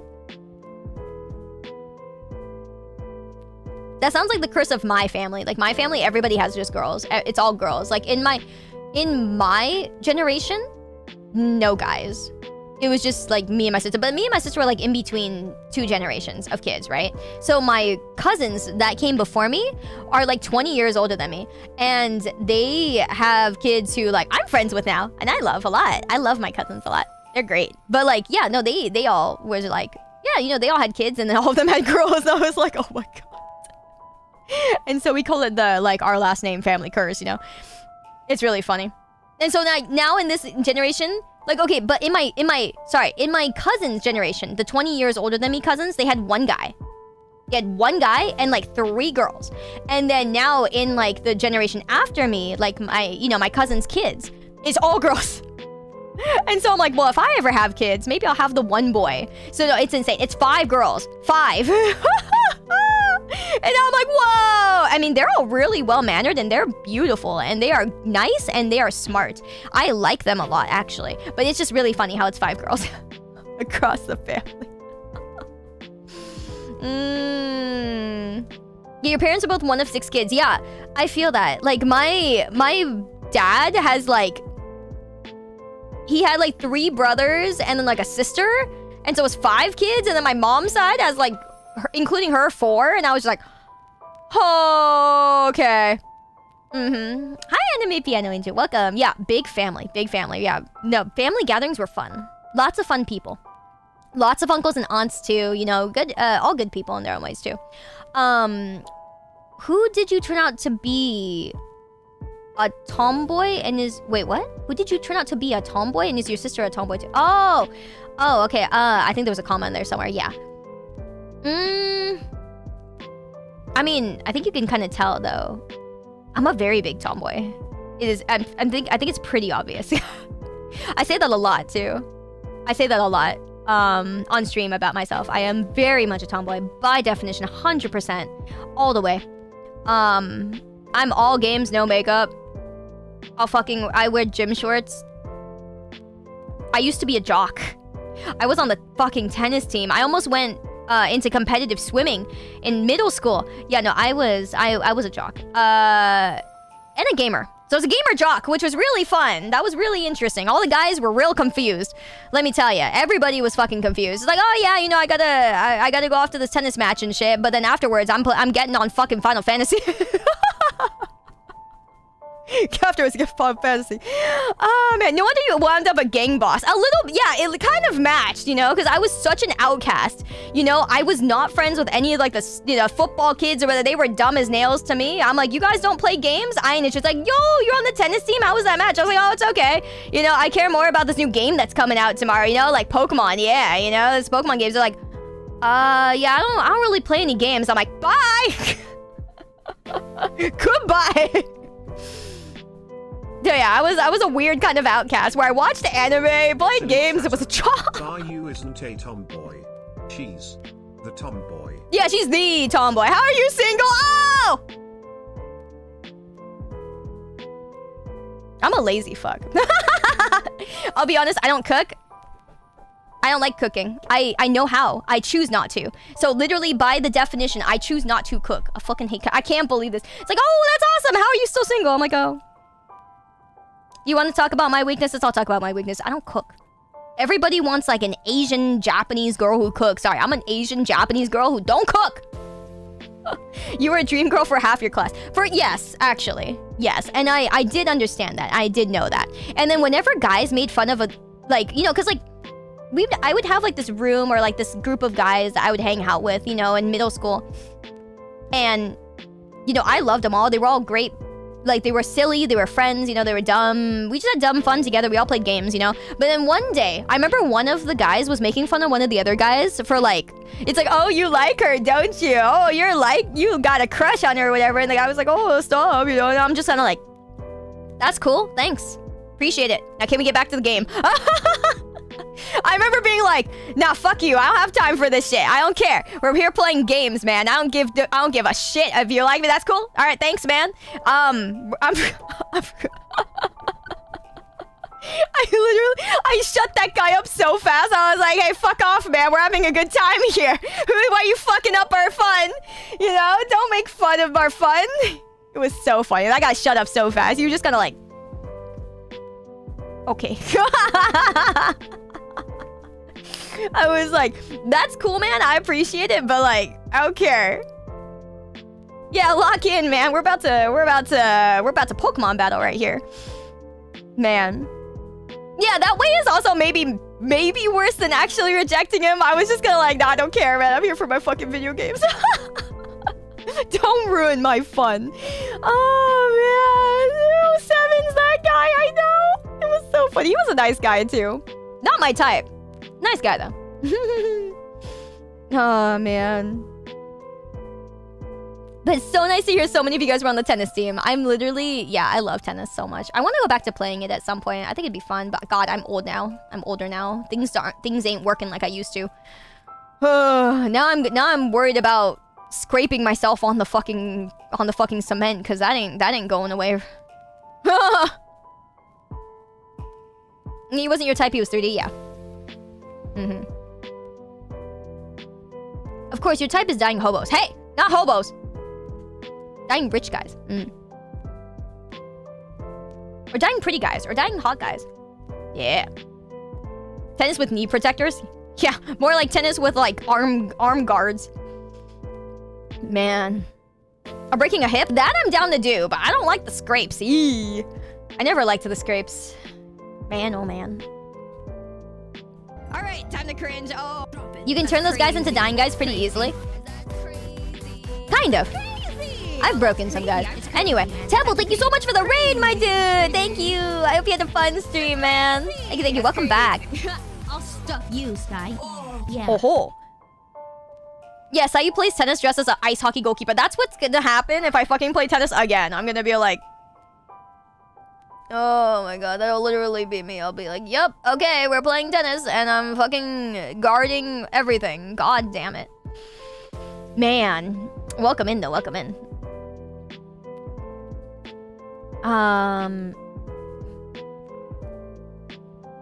They never had the equipment for tennis at your school, so you went to badminton, then fencing when they started that up for half a year. That's nice, though.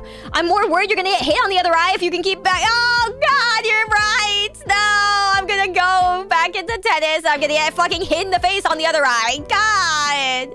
Thanks a lot. You're probably right. That's so fucking troll. I love that. God damn it. I'm still cringing for that rejection story. I didn't reject him. I was just like, I don't got time for this shit, man. We're playing games, all right? I don't got time for... What do you mean he likes me? That's good. Get back on the game. I'm glad he likes me. We're busy playing games. That's what I thought at the time. That's so funny. We've been good, though, Temple. It's been a good night of yaps. A very fun chatting day. Thank you, thank you. If you can dodge a tennis ball, right? At least it wasn't a fucking softball. I would have lost my eyeballs. God. Yeah, is it really a rejection if he missed the shot entirely? I didn't even allow... I stopped the gun. I stopped it from the barrel down. I didn't even let the shot go. The shot didn't even fly. Oh, so funny. You rejected him in the most base way possible. Honestly. Feels bad, man. But that's okay. That's okay. Yeah, it was just so funny. As a kid, didn't care about anything else. That's so mean. What do you mean? I had one thought as a kid and as like a even like for half of high school. I was like, games are life. I just care about playing games. And I didn't care about anything else. That was what drove me my whole life. And if I did well in school, I would get a game that I wanted. That's all I cared about. He didn't so much miss the shot, as his item level was too low to even try. That's so great. Like, I was a robotic kid, and I just did whatever I was told, and I figured out a way to do it, and I worked hard at whatever I did. No questions asked. I didn't ask any questions. I went to school on time. I did everything by the book. Up until high school, like second year of high school, when they're like, all right, guys, start thinking about what you want to do for your futures. And I was like, I want to play games. And then they were like, no, like, what you want to do for your job? And I was like, I just want to play games. Like, aren't I going to keep going to school? Like, don't we go to, like, college after this or something? And they're like, oh, yeah, but you have to, like, apply. And I was like, how do you do that? I thought you just go. And they were like, oh, yeah, but you should really think about, like, what you want to focus, what you want to major in college. I'm like, I just want to keep getting games, and I just keep taking classes, right? And that's when my whole world crumbled. Because I had to start thinking. And then I, like, lost it. Literally, my grades tanked. Everything fell apart. Like, my whole, like, it was like my whole robotic thing that got me, like, straight straight A's and B's. And all of that whole stuff broke. It broke because I started questioning things. I was like, wait, like, I can't do this anymore. Like, I can't keep doing this. Like, I have to think about different things. I have to have like a major. I have to have like a job. I don't know what to do anymore. It's over. Like, I don't want to not do this. Like, do I have to, like, and they were like, oh, you have to apply to, like, colleges. Or I'm like, what do you mean? I don't know how to do that. I just thought I'd go. Like, I went to high school and like I went to middle school. I just go, you know? It was so awful. My grades tanked. I had a 3.5 in my first year of high school, and then it went down to a like a 2 point something and a 1 point something. My lowest it was 1.6. You hit the wall, yeah, exactly. Absolutely fell apart. You're so routine focused that anything that interrupts my plans messes with my mood. Yeah, no, exactly. Because it was the first time I was told, like, you can't keep doing this. I was like, what do you mean? I've done this my whole life. I was successful. So yeah, it like destroyed me. Hello, Stevie. Welcome. Yeah, it was awful. I got wrecked, man. And so I was like, oh, so fucking Hofer. Community college is a thing. Yes. So I ended up in community college. But the worst part of that, and the thing that I'll still never forgive and I can't get past, is that the problem for me with community college was that when you get into community college, you can't transfer out until you redo classes there that some of them you'd already done in high school. Like, you can't transfer into a college once you've ended up in a community college without getting grades in the community college to transfer to the college. So it's like this. When you are in high school, you get grades to try to transfer directly to a college, right? That's how it normally works, right? However, if you don't go to a college directly from high school, your high school grades and everything gets wiped. And so if you end up in a community college, now you have to start over and get community college grades to transfer to a college. And your high school grades don't count it for anything anymore. Even if you've barely started community college, it just doesn't count anymore. And that's what I was so mad about. I was like, I can't. I literally worked so hard getting my grades back up and getting out of high school. Everything. I like worked hard on that shit. No. And so I just said, absolutely no. And I said no to school. No, bye-bye. I like learning, I like shit, but that is such bull. Never. I'd rather die. That's why you skipped out and joined the military? Based. They made a man out of you. In a good way, honestly, I respect it. Military men are great people. Military girls are also great people. You were a selective mute at school from 5th grade until you got put in a special ed class in freshman. Oh my god. That sucks, man. That sucks. But I'm glad that you were able to, like, you know, get your words. Yeah, for some people it's better. Yeah, exactly. If you got better grades in high school, but I didn't want to redo all that. Ever since I was really little, I really despised redoing things because I thought it was the biggest waste of time. So maybe ever since I was a kid, I was always kind of lazy. No, I'm kidding. I was just really, really like, if it's redoing something, I will be so annoyed. Like, there were times where like, let's talk about a game save. If my game save was lost, I would just never do it again. I would never play it. It would be over, and I would be so angry at the game, it would just be over. Like, absolutely. Yeah, of course, Tebble. I like your words, man. I like your words. I never understood mute kids. I was just kind of like, how do we fix you? How do we fix you?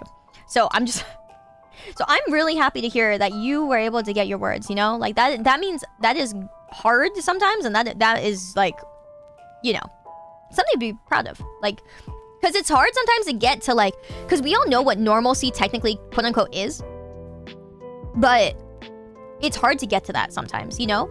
And it's just hard to have the bare minimum, and it sucks. So yeah, that's something to celebrate, I think.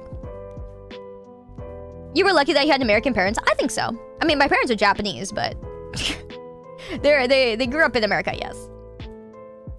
But I do think so. Oh, yeah. Raimi, I think you kind of like to talk out of your ass a little bit. I say be careful about what you're saying, my man. I mean, I know what you've been saying a lot lately, and so like for the past few weeks, I'm like, be careful a little bit, dude. You're towing some lines a little bit. I'm just gonna tell you, be careful. A little bit. I don't think you should tell anyone else that they're lucky to have like parents of a certain kind of culture or race or whatever. Past few weeks. Oh, just since I've known you, yes. Just since you've been here. I mean, in general.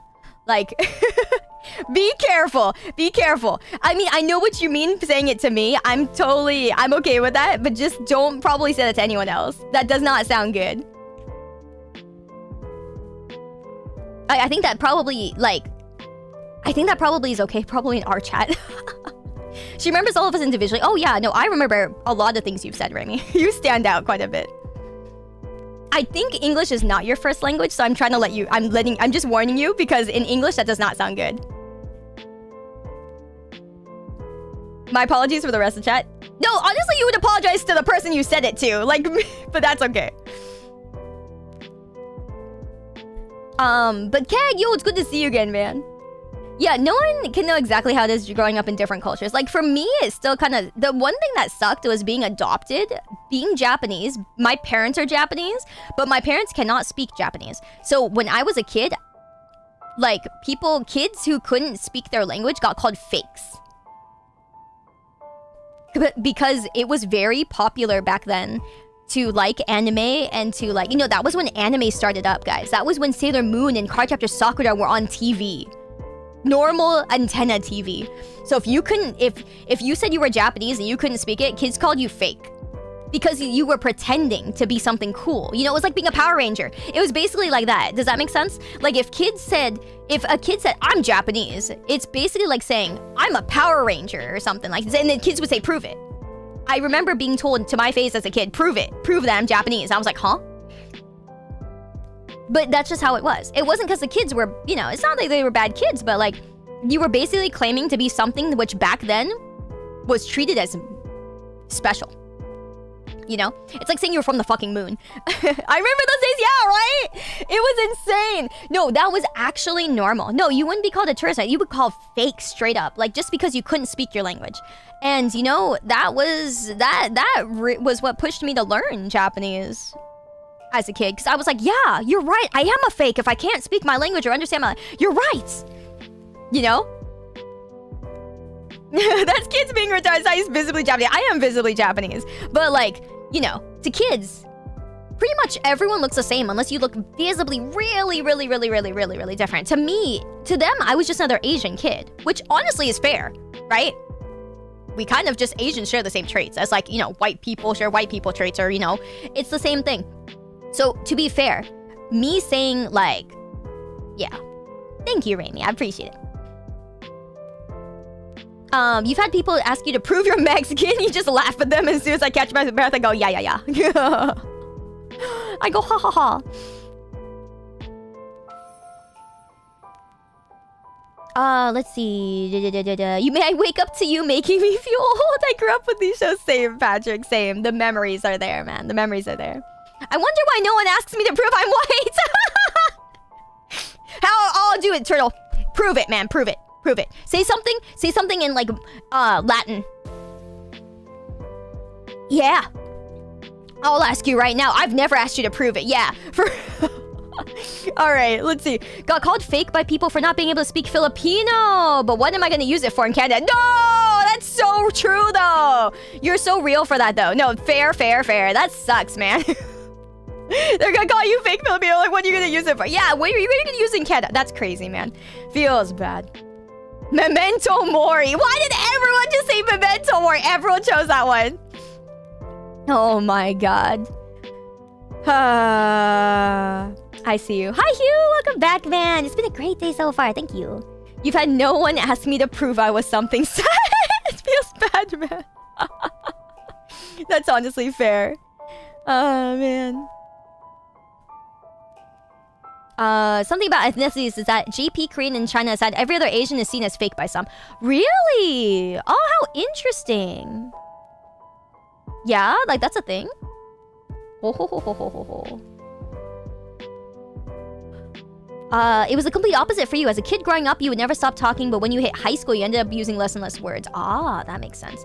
That makes sense. Yeah. I mean, that's good, though, that you learn to interpret, like, grunts and people going, and then go, you know, that's good. Language is cool because it's not only about being able to communicate with certain people, but also you get insight to their thinking and culture. Yeah, it's very different. You know, languages reflect the culture a lot. It's really interesting. It is really, really interesting. It's like, because that's, and I think that's the other thing. Because like, as a kid, when kids said, if you don't know your language, you're a fake such and so, they're not totally wrong. It sucks hearing that. But like, I didn't properly understand Japanese, like, cultures, you know? Like, I knew the culture in terms, like, I grew up with a lot of it. I grew up doing ikebana. I did Japanese flower arranging as a kid.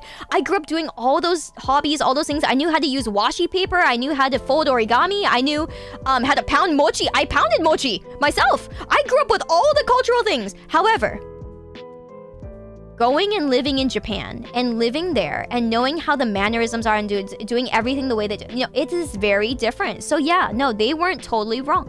You know, they weren't totally wrong. It wasn't until I got a lot older that I knew a lot more about like the culture and how they think about things and how they treat things. You know, it's so much of that. And even now, like as a kid, I couldn't stand myself for not understanding that, you know, and not knowing that. I was like, it's not fair. You know, I want to be able to, you know, be the way I was and stuff, you know, be the way I was supposed to be Japanese and blah, blah, blah. But, you know, as I got older, I was like, no, you know, it actually doesn't matter. It really doesn't. Like, especially if you like both or if you like however you ended up or whatever, that's fine, you know? Like, and now I understand, like, I have a really good understanding of America that I wouldn't have had.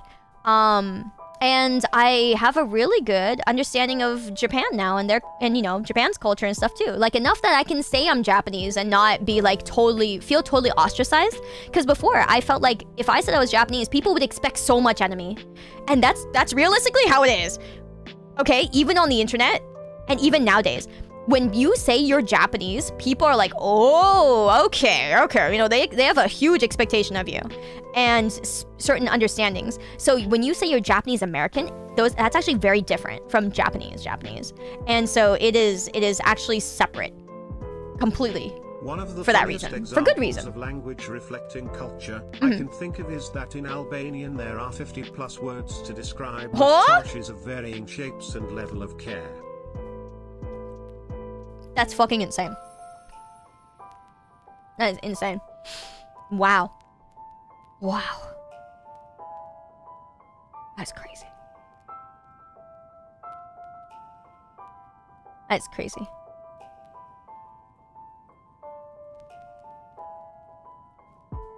Is that why I learned? Yeah, I mentioned that like 10 minutes ago. I know you probably missed it, but I literally put that in there because I was like, yeah, like when I was talking about the kids calling me, like, you know, calling other kids fake for not knowing the language, I was like, no, I have to fix this. I have to. Yeah, it's tough wanting to be included in a group community but failing to do so. Yeah, and then getting older, you embrace a lot more, yeah. And you find others who understand that, because it's not like, you know, there's a lot of people who are in the same shoes, you know?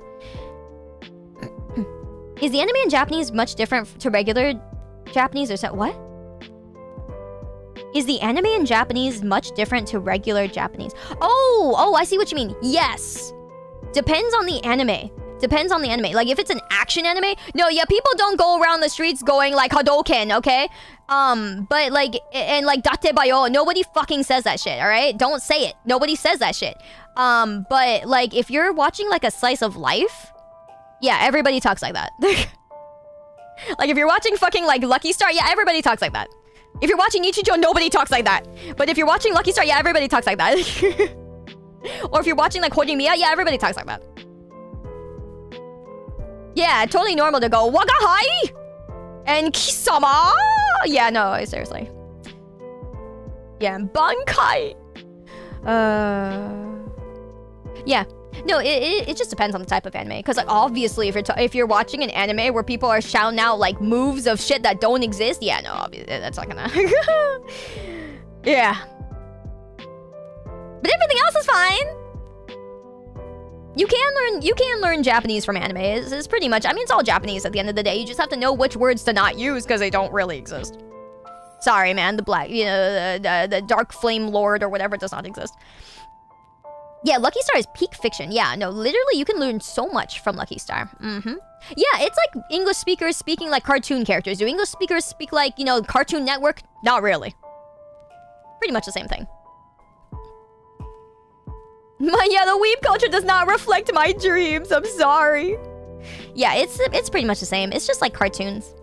Yeah. But if you watch like kid shows, it's the same thing. Like, do English people speak like the TV shows like Arthur or like, you know, Word Girl or like those kids shows? Yeah, they do. Yeah, we do, right? Do people in Japan speak like Chibi Maruko-chan or like, you know, Crayon Shin-chan? Yeah, they do. So it's pretty much just like, you know, the more you dumb it down, or the more you, depending on what the topic is of like the whatever, yeah, pretty much. We scream like Tom and Jerry. We do. Einzulgaon, is it real? No, sorry. Actually, so over. Gonna be etched in future history what's happened in Gen Z, right? Ah, man. You assumed that the cartoons were how Americans spoke. You're not totally wrong, though. You know, it's not totally wrong. I mean, like, you know, fucking Dexter's Lab. Yeah, we spoke like that. Diddy.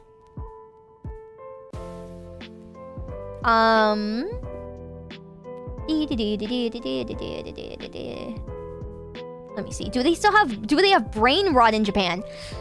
You know, I don't really know. Honestly, like, anytime I've kind of looked around for stuff like that, not really, bro. Not really. It just not. I really don't think it's as bad as, like, the level of global brain. I don't think so. Anytime I've, like, even back in the day when I looked around, not really. Do they use TikTok? Yes. But the TikTok stuff is very tame.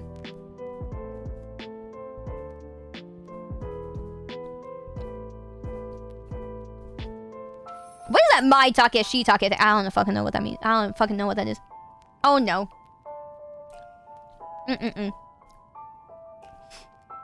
Zephyr, hi! Yeah, we'll keep you awake. We created like Shikanoko in America, yeah? Freaking Christ. Yeah, we're the brain rotters. We bring the brain rot to Japan. It's the other way around. In Japanese. We're making the Japanese brain rot in America.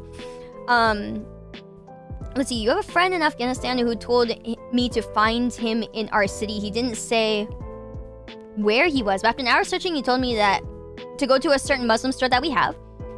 Asked him how I was supposed to know. He replied, stereotypes exist for a reason. Oh my god, that's so funny. Wait, so did you find him? Which stereotype did you find him based off of? That's funny. That is so great. That's what I tell people too. Like, I do the same thing. I mean, dude, stereotypes do exist for a reason. I think they're fun. Like, that's the whole point. You're supposed to, they're like, you're supposed to joke around with them, right? Like, literally, when,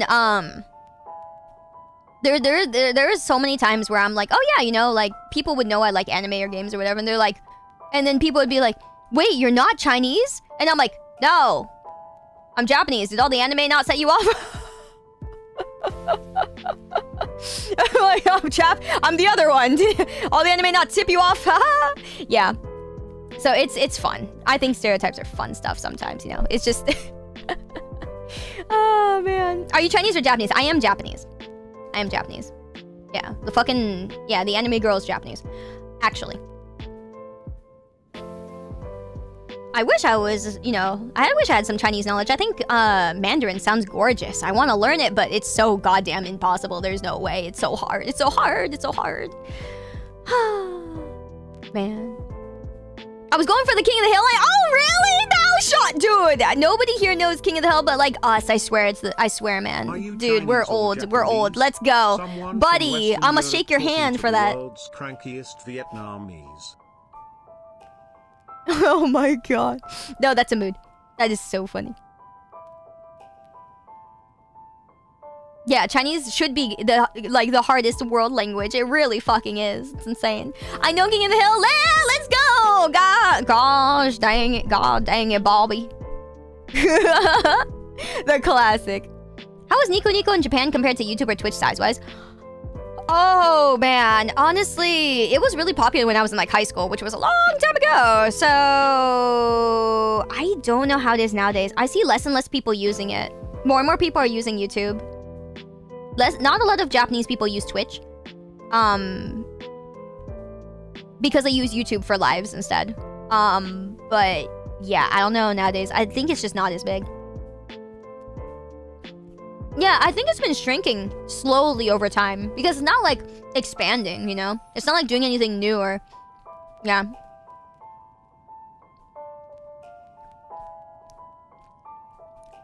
What do you mean, how about Nico Nico? That's what their question was. That's what I just answered. I'm so confused. That literally popped up the moment that I answered it. That is crazy to me. I'm like, wait, that's literally what I just talked about. That was the question. Ah, yeah. Pitch changes the meaning of words in Vietnamese. Yeah, that's the thing. I remember asking one of my Chinese friends when I was a kid. I was like, so if you guys have like specific tones on saying specific words, like the tone changes the word, how do you guys put emphasis on something? And they were like, you just say it louder. And I'm like, no wonder you guys always sound angry. And she's like, yeah. That's why we don't have a choice. And I was like, yeah, I get it. Yeah.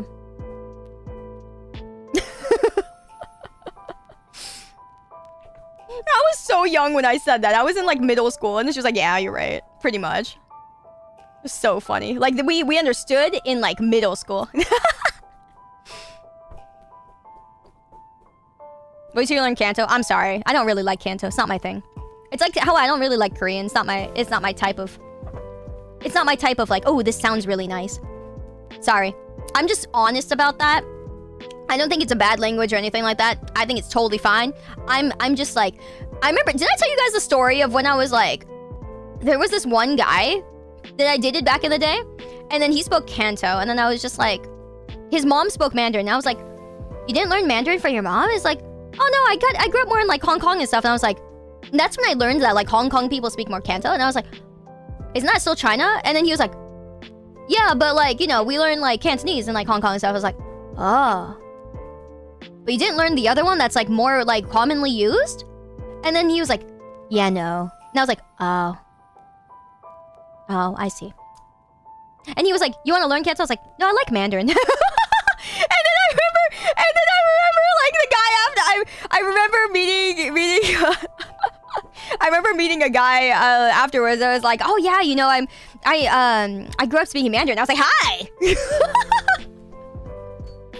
So obvious. I'm very, very, very simple. I'm a simple ass motherfucker. And I was like, yeah, speak more. I was like, oh, that was really cool how you spoke to that waiter. In Mandarin.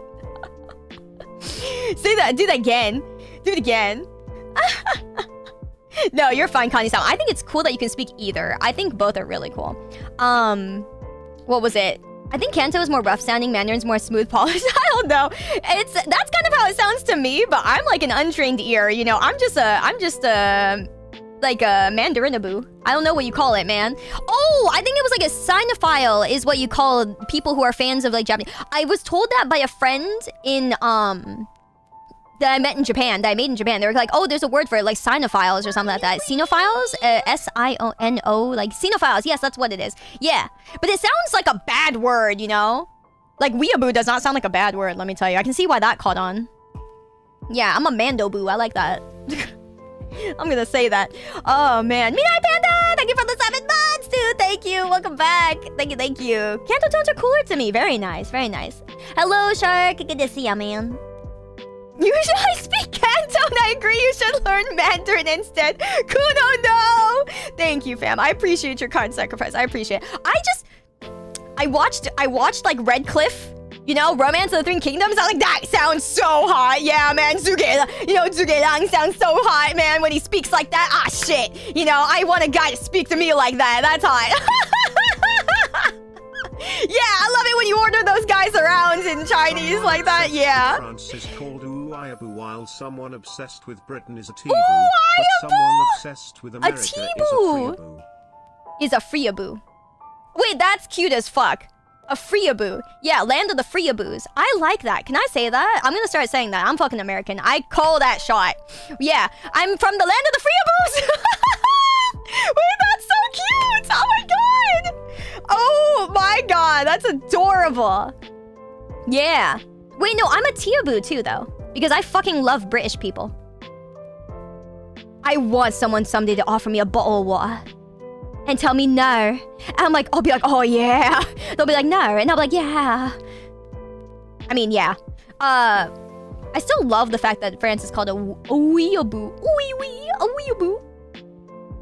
Yeah. I want them to gnaw at me and I will be like, yeah. Hee.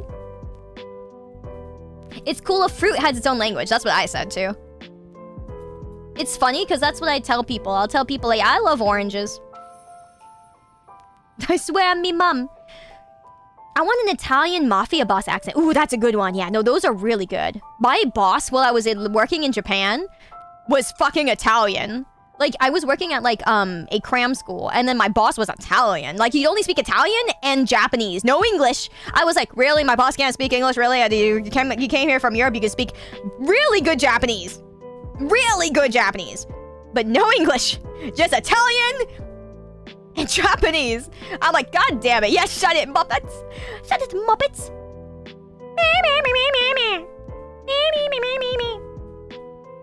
Yeah, Freeaboo term accepted and prepared for deployment. Fuck yeah. Mafia, I'm interested because I'm Italian. Are you? That's cool. That's cool. Italy is a very cool place. So much history, so much beauty. Very cool. I know an Australian girl that speaks Japanese with an Aussie accent. It's overpowered. Oh, God. Oh. I bet that sounds beautiful. Is British Tiaboo? It is Tiaboo, actually. That's what they were saying about... They just said that in chat, Connie. They wrote it in chat. It was written in chat on a TTS. It's called Tiaboo. It's written up there.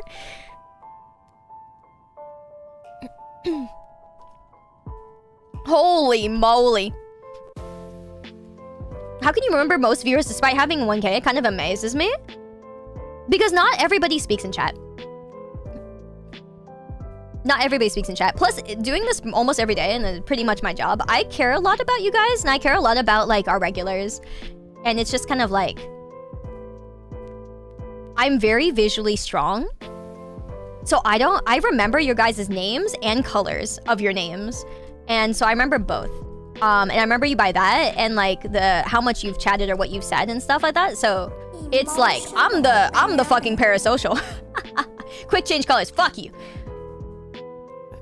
Yeah, I have an insane database. Even on the YouTube side, I remember a lot of you guys now. Sayu loves us. I do. Time for a rainbow chat. Fuck you guys. Hi, I'm new here. Fucking liar. Fucking Russia, liar. But I've heard my sister say Freezaboo is catching on in some circles. Freezaboo? Oh. I'm gonna remember that. Half my hours of me look exactly. And I think that's fine. I think it's totally cool. I don't mind lurkers. I think lurkers are amazing. You guys are very, very kind. Very, very wonderful. You guys help us out a whole lot. Hey, Crimson, welcome back, man. Hello, hello. Yeah, also, I guess it was kind of the... Clockwork fucking changed his color from purple to yellow, you motherfucker. Don't think I didn't notice. Ay, ay, ay. Is that you love me now that my name is green? Yes. Yes, I do, Patrick. No. I loved you anyways, because you're really chill, Patrick. I really like you. Do it again, I swear. Do it again, I dare. Yeah. Like, I'll remember what color you were, and I'll remember what color you became, and I'll be like, Also, here's the other thing. I will also remember if I see you in a friend's chat, like if I'm like, because I watch more streams than a lot of people, other streamers do. Like, a lot of other streamers don't read people's chats, right? They don't watch other streamers. Like, even their friends, they only watch a little bit. But if I see, like, some of you guys who I know in, like, another chat, I'll be like, oh, you also watch this person. Okay, okay. No way she remembers all of us. You've been here a little bit, Slowstar. I'm getting there. I'm getting there. So I will remember if I've seen you in another chat. It's not a bad thing. It's not a bad thing. But I'm gonna hide. No! No hiding! How many streams have I been caught in? Yep. Wow, that goes way back. Like, I was watching Mia earlier, and then I saw, was it I Am Innocent, I believe is the username. I saw Innocent there, and I saw Thedalonius. Thedalonius I saw in there as well. Thank you for making me feel so important. Sorry, guys.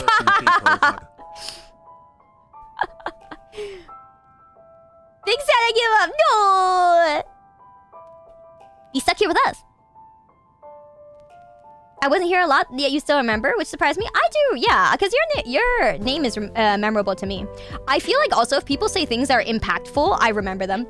There you are. I think not. Oh, there you are, Innocent. Let's go. Let's go. Hi, Innocent. Yeah, I was thinking earlier, I was like, oh, my man's learning to emote. I was so proud. I was watching you emote, and I was like, oh, my man's learning to emote. So proud. My only weakness is changing name cards. No, my actual weakness is changing your username. If you change your actual username, it'll take me a little bit to remember who the fuck you were. Especially even if you tell me, I'll be like, who? How dare you change your username? Don't change your username. Be careful with what I say. Yeah. I think that's a good note in general. Aw, thank you, Coconut. I love you, man. Thank you.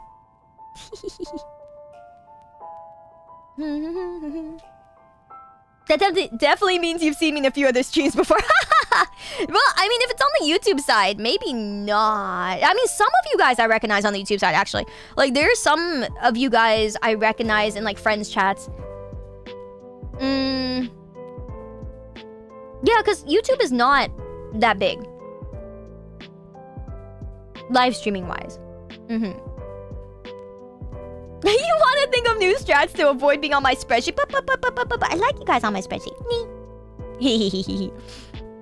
Nah, it's okay. It's more that I think it's because I don't know what it is. It's a combination of caring. I care in a lot of different capacities. One is because I actually see you guys as like individuals, and so I care about what you guys say, and I care about getting to know you guys. And then the other thing is, like, I care if you guys say things that, like, hurt each other or hurt me so that we all can feel comfy and have a good time. So if you guys say something that, like, you know, I think shouldn't be said, or, like, that I think others don't like or something like that, then I kind of, you know, it's kind of, you know, partly my responsibility to see it too, right? Like, it's our mods' responsibility, but, like, even then, it's not like their stream, their chat, or whatever. It's not like, it's ultimately my fault. So I'm like, yeah, that's kind of the thing. But yeah, then there's like the yeah, I don't know, I just care. Like, I don't see you guys as numbers, and I see you guys as like, we're a community, you know? I think it's great. And when I scold you, it's not because like I hate you. It's because I think that you can do better, and that we can just hang out and vibe. Also, I think like if people don't say what makes them upset, or people don't say what makes them unhappy, then everybody just secretly gets unhappy, and then shit blows up, you know? Like, that's not fun. So I think it's just nice to be like, oh, I don't like it when, you know, you do this or something. This hurts my feelings. And then it's like, okay, I won't do that. Or maybe we can negotiate, you know? So it's like that. Yeah. A lot of other streamers talk about chat as a whole. It's nice to see you. Nice you see everyone as individuals. Takes a lot more brain power. It does a little bit. But yeah, I also don't expect this out of other people because like for me, it's a lot more natural than people would think. So I appreciate that you guys like it though. Thank you. There are some times where like I can't see all, you know, everybody's chats, but I read a lot of chats even when I'm speaking and stuff like that because I like chatting with you guys. Yeah. Therefore, we are the middle child. Yes, YouTube is our beloved middle child. Life's been kind of boring recently. I think I need you to yell at me once in a while. All right, I got you. Techno, yeah? I got you, man. I got you. Jump into like my Genshin game and I'll insult your like C4 Zhongli. I'll be like, why isn't it C6? Garbage. Where's the carry, man? Where's the carry? I feel like a lot of streamers lose their way when their viewers are just numbers. I get that. Like, yeah. That's a League of Legends? No! That's how you get banned here. Fuck you! How dare you mention that in our sacred place? Insult him in League? See, yeah. See, you guys know. You guys know. That's funny. I'm kidding. Feel free to say it. I'm joshing you. Patrick, thank you so much for the 4 months. Are you really pulling out that it hurts me more than it hurts you? Yeah! That's so true! You're fine, Raby. I'm kidding. It's a joke that I just like, ew, League! I actually want to save my friends from League. I have friends who play League, and I'm like, God, there's so much else you could do that's better in the world. God, actually. God. There's just so much. I will save you someday. Thanks so much for being in the lead, Patrick. Thank you, man. No, seriously, sometimes it does hurt me more than it hurts you. I play League. Oh, you know a VTuber actually banned that word? Fucking tell me. I want to, like, pay them respects. Chasing, thank you so much for the 1,000 bits. That's insane, man. Thank you. That's so funny. Oh my god. That's so fucking funny. I can't. No, tell me it's not Ugu Bear. Is it really? Did you shout out Ugu Bear? Because it's Ugu Bear. Tell me it's not Ugu. That's fucking hilarious. Wait, no, it was just in chat. Okay, good. Because I was like, wait, was it actually hurt? Okay, Ugu, all you have to do, girl, is you just ban it from your chat, and then you'll never think about it again. It's good. Save me for like, yeah, see, exactly, right? Yeah, it'll be good. You want me to say the name? Okay, maybe don't out them. No, it's not too bad to out them for that. Yeah, tell me.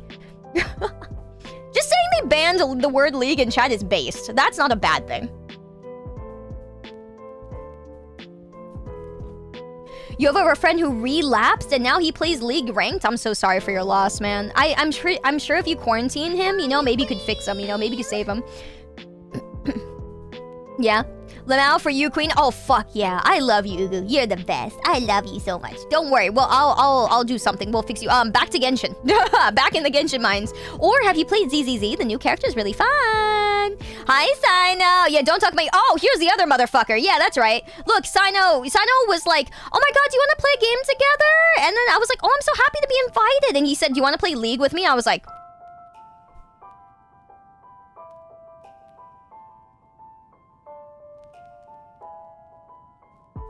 I like said nothing, and then I was like, I had to like read that and then walk away and then come back to it like a day later.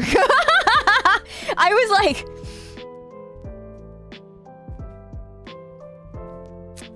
why? What do you mean why? Every reason why. Bro, there's so much else you could do with your time, with your mental, with your, like, you know, your life, your job, your food, your socks, your underwear drawer could be like sorted or something like that. I want to be Ludwig, but you know, I mean, but there's so much else you could do. You know, your mom, yeah, with your mom, your dad, your family, your sister, your cousin twice removed. Crazy, man. Leave me alone. No, we must save you. We must save you. Surely we will fix you. Friendship ended with the word League being mentioned. Yes, 100%. We can, yeah, no. It's either I fix you or someone's gotta fix you. Yeah, someone's gotta fix you. What do you want? Money? What? Money? Art? A gift? Like, you want my socks? I'll give you my socks, dude. Anything. What do you want? What do you want? What do you wish for in life to quit League, you know? What is League filling the hole of in your life, you know? There's surely a hole in your heart that something needs to be filled for, my man. Tell me what it is. I will work hard for you. We will get that. You know what I'm saying? Yeah, don't worry. Yep. I can all the above. I can sell the socks to someone.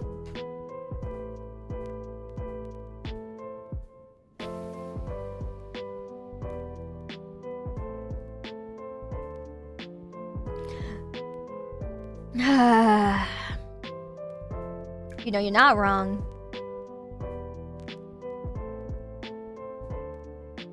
I'll start playing League just so that Sayu gives me her socks to stop. Wow. Wow. You know what? Honestly, good play. Good play, my man. Good play. Alright, fair enough.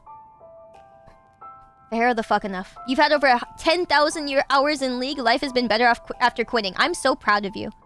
I know it's hard when you're familiar with something, but it's like abuse, you know? When you're used to getting hit or punched, you know?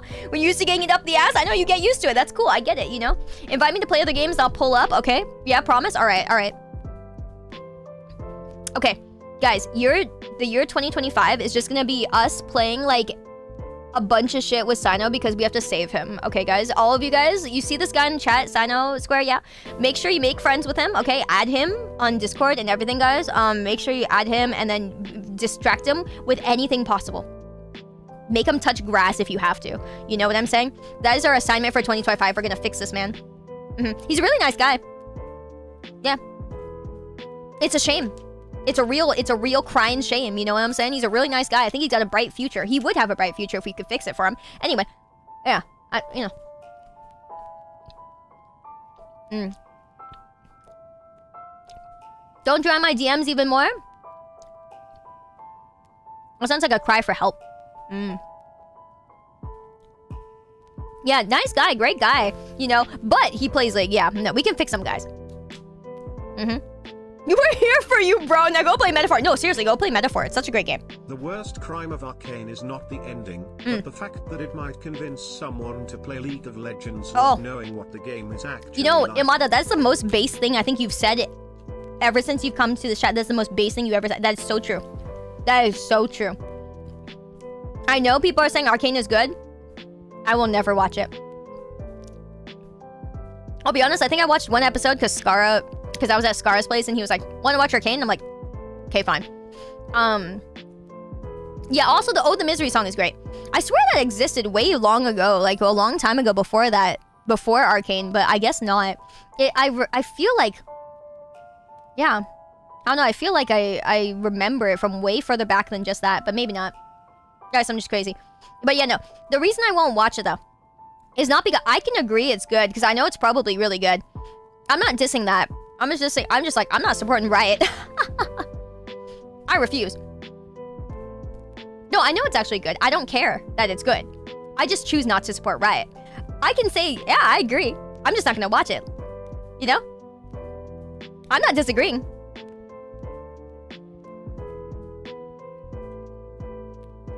There's nothing for the fans to be mad about. What about TFT? Do you hate it as much as League? I don't hate it as much as League, but TFT also is like, eh. Because I used to play TFT. I tried TFT. Changing the rules up every 2 weeks? Not a fan. I hate it, but you're so right. We got you, Sano. Don't worry, man. We'll adopt you. We'll fix you. We got you. It's a slow process sometimes, but don't worry. We won't give up on you. Hopefully. Anyway. Yeah. Like, there are a lot of shows and a lot of games I can agree or I can just say are good because I know they're good, you know? But I don't have to watch it and I don't have to, like, be a part of it to know they're good. It's like JoJo. JoJo, I'll probably never watch, but I think it's good. I think that's kind of a take that I had ever since, like, maybe several years ago. You know, as you get older, you just kind of understand that, like, you don't have to be part of something to agree and know it's good. You know what I'm saying? Like, yeah, there's a lot of things like that. Like One Piece. I can say it's good. The art style's not my type. I'm probably not going to watch it because of that. But, like, hey, I know it's good. I know it's good. Yeah. That's all you need. You should know it's good. Maybe someday I will, but I just know it's good.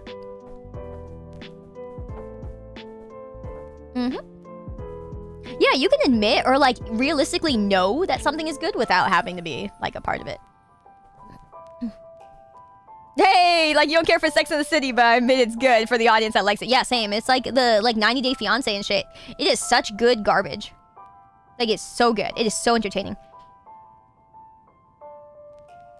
Yeah, right, Risco. Yeah, I get you. Aw, thank you, Raimi. I appreciate that. Thank you. I look forward to seeing your art. There's not enough time in life to consume all the good media. Exactly. But that just doesn't, yeah, it doesn't mean it's not good. Exactly. I feel like that's one of the things that becomes like an adult take, right? Like, you know, that's a very hag take. It is a very adult take that you understand and know for a fact that a lot of things are good without having to be a part of it or having to experience it yourself, you know? It's like that trust and that knowledge and the insight that you have to be able to accept things and know how things are without having to like be a part of all of it. Ah, thank you, Pipro. Yeah, watching clips is good too. Me with Breaking Bad. Ooh, I do want to try that someday. I want to watch Breaking Bad someday. I don't have anyone to watch with, but maybe. Yeah. Maybe indeed. Okay, so let me get back to our little stories. We're about halfway through the stories. We're a little over halfway. So yeah, I'd like to... let's go through a few more stories and then we'll keep yapping, yeah, guys? So this next story is from Fudge Top. So one of our regulars, okay? It's a gift story, so I'm excited for this because I told you guys, I like gifts a lot. Yeah, Breaking Bad community night. Exactly. Definitely looking forward to that. Heh. Okay, so he said, this was a time when my friends got me into the Warhammer hobby. Holy moly, the man started with Warhammer. Okay. And won a tournament just to give the prize to me for my birthday. Whoa! That's so sweet. Okay, so he said, my friends got into Warhammer, and as the meme goes, it's crazy expensive. Okay, great, because I really do think it is. I had bills to pay, and I wasn't even out of college. Oh, God. Actually broke. I was literally the only person who didn't play with real models. Then one day, they joined a local tournament. I was visiting just to support them. I didn't know that their plan wasn't only to win the tournament, but also to pull together the prize just to get me a huge box of Warhammer models for my birthday. Oh, my God! So wholesome. Thank you, placeholder. I see you next time, fam. Thank you. Thank you. Love you, fam. That's beautiful. Oh my God. The reason that this was really important to me is because at the time my family and I weren't very wealthy. I didn't have a lot of stuff growing up either because I'd been their breadwinner since high school, and I'd either have to give everything I earned to my siblings or be forced to sell my stuff for my family's bills. That's all. That fucking sucks, man. My heart. Oh my God. No. Man. He's a family's boy. We love those. So this was literally the most expensive gift I've gotten, and not only that, it showed me just how loved I felt, like, by my friends and how much they wanted me to share this hobby and community with them. That was years then. Right now, I'm way better off now that I have a proper job. I still support my family, but I also have enough funds to continue my own hobbies and also support VTubers I love like you, Sayu. Oh, thanks! Oh, he's so sweet. What a great guy. My friends and I also start our own events and tournaments in the community to do the same thing for people. Get newbies their first armies and all. I even paid the act forward by doing the same thing and winning a tournament to gift my best friend an army box too. Oh, might be weird Sappy. I love Sappy. You might think this is a curse since Warhammer's crazy expensive and all, but gifts mean a lot to me. I think gifts are very important. Everyone has different love languages, and one of my love languages is definitely giving and or receiving gifts. You know, like, I love, you know, like, words of affirmation are big to me too, but like, when you put like your feelings and your time into something, and you know, your time and money into something and give it to someone else like that, it's such a beautiful thing, you know, that they can keep and look at forever and go, wow, you know, yeah, exactly, it's so beautiful. Yeah, it's not about the price, but knowing that I'm appreciated enough that they literally give up their price for me was a nice feeling. It's especially nice when it's a gift about something you love, but due to current situations, you couldn't get. So I hope you give your loved ones that are meaningful to them this holiday. Love you, Sayu, and the Sincro Nights. Thank you. I love that.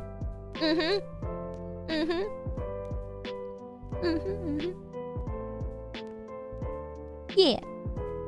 I think even generic gifts can be good sometimes. Like, sure, it doesn't mean that they know you super well, but at least they were willing to, you know, give something forward.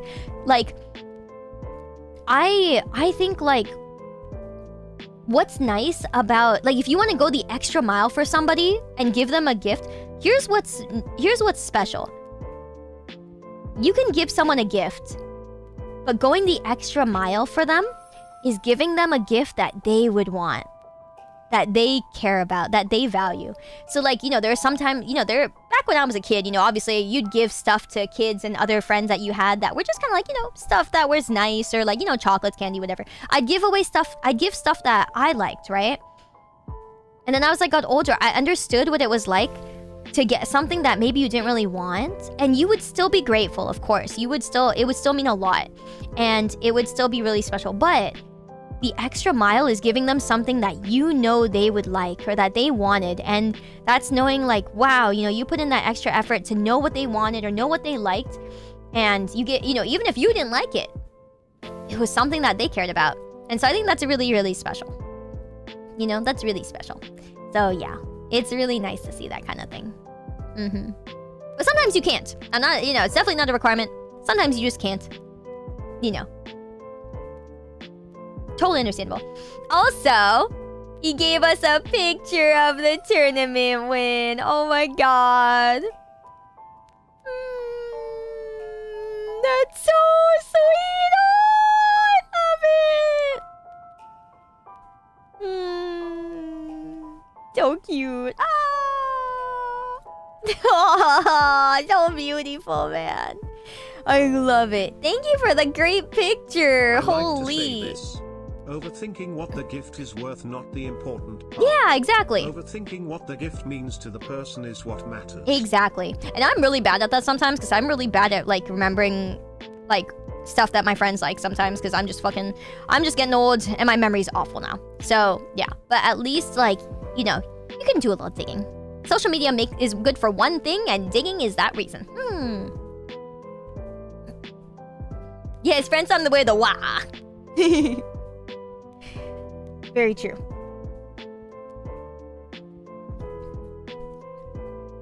Okay, so here's what's great, guys. We have a story from Kohi Mama, from our wonderful artist Mama we love so much, who I love so much. Yes, my wonderful Kohi Mama. Oh my gosh. Yay! I'm so excited. This is gonna be sweet. Thank you for writing in a story, Kohi Mama. I love you. Yes, Mama love. Oh my god. So much Mama love. Ah. Man. I'm so happy. I love Kohi Mama. Kohi Mama's the best. Okay, so the story is, as you get older, Christmas loses some of its magic. You eventually learn that Santa isn't real. The reindeer footprints were made by the hands of your family as you fell asleep, and the presents made by elves were stored in your parents' closet from a toy store since the fall. Oh my god. This is so real, honestly. But what remains in its place is a nostalgic warmth, things that remind you faintly of that childish wonder. For me, it's the smell of 2 Cornish hens baked snugly side by side with carrots and celery. Oh my god, really? That's wonderful. Wait, that sounds so good. What the fuck? Oh, that sounds really good. Damn. Oh, buttery mashed potatoes with thick brown gravy, and that one time I could drink a cold glass of cherry coke with dinner. Wow. Wow, wow, wow. I love that. Oh, that sounds so good, though. Man. Those were, there were Christmas cookies and cake, and then once there was a chocolate mousse, and the only way I could ever remember that was because it stained the manga book I was foolishly reading one-handed at the time when I held that shaky tablespoon. Oh my god, that is so based and also so, you know, rip. 07 for that manga book, man. I joined to hear Santa's not real. I don't believe you. No, don't listen to us. Yeah. Childhood Yuan, bro, if I have a kid, they're gonna believe in Santa until the day they die. Okay? Anyways. No, I'm kidding. Until someone else tells them. It's not gonna be me.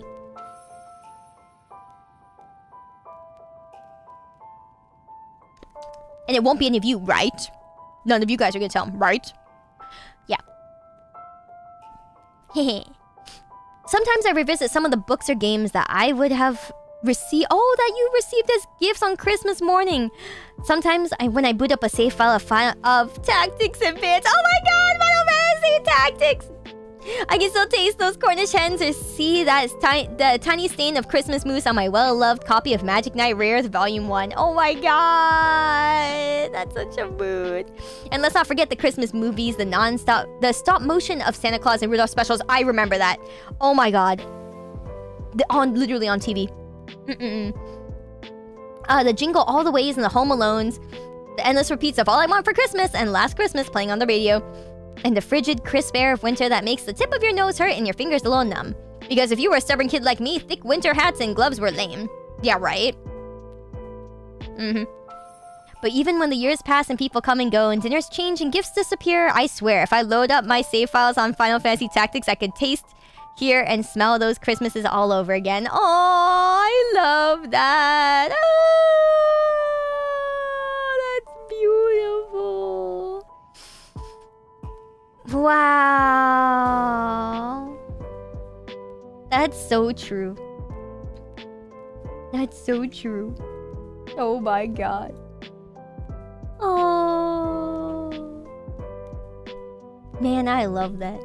And we get the beautiful picture. Yo, that was the one that my sister had. That my sister still probably has, actually. I swear we kept our JBAs. But yeah, that was the one that my sister had. She had the pink one, I had the black one. Wow. Yeah, you know what? Lucky as we were as kids, California weather made it so I didn't have to wear the, you know, the quote-unquote funny-looking hats and gloves and stuff. Very fortunate on that part. I did appreciate that. I think that's why I don't like wearing a lot of those things nowadays, is because I'm just like, man, you know, I didn't have to wear this shit before. Man, that sucks, you know? I don't mind wearing it every once in a while, but having it be a normal day thing, that sucks. It's too much effort. But yeah. Probably just because I'm not used to it. That's what I get. Christmas clothing is Peem. What? Peem? What is Peem? I don't think I've ever heard that. Now I'm curious. Okay, I'm just making my eyes not dry. I'm like, oh. At least my eyes don't burn like they did yesterday. Shit, man. Well, not burn, but they like stung so hard. I was just like, ah, my eyes. Zoomer slang for good or best? Wait, really? That's an actual thing? Oh man, I thought that was like... That was like a misspelling of something. Christ, man. These kid terms, these kids are using now. Oh, God. Poor grandma doesn't know. Thank you for teaching me. I don't mind knowing. I think it's nice to hear them and know. I'm just like, man, I'm so old. I'm really old. I'm not even that old. I'm not even old. My God. Golden Gate, thank you so much for the 19 months of Elite, my dude. Thank you so much. Happy holidays to you, and thank you. Thank you so much for the support. It really does mean a lot, man. Thank you. Thank you, thank you, thank you. And to Suki, always good to see you, man. Thank you for the 54 months of the 19 streak. Dude, the 54 months is insane. That's actually crazy. 54 months? Wow, man. Wow, like that is special. Thank you so much though, dude. Thank you. We are so hip here, but our hips are not. Dude, oh my God. Yeah. You know what? You're just right. And Nimewi, thank you so much for the 19-month streak too, dude. Thank you. 19 months in a row and still going. That is crazy, man. Thank you. Thank you so much. I notice you have a hater of technology. Anything in particular? PCs. Computers are way too convoluted. It should just work, man. PCs can't even diagnose themselves when they're broken. Like, you know, they can't even tell you what's broken. It's just like, this is broken. I can't boot. I can't even tell you what's wrong. Like, what the fuck, man? It's like basic functions cannot compute. Oh my fucking lord, dude. So yeah, that's where I draw the line. You know what I'm saying? Thank you for understanding. I don't hate pieces, but there's so much that about them that's just kind of like, give me a break, man.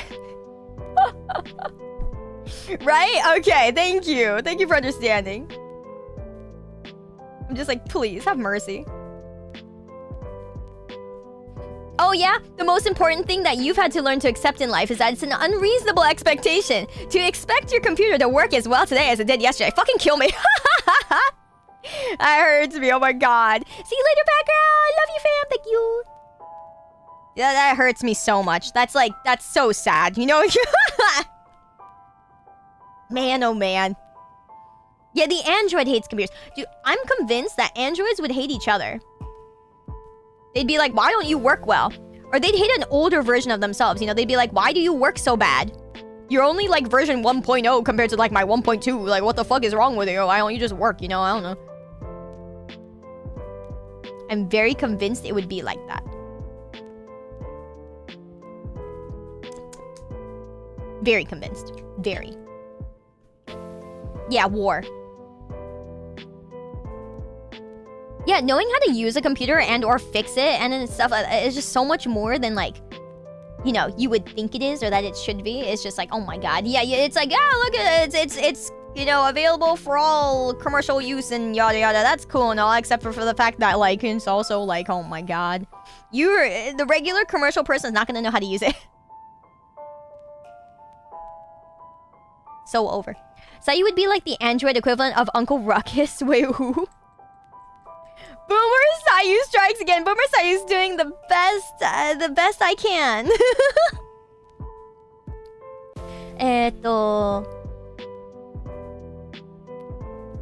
しのち。しましのち。イッキさんでいいんですか？日本語全然 OK ですよ。チャット内で。うん。いらっしゃい。ありがとうね。優しい言葉。ありがとう。ありがとう。はじめまして。いらっしゃい。こんばんはす。Let me see here. What do we have for this one? Okay, so our next story is anonymous, but oh, it's a Christmas memory. Okay, side tangent about this winter at the end. Very nice.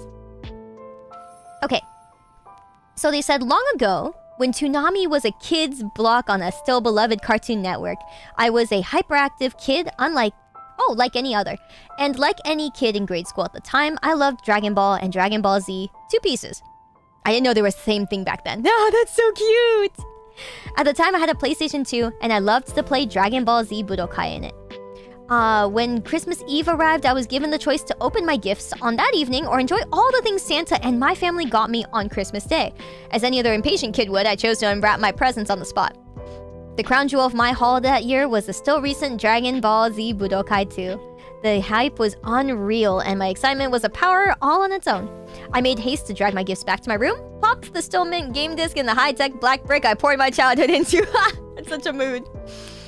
And this, I was in bliss, playing through the board game story mode all night long. With no cares in the world, hours felt like minutes as I put the likes of Frieza, Cell, and Boo in their place by the sun's rising. The rest of my family was baffled I went without a wink of sleep, but the holiday joy felt in that single night had not been matched since, as that bliss had stuck with me to this day. Good times. If I may filibuster just a bit longer about more recent times, I decided to give the Rosario Vampire manga a proper read this year, and it's been a bright spot for me. Oh, that's great. Enough so to buy the manga a few times over, commission fan art, generally engross myself into the series. Pretty recently, let's see, Ikeda, has been bouncing back from health issues and arranged an art exhibit to Rosario Vampire. Okay. Since the exhibit will have come and gone after the 9th, and I won't be able to make the exhibit in person, I'd like to put out a wish to any gift-giving Jolly Saints listening in that be able to get me some kind of blog about the artworks and fun facts on display after the fact, so I can learn just a bit more about my new favorite little monster school. That's nice! I love that. I love that. Dude, no, that's great. I never actually properly got to read Rosario Vampire. I've definitely seen it a lot in passing. And I never sat down and read it either. Maybe it's time to read it. It's one of those that I knew existed back in the day, and I just never got to, I never got to read. Oh, Black Mage. Oh, I'm getting to your story. Add to your story. Let's go. Thank you for submitting, dude. Thank you. Okay. So, Black Mage says, I was eating Christmas dinner with my family. My uncle made the mashed potatoes and gravy, and he put far too much salt in them. That's such a mood. Nobody could taste either the potatoes or the gravy, only an overwhelming amount of salt. It was quite terrible, and you could see on everyone's faces, but nobody said anything, thinking it was more polite to just not say anything and just eat. Then my cousin said, So you like potatoes with your salt? We all had a good laugh about it. It's become a running joke with us ever since then. Hey, I love that, man. Never enough salt. True. Never enough butter. Oh my god. I was literally the definition of you like your butter with potatoes. Oh my god. So over. Thank you, Black Mage. Thank you. That's so sweet and I love that. I love that. I love that. Hey, Blackjack. Welcome back, man. Was that the chick with, the anime with the chick pulling the other's boobs out in the open? What? I don't know. I don't know. It's the one, isn't the one where she has like that, the dress shirt and the long hair and, yeah, and her boobs sticking out of the dress shirt. Surely. I probably got the wrong girl. Goddamn.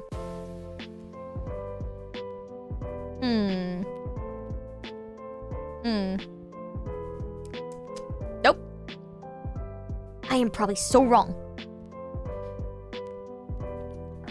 But anyways, let's see here. So we got another anonymous one. A Christmas story about 14 years ago. My family had a grandfather visiting and staying the night. So he was borrowing my bed for the night, which is why I was sleeping on the sofa. My niece and 2 nephews were also having a sleepover, as one of my sisters and her son were also still living with me and my parents at the time. So then Christmas morning, when the kids woke up, they very excitedly ran down the stairs to get their presents. This in turn gave my dog, a golden retriever called Chad, a burst of excitement as well, who then jumped off the sofa where I was lying face down and sat on my head. So I was awoken by my dog jumping onto and then sitting on me, and then I reached behind me to try to get him off.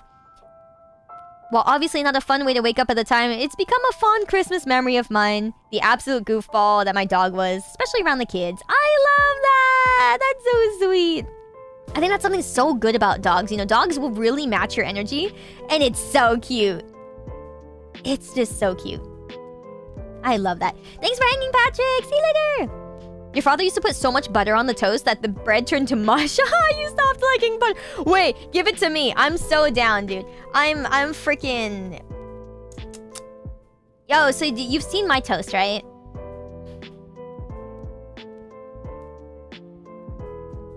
Toast? But then I fix it. Yeah, butter with a little bit of toast. Yeah, butter with a little toast. Exactly, mama, exactly.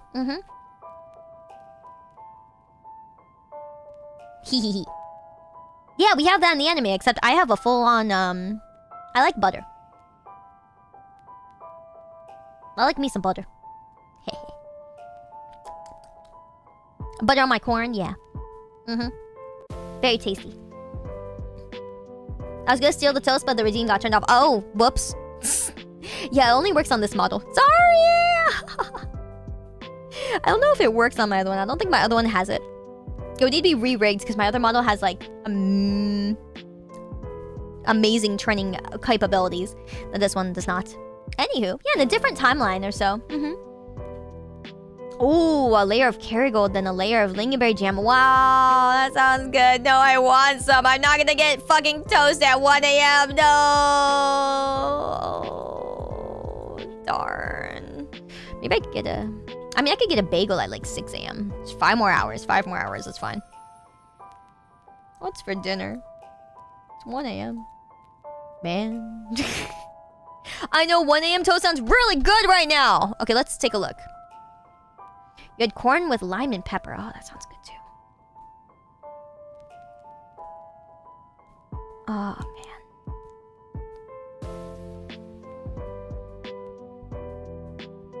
Let me see here. 1 second.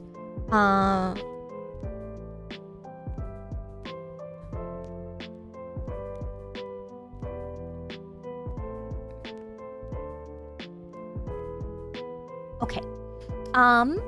Hi, Talon! It's 1 a.m. for you. I love your content, but why are you so awake? Thank you! I appreciate that. Thank you, thank you. It's nice to meet you. Yeah, I'm awake because I'm a degen. I'm a bit of a degen. Although, today, I was able to reset my schedule back into, you know, normalcy. So, I woke up today at like 10 a.m. because I went to sleep early, and that's good because I'm going to be on the East Coast soon. So I'm like, haha, I've done it. I was normal. I went back to being normal.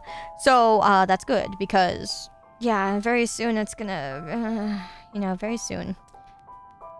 I'm gonna be very far. And then I'll be still on a normal schedule, so it's good. But God, I gotta say. 4:30 a.m. here, gotta go shopping, wake up, mood. Are you doing Christmas shopping? That sounds fun. Okay, let's see if there's any toast, guys. On the magical delivery app. Breakfast. Yeah, I'm trying to get breakfast at 1 a.m. I hope you fix yourself soon, Praj. Thank you. Thank you. I know. Being normal is painful. It is painful, but it's okay. I'll be on the East Coast, and so I'll be with I have to be normal for like 3 days. Maybe a little bit longer. If I go, like, you know, okay, so Disney World is actually open till like 11 p.m. So like I'm totally not doomed, but then again, it would waste away a lot of the day. Okay, guys, nothing is open realistically. Like fucking Denny's, you know what I'm saying? Like Denny's, Jack in the Box. Another Denny's. The donut wheel. I could get donut. Does the donut wheel do, maybe the donut wheel does, like... Okay, wait. Maybe the donut wheel does, like, bagels. Yeah, the other donuts. Let me see. Vegan donuts. Okay, that... Everything bagel with cream cheese. Let's see. Well, I mean, they do bagels with cream cheese. I mean, I could get it, like, a plain bagel. I like plain bagels. That's not bad. Oh, they have apple cider. You guys are a bad influence. What is an everything bagel? What the heck? Oh, I can get the bagel toasted. That's pretty much toast, right? Someone say Denny's? Yeah, but Denny's is so expensive for what it is. That's like desperation. That's like desperado food. Seriously, what the heck is an everything bagel? What is on an everything bagel? At that point, just give me the plain bagel, because I don't even know what everything is. Why am I ordering bagels at 1 a.m.? Yeah, desperation. For the toast. Some seasoning on it. Man, you're sleeping well, I'm glad. Yeah, I don't know, man. Like, what's an everything bagel? What the fuck? Man, thank you, Tabble. I'm glad you think so. Yeah, okay. Because it's either my choices are a plain bagel or an everything bagel. And so I'm like, alright, fine. I guess we're getting... the whatever. Oh, I can get it slightly toasted or medium toasted. I kind of like slightly toasted. Yeah, kind of like slightly toasted. I love cream cheese, and you're gonna give me extra cream cheese because they never give you enough cream cheese. And I think that's bullshit. Why am I getting a delivery bagel, guys?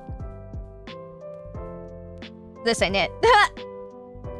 Let me get my fucking delivery bagel. No, I shouldn't do it. I shouldn't do this. The delivery bagel. I shouldn't get a fucking delivery bagel. Oh, a smoothie. No, I shouldn't get a delivery bagel. That is not right. Regular cream cheese or berry? They don't have any berry. They don't even have like a garlic onion one here. They're just like, it's a donut place, okay? They only have plain cream cheese, I guess. Yeah.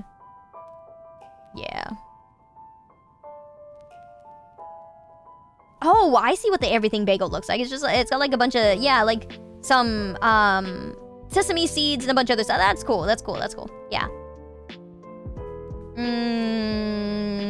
I could get a plain bagel sandwich. Of my life when Panera Bread stopped carrying the onion and chives cream cheese. Oh, did they? Damn. Damn, that is painful. No, but you know, like I told you guys earlier, maybe like a couple weeks ago, Panera Bread started having potato soup again, and that's what I got today. I was like, oh my god, thank you. Ever since they took it away, I never thought they'd bring it back. And I was like, oh, thank you for bringing it back. Thank you. That was like my Christmas gift of the year, is that they brought back potato soup. I was that one motherfucker always going on Wednesdays. I remember it was Wednesdays. They would always have the potato soup on Wednesdays, and I would go on Wednesdays and order 2 bowls of that soup, and I was like their sole provider for that soup, and oh my god. Yep. I really like the chicken noodle, but boy, is it expensive. Yeah, it does get expensive. I usually just do the, like, pick 2 and get 2 bowls, but yeah, it's still like 19 bucks, you know? Do I get the bread bowls? I love bread bowls, but no, I don't get the bread bowls there. Now I'm wondering if I get, like, 1 donut. I haven't gotten a donut in a while. What donut?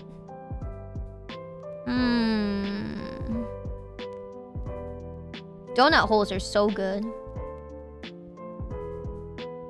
Man. Smoked salmon sounds so good right now. But where? I can't get any smoked salmon at 1:30 in the morning. What do you mean?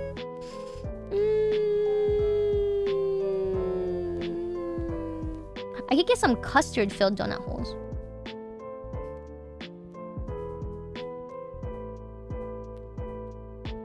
That sounds good. But it's so... so many. Doesn't donut holes sound so good? Okay, I want them with custard. I'm just normal donut holes. Normal donut holes. Okay. I'll get the everything bagel. Yeah, the donuts are nice for the hole. Yeah, definitely. Hi on the YouTube side, Techno. Hell yeah. I'll keep a stash of smoked salmon in my fridge. You guys do that? Is that normal? You prefer the one from IKEA? Less smoky and salty. Some of the sweet mustard feels good. Oh, yeah? Donuts are the only breakfast food. You feel like a weirdo.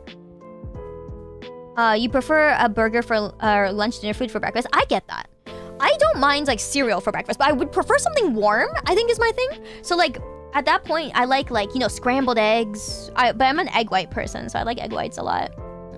I've always just liked egg whites since I was a kid. I don't know why. I don't know why. I've never liked egg yolk. It was just kind of gross for me as a kid. I'm kind of excited for that bagel though. I'm kind of excited for this bagel. Why am I excited for this bagel?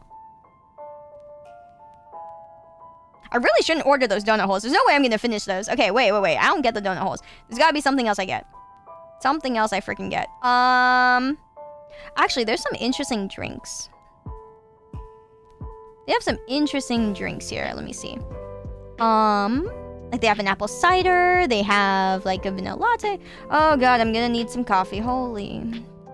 Or maybe I just nap before the thing. Cause like, man. Well, I'm gonna sleep on the plane. Yeah. It's like 6 hours from here to like Florida, from like, you know, West Coast, East Coast. 6 hours.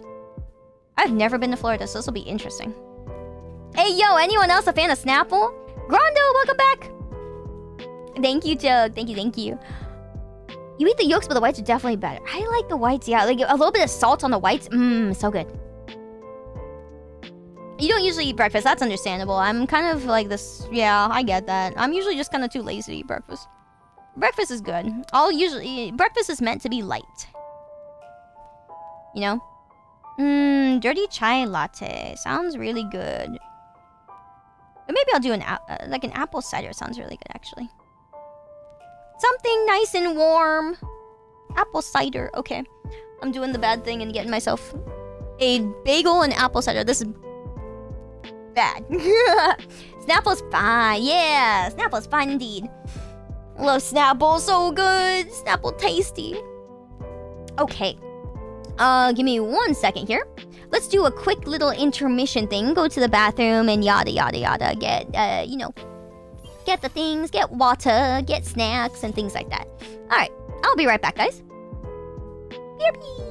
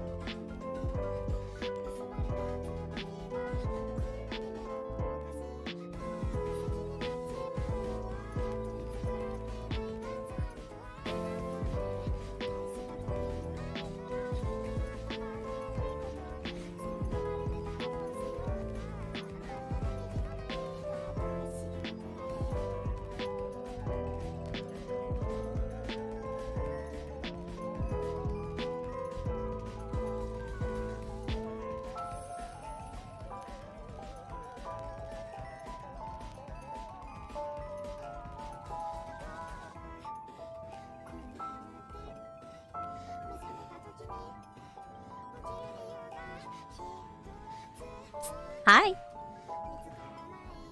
Hee hee. Meep meep. Hello, I'm back. She fell in. Hey! I love how you said that the moment I got back. That's so great. Tee hee hee. Okay. Where did I leave off here? Keefin, thank you so much for the 11 months. I don't know if I got to say that. I'm so sorry if I didn't. Thank you so much for being a T3. Thank you for the 11, my man. We're almost at 1 year. Thank you. And dealership. I see you hiding that. You funny. Thank you for 47. Holy crap. That's insane, man. 47 is crazy. Thank you so much. Alright, let's see. Where did my thing go? There we go. Welcome back, Grandma. Thank you, darling. Thank you, young whippersnapper. I believe I owed somebody a granny voice from earlier. I didn't get to do it. Whoops. Hi. Just wanted to say, no matter what you yap about, I always appreciate you spending the time you have here with us before vacation to keep people like me company, even if I'm cringe. You're not cringe! I'm glad you enjoy it. I'm glad you do. I want to do like New Year's with you guys too. I want to do like New Year's countdown and stuff like that. And I want to. I'm planning a thing with a friend so that we could maybe do. Okay, don't quote me on this because I think this will happen. I'm pretty sure this will happen. But for New Year's, I always traditionally do like hot pot with friends, and then I watch the Kohaku Utagassen, which is like the. It's kind of the thing boomers watch. I'll be honest, but it's been going on for like 60-something years, and it's a music competition between male and female music artists from Japan. And so they do it every year, and then they do the New Year's countdown with it. And so they all perform, like they start at like 7 p.m. and then they go for like a good 5 hours or whatever. So it's really, really cool. And so this year I'm going to be watching that too, hopefully. But I won't be able to show you guys that on TV. You guys will hear in the background maybe, but we're just not going to like watch it. You know what I'm saying? And so you guys will get to hear some of the really cool performances. But yeah, I usually do like hot pot at home, buy a bunch of ingredients, and then like, you know, do at home hot pot. But yeah, this year I thought it'd be fun if I could do a hand cam, and so you guys can like kind of, you know, see. It's kind of like a mukbang. We'll kind of do like a mukbang thing, and I think that'd be kind of fun to do on the kotatsu. So I will yeah, probably have that set up with like my phone and stuff like that, and I'll just stream it off my phone. So your hand cams are good. Thank you, Sky. I hope you guys will enjoy it. I think you guys will enjoy it. Yeah, we'll do a countdown together. It'll be fun. It'll be fun. Yeah, generally the times they're doing the countdown stuff like that, by the time Japan does the countdown, it'll be like, yeah, usually the program is over, so that means that I rewatch the program. You know, like I play it back so that it lines up with our time. So it's pretty convenient actually, because then I don't have to worry about like doing it on their time. That is just like, you know, oh, it's whenever like we start the video or whatever. I usually have like the replays of it and stuff like that. Yep. And I just put it on TV. So I think it'll be good. I think we will just, yeah. But yeah, so that'll be fun to do. Hee hee hee hee hee. Okay, let me see here. That said, we're down to like the last 8 stories. So yeah, let's go through the last 8 stories that we've got. They've been all really, really good so far. I'm so happy, and I want to, you know, definitely get to the rest. So this one's from someone named Ernie Cordova. Thank you so much for sharing your story with us. Thank you. It's a Christmas story, and they said first off, they're gonna give us a little background. So their family's not well off by any means. Their mother's not exactly a single mother, but married to your father has never given a shit about us, which, you know, very, very much sucks. So my mom always had to take the role of Santa Claus for me and my brother. This Christmas was when I was 5. I was obsessed with planes for some reason. I saw a toy plane at Walmart and it had this crazy cockpit, lights, music and sounds, movements. And for me at that time, that was huge. I never told my mom I wanted that toy, but at that point, I was able to understand that we didn't have as much money as other kids and families. I just saw that plane, played with it for a little while, like when, you know, Walmart would let us test toys and displays. letter day arrived, and mine wrote about some Hot Wheels and maybe some clothes or candies. And the rest of the month went by, and finally Christmas Day. You know, finally candy, no school, time to play, lays around and eat like a maniac.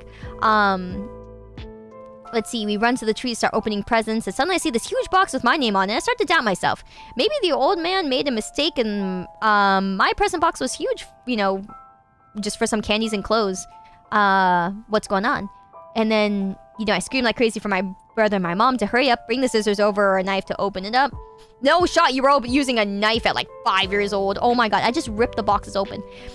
And they started to unwrap the box. Suddenly I see my name and at 5 almost had a heart attack. And it was the plane, the one from Walmart, with the crazy things and the movements. I told my mom that the old bloke made a mistake and bought me the plane I wanted even when I didn't ask for it. She just laughed and told me to keep a secret, and she would also keep it a secret. The years went on, and I have kept that plane. I'm way older than you can imagine, but I still keep it with me. After some years, and when I was older, I asked my mom, how did she know? I mean, I never told her, and my letter didn't have the plane. And she told me when she saw me play with that, she knew. She saved money for new tires and jeans that she wanted, but the moment she saw me play with that stupid plane, she just knew I wanted the freaking thing. Ah! It's so beautiful. She even waited until Christmas Eve to buy it so I wouldn't find it by mistake. She prepared the box and everything on her lunch break and kept it at a neighbor's house until we passed out from TV and turkey. Ah! That's... ah! That's beautiful. That's beautiful. No parent's perfect and there always gonna be discussion and fights, but there are these moments when you know they care. At least my mom did. The freaking plane still works and moves around, and if someday I'll have kids, I'll pass it down. Best Christmas ever. The turkey was delicious, and my mother, you know, mossed on a new pair of jeans and tires, but... you know, I was happy as I could be as 5 years old. Damn, that's beautiful. I hope I get to see it. Yeah, so they said they didn't have a picture right now because they're not home, but hopefully, maybe next month we get to see a picture of the plane. That's so beautiful. Oh my god, thank you for sharing that, Ernie. Oh, how's it raining indoors? Dude, my heart melting, man. It is beautiful. Oh my god.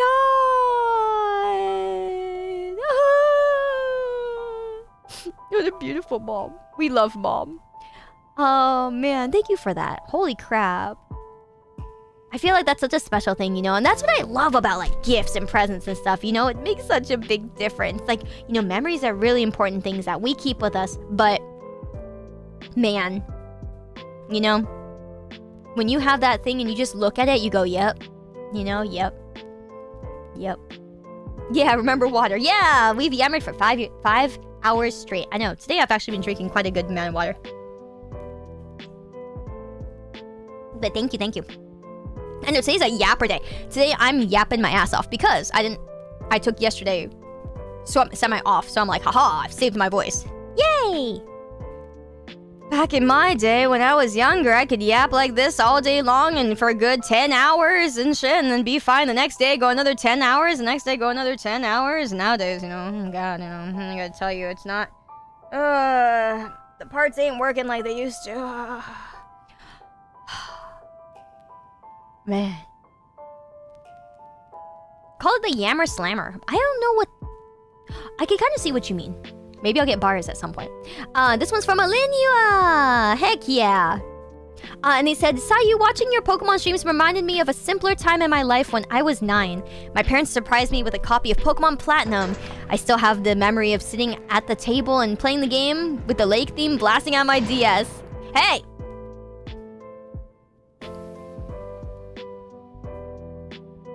Yeah, okay, fine. I guess I don't have to buy bars anymore.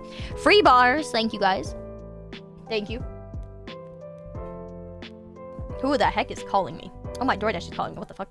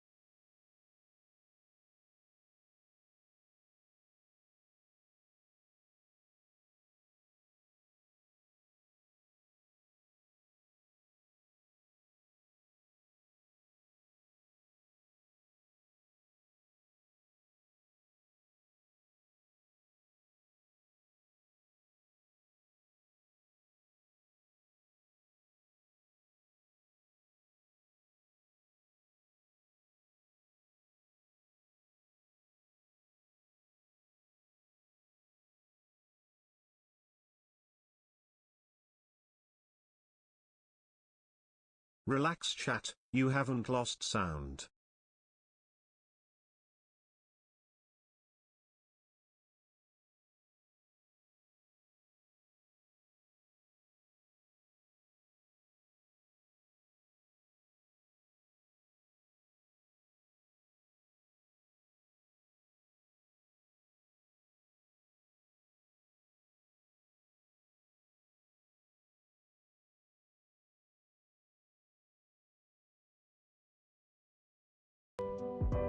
Okay, sorry, I muted the wrong thing. My bad.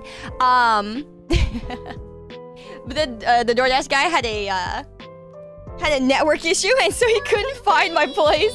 And I was like, oh, poor guy. Wait, she's sleeping? Good night. What? What do you mean I'm sleeping? Who the fuck? What the fuck? Nobody told him he was wrong? You guys just let the poor guy on the YouTube side think I was sleeping? You guys are bullies. You guys are bullies. Let the poor guy think I was just sleeping. Yay! My bagel and cream cheese. Mmm. Hell yeah, good shit. I love bagels and cream cheese. You know, the everything bagel pretty good. I don't know why it's called the everything bagel instead of just like the bunch of spices, random shit on it bagel, but you know, hey, we take that. All right. Sorry for the wait. Yeah, I had to like walk out and find the guy. Poor guy. Bully like our Oshi, for real. Don't worry, you guys will know when I fall asleep on stream. That'll be a thing someday. I think it's what was it?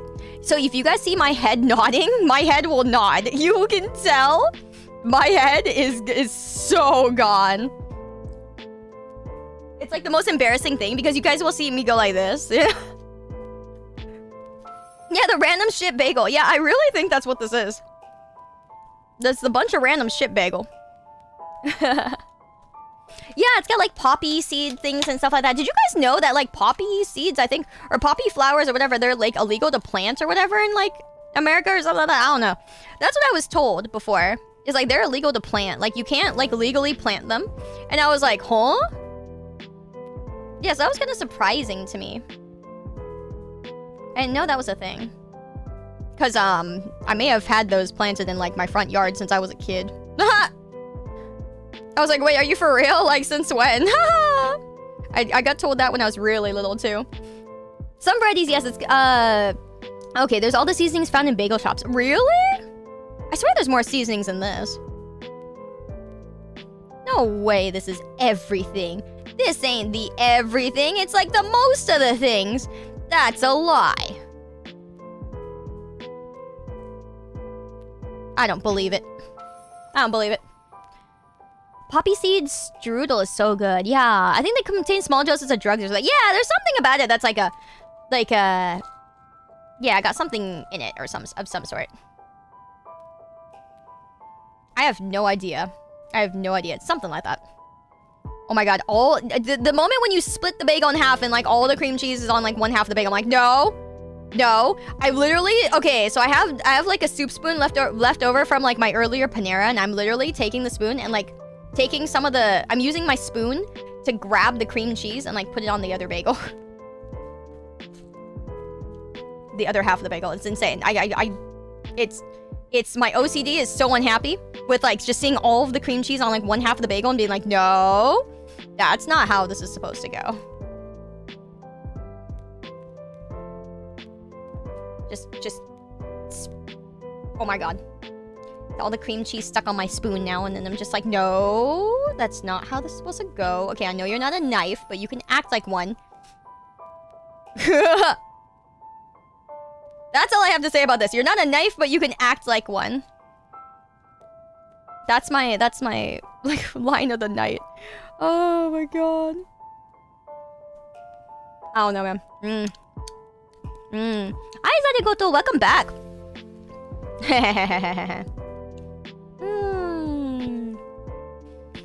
It's not hard to source them, but it's really easy to make a rather addictive painkiller from them. Oh!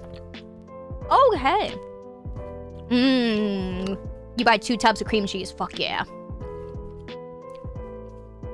Oh, there's a poppy that produces opium. Okay. I didn't know you were one of my people. Shaloms are you? Yeah. Skibbity. To you too.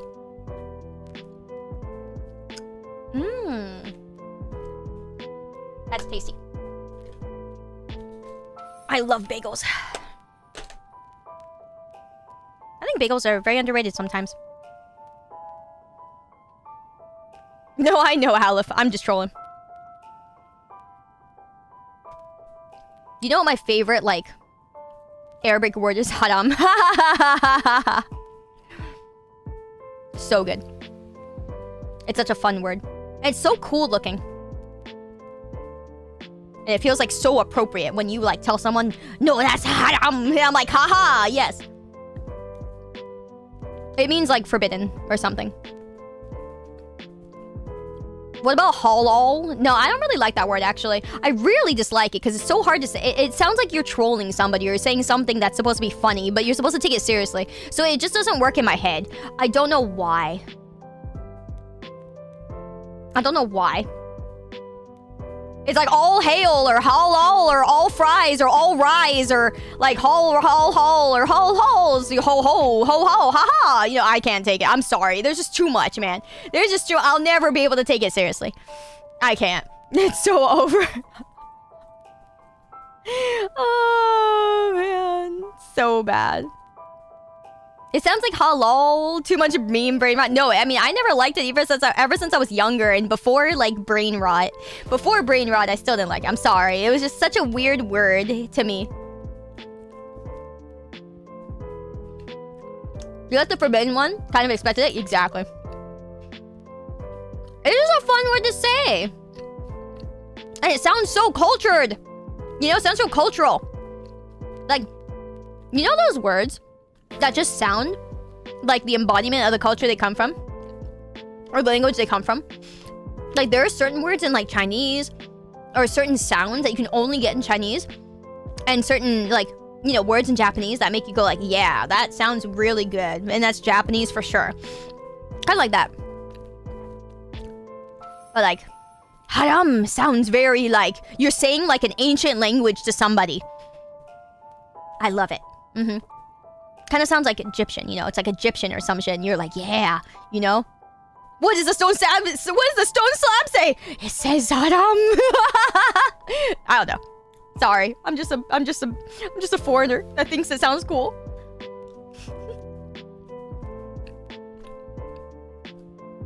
Kind of like oui in French. Oh, baguette.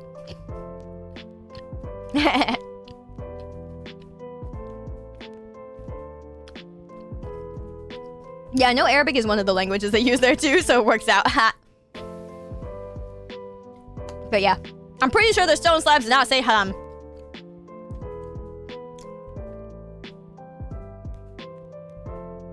Oh, your mother tongue is Arabic. That's so cool. I think Arabic looks gorgeous. Like written Arabic.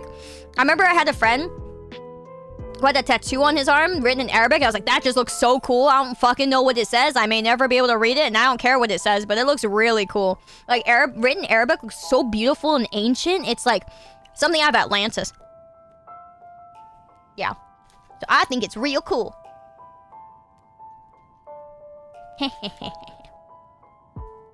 Anyways, okay, that sounded so foreign. Point being. Holy moly. Holy moly. Anyways. Okay, sorry. I had to stop in the middle of poor Alinia's story. Let me go back to this. Let me see here. Yeah, it's like next level cursive. Exactly. Exactly. Okay. So, Alinia's is pretty short and quick, but Alinia said, watching my Pokemon streams reminded her of a simpler time in her life. When she was 9, her parents surprised her with a copy of Pokemon Platinum, and she still has the memory of sitting at the table, playing the game with the lake theme blasting out of their DS. It takes them back to a much simpler life. They don't know where the copy is now. Could have sold it years ago, or might still be in the house somewhere. But my streams trigger this very great memory for them. So Merry Christmas, Mayoshi. Thank you. That means a lot, Anya. Thank you. I hope you get to find it.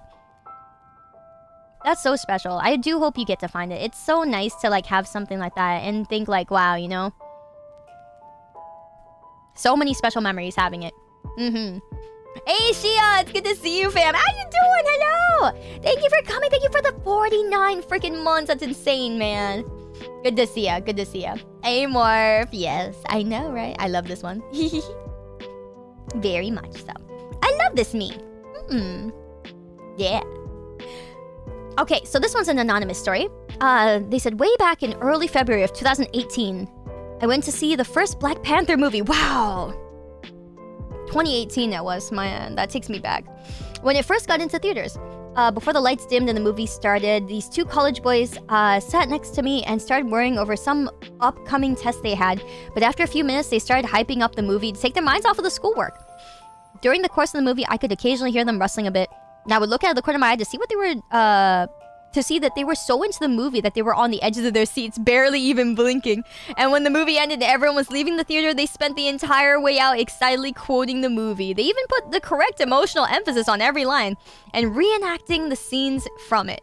They had clearly loved every single second of the movie all the way through to the point they'd even memorized a very solid portion of it in just one sitting, and they weren't afraid to show it. I looked around me and noticed that everyone was smiling at their antics. It's been nearly 7 years now since that all happened. I still think about them and tear up every so often. I know it's a relatively small thing, but I'll never forget the experience of seeing those two loving something that much, or the effect it had on everyone around them. I hope that wherever they are now, they're living wonderful lives just as full as love and joy as they were back then. Oh, I love that! That's so cute! Damn! That's so wholesome! Man, I love that. Man. Wait, we have multiple Egyptian people in the chat? That's so cool. I want to go to Egypt someday. I want to see the actual pyramids. And probably get robbed, but you know. Someday. Yo-Fror. Wait, Yo-Frore?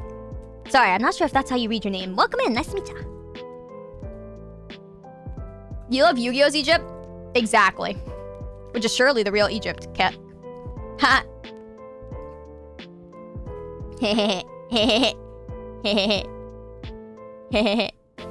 Cap? Hey, yo, it's still Egypt, you know? Hey, man, my pyramids are still pyramids. I don't know what you're talking about, you know?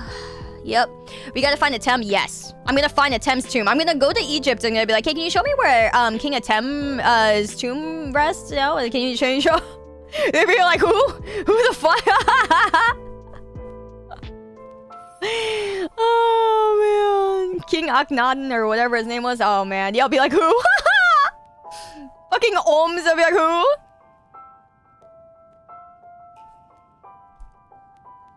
Bro, get robbed, exactly. No, I know how it is in Egypt. I'm gonna get fucking robbed, but it'll be good. It'll be like charity. I'll walk in there getting robbed on purpose, and it'll be like charity. It'll be fine. Steal the Egyptian god guys while you're at it too. Yeah, for real.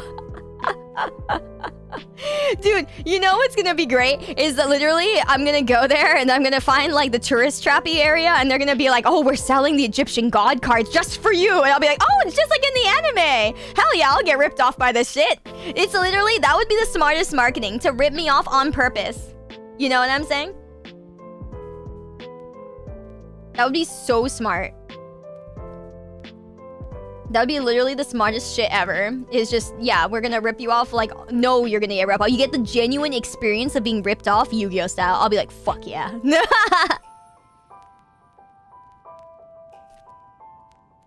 Oh, it's Frost and Fire. Cool name. Cool name. I'm sorry, I don't really know how to, like, pronounce it well. I'm just gonna end up calling you Yo. It's gonna be a Yo moment.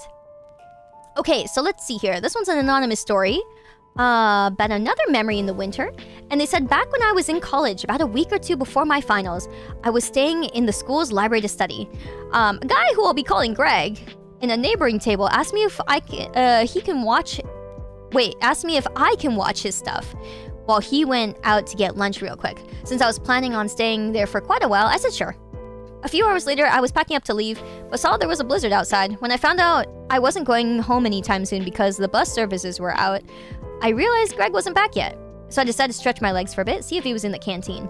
With how empty the college was at this hour, I wasn't expecting a lot of people there, but when I got to the canteen, I was greeted by loud music and a couple of people cheering and shouting. Turns out it was a Christmas party thrown by a couple of students graduating that semester. Greg was also there. When they saw me walk in, they immediately invited me to join.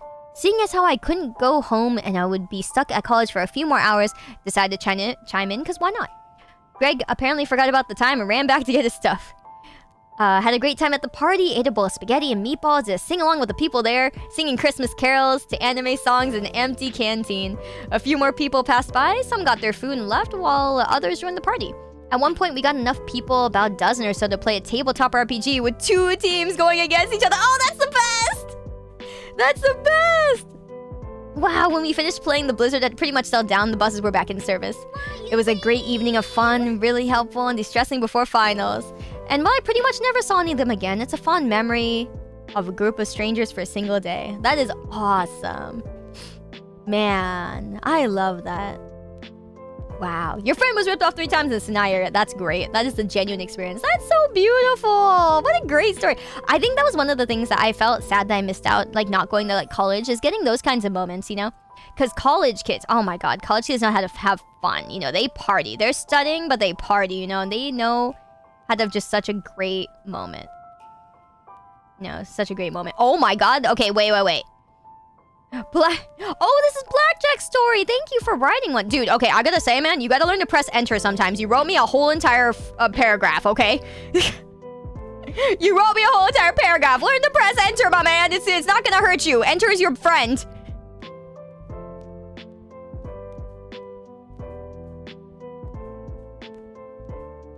Oh my god. You have a picture of the bracelet. That is crazy. What language was that? I don't know, man. It looked like Martian.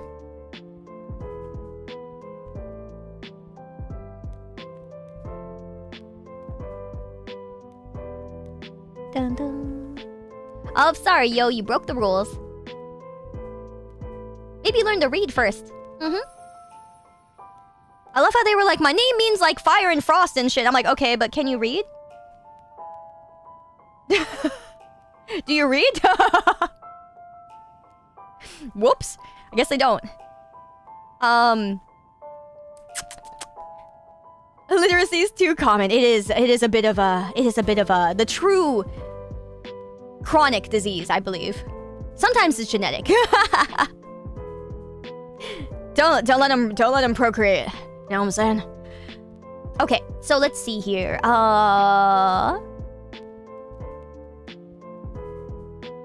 You're fine, Blackjack. I don't think you're dumb for not pressing enter. Okay, but let me see here. Let me see what I can make out of this. One sec here. Okay, so you said all the action took place at the end of December 2010. Wow, dude, that takes me back. Shortly before Christmas and New Year. It's really nice to see like older stories from like back in the day. It's really nice to see that. It was a great time back then, you know? Okay, so the story is more about a kind woman who was the principal of our school. My childish stupidity. Oh, okay. At the time of the action, I was in the 3rd grade of elementary school. Well, you're young. So let's see. My classmates and I decided to play snowballs near the school after classes. And it was about 2 to 3 o'clock in the afternoon. After a couple of unpleasant snowballs in the face, we decided to go home so that nothing accidentally happened. Aw, darn. Those are the best accidents. Everyone went for their backpacks, and I did with my best friend. Since I'm, you know, quite the tall guy, 6'4". Wow, wow. I'm sure you weren't 6'4" back then, but that is insane. You decided to use your long legs to climb the ledge faster while your hands were busy making snow. But at that moment you were climbing, your foot slipped, you fell right on your jaw. Oh my god. And it was quite painful. It turned out to be a bilateral fracture with displacement. And the right joint was completely crushed. Holy. Oh my god. And so on to the moment when you began to respect your principal. and consider her the best until the end of your days. Your friend, as the only smart, uninjured person in this situation, took your school bag, sat with you for 7 to 8 minutes, after which the pain did subside, and you went to school. Oh, that's good. Where we were met with a cleaning lady, and she sat me down at a table. My friend took my phone call to my mother, told her the situation. 15 minutes later, my mom was already at school. And, you know, the cleaning lady informed the principal about this incident, asked my mom if we needed help. She offered a taxi. And we went to the clinic. There, they refused us because I was a child. The clinic was for adults. By the time it was already 4 to 5 p.m., it's getting dark. Going to another part of the city, so that they would tell us something or refuse us at all at such a time was not an option. My mom called the principal, asked if she could help us, and it turns out she had some connections in the clinic because the school was right next to it. Next to a medical university. Wow, and they put a splint on your jaw, and you lived with it calmly for a couple of months. Oh my god, how did you eat though? That is insanely nice of your principal. I mean, that's lucky, man, that you lucked out with the principal. Oh my god. They put... Okay, so the picture you sent me, they put braces on your teeth, and then they put really tight rubber bands on your teeth to keep your teeth completely together. That is insane. You can only eat liquids? Yeah. Yeah, with the straw ones, your teeth fall out, for real. No, you know what would have been great? If, like, one of your teeth fell out so you could at least drink through the straw. Holy moly! That is crazy! That is crazy, man! Wow! I've never seen something like that before. You guys want to see? I've never seen what happens when someone breaks their jaw. I thought they just put you, like, in a thing, but that's trippy. I thought they would just put you in, like, a head brace or neck brace or something like that. Wow! Isn't that crazy? Like, I was like, whoa, they're actually just tying them all together, man. Wow. Right? Isn't that intense? Yeah, it's like Hellraiser shit, right? Yeah, that's what I was like. I looked at this, I was like... That's insane. Looks intense in third person, right? Yeah, I'm sure in, like, first person, you're just kind of like, okay, I'm cool. Wow. That is insane. Oh, this isn't your version. This is a different person's version. That is still crazy to see. Wow. Thank you for sharing that. That is kind of cool, man. We learning today. Wow. Wow, wow, wow. Thank you so much for sharing that. Oh my god, we get to Bellona's story! Bellona, yay! Thank you for putting forth a story too. Oh my god, thank you though, Blackjack. That is trippy, man. That is cool. I've still never broken a bone, so that's really interesting to me, because I don't know what it's like. Except for, you know, you can't itch certain parts if you break the wrong part. Okay, so Bellona said the greatest Christmas present I ever received wasn't any toy or new clothes, though I appreciated those, as I spent much of my childhood one misstep away from poverty. No material object could give me the joy of finally getting to meet my father in person after his release from prison, instead of having to talk over a phone. When I was barely old enough to walk, he was falsely imprisoned and he wasn't let out until I was nearly an adult. Much of what I went through as a child could have been avoided had he been free back then.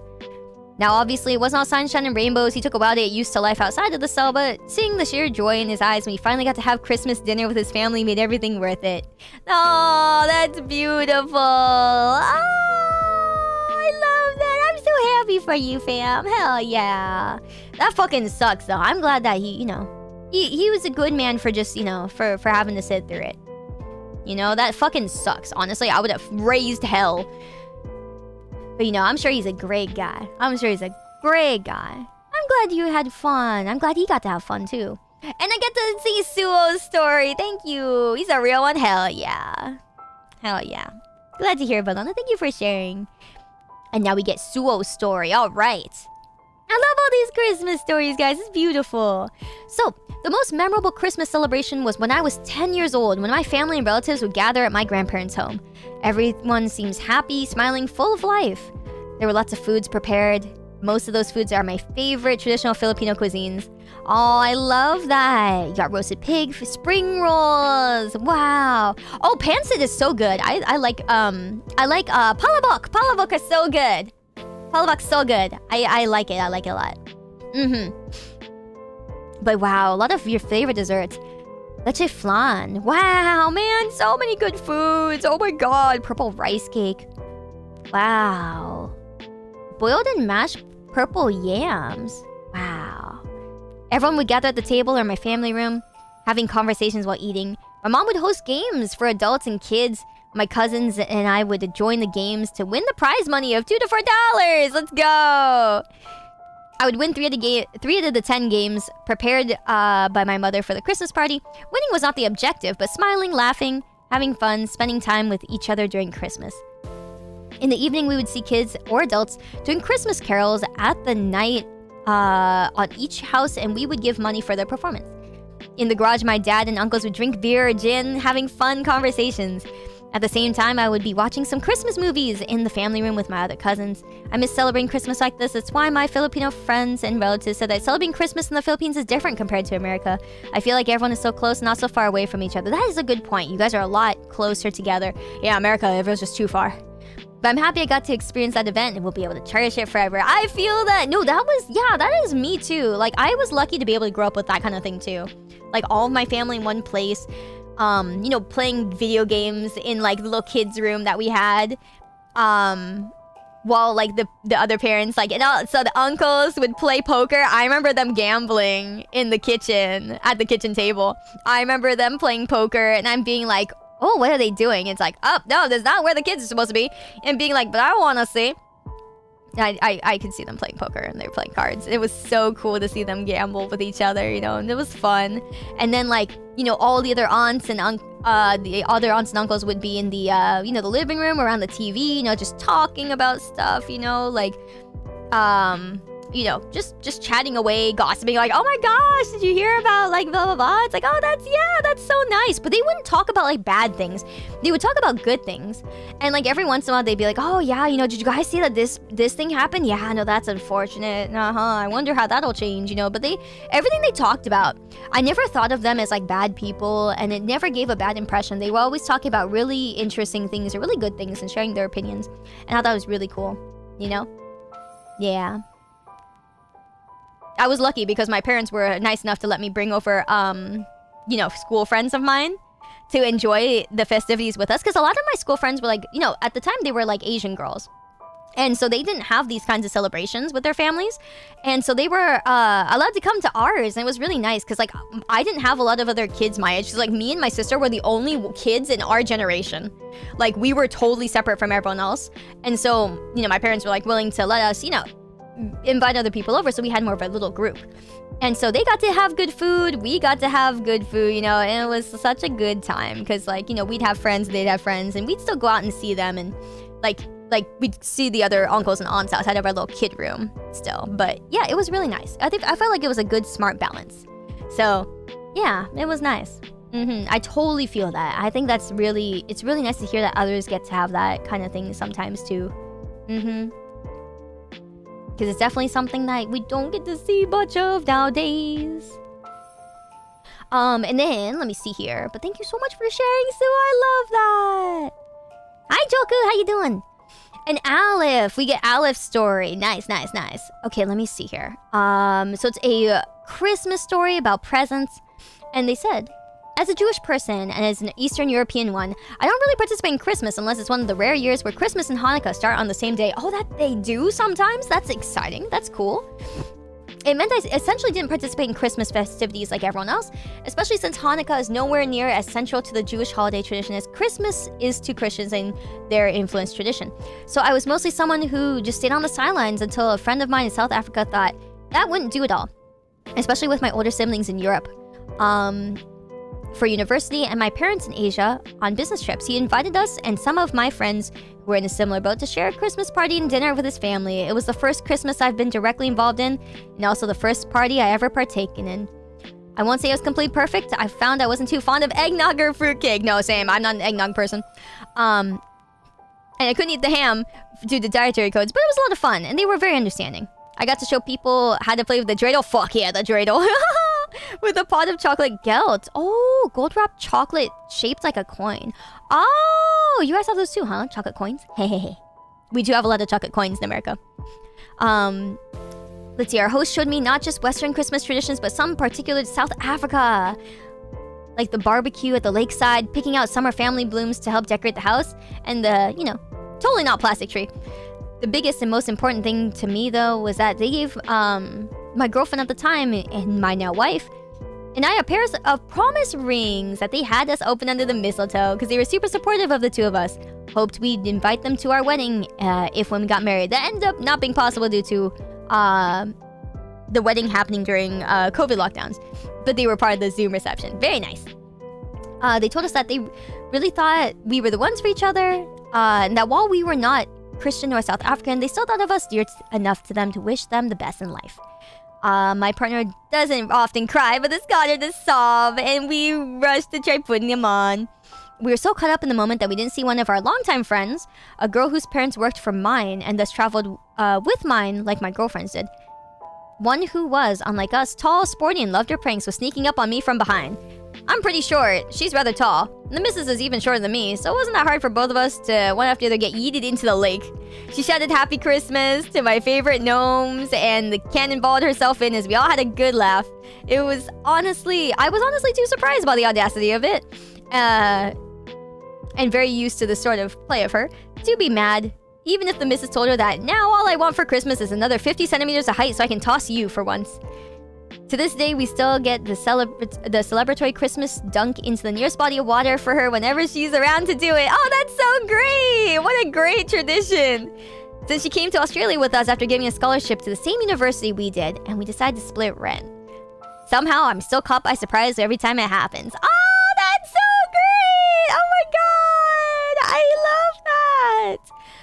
I love that. What a friggin'... That is such a great troll. He's like, oh, look, mistletoe. Here's some rings. So beautiful. Put them on. Oh, yes, so beautiful. Kiss and shit. And then she's just like, into the lake you go. That's so great. I love that. Oh, my God. Very nice, fam. Very nice. Thank you for sharing that. That's fucking awesome. That's so great. Thank you, Rezhan. I hope you had a nice dinner, fam. All right, and then oh my god, that's insane. What the? What the? What the? That is crazy, man. That is feels bad, man. Okay, and then our last story for tonight is a story from Nyastrea. Thank you so much for sharing. So this is a present from a memory in winter time. So on a winter day, the week after Christmas, I was playing a Pokemon TCG game at a friend's house until I received a message from my brother saying that this thing, he's saying he has this thing, and he showed me a picture of a cat.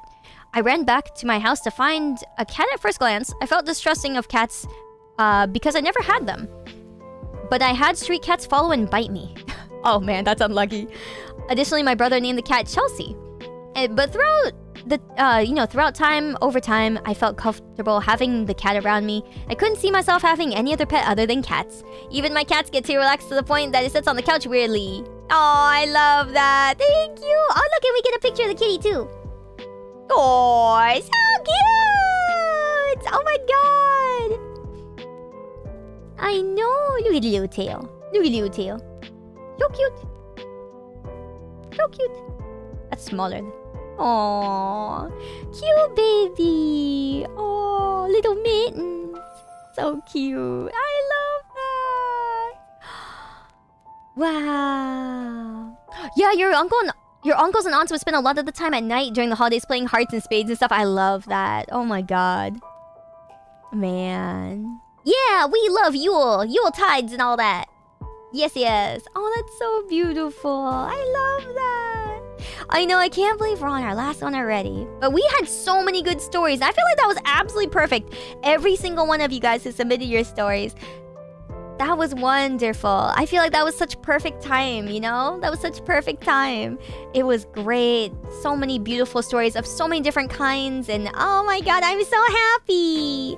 And I think like something that's great about this, and part of why I wanted to do it was like, I know it's really hard, especially if you're me, to lose hope in humanity a little bit. You know what I'm saying? Like it feels like we're losing hope, or like, and a lot of bad things happen on the internet. And so I think it's nice to be reminded sometimes, not just like about like touching grass, which is part of it.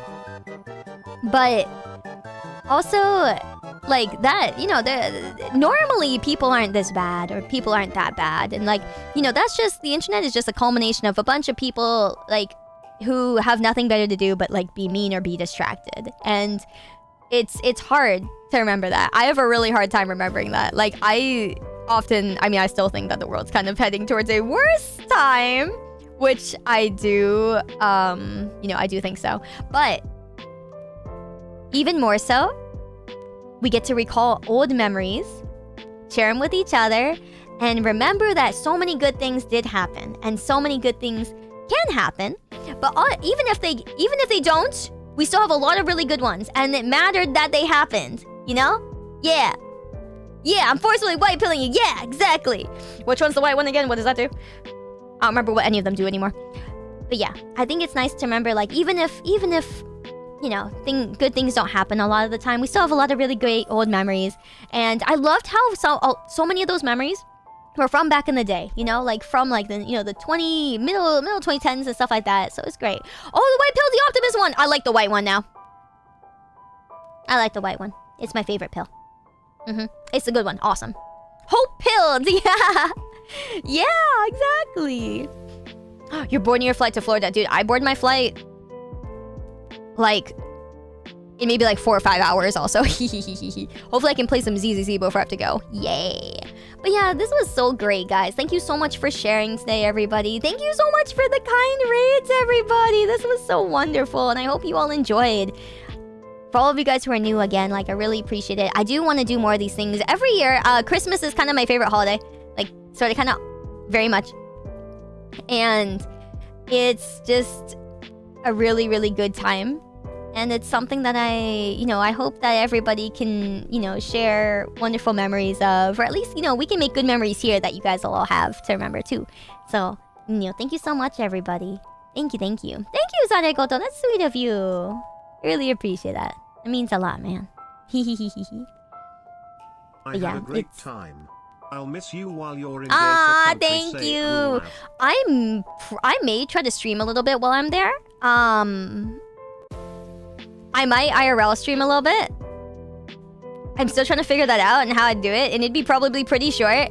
But I might stream me walking around the convention a little bit, maybe, or walking around Disney World. Okay, I gotta figure out how I'm gonna do that, because the gimbal that I was gonna buy that could actually hold my phone, I don't think it'll come in time. So I either have to do it on a different phone, on my secondary phone, or, which means I have to swap like the SIM card over, which is kind of annoying. So I don't know if I'll do that, or I just fucking hold it. You know what I'm saying? I just fucking hold it like a loser. So yeah, it would be. I gotta figure that out. So yeah, there's a bunch of solutions and things, but I will think about it. But it would be fun to, cause I want to do more. I want to do IRL streams. I want to like travel with you guys and have you guys be able to see everything and, you know, go around together. I really do want to do that. It's just me trying to find the right gimbal that can hold my phone, because my phone is kind of fat, and you know, I have like the program down. I have that down. So other than that, it'll be pretty fun. But yeah, thank you guys so much for coming today. Seriously, it's been wonderful tonight. It has been great yaps tonight. It has been super fun. It's been such a good time. So I really hope that you guys, you know, have a great rest of the week, because I know I won't see you guys pretty much for most of the week. I'm leaving for Florida this morning in several hours, and then I'll be back like the morning of the 26th. So I'll be streaming again normally the 26th from like home. Yeah. So that's when we will do that. Hopefully I'll get to play more ZCZ. I've been enjoying it a lot. Miyabi is so fun to play. It's been so good. Holy moly. Oh boy. But yeah, thank you so much, guys. I appreciate it. Thank you. I appreciate getting to spend time with you guys. Thank you so much, everybody, for coming today. And seriously, thank you again so much for the kind raids. Thank you. All right, I gotta head off because I gotta go finish packing for the trip. But I hope you guys had a great night tonight. Thank you so much for joining us. It was a lot of fun. And I'm gonna tell you guys to get, to rest up and get rest and, have a great rest of the week though. Okay? Thank you so much, everybody. Sadly, I won't be seeing you tomorrow. So I'll see you on the 26th. Or on an IRL stream. We'll see. It'll be one of those things. Yeah, watch out for the Florida man. I got you guys. Thank you so much, everybody. I appreciate it. Thank you. Thank you, thank you, thank you. Good night, everybody. Have a great rest of the day or night. Really appreciate all of you guys making time today. Thank you so much. Don't forget me. Smile. I'll update you guys on Blue Sky, okay? I'll update you guys on Blue Sky. So please go follow me there. It's Sayu Sin, the same as my Twitter. So all my personal stuff is gonna be there. Aw, thank you, Thunder Cookies. Good to see you again. I was actually just thinking about you. I was like, oh, I haven't seen Thunder in a bit. Thank you so much for the 22, man. Good to see you again. I hope you have a great rest of everything. Bye, guys. See you guys later. Thank you again. Good night, good night, good night. Sayonara. Bye-bye.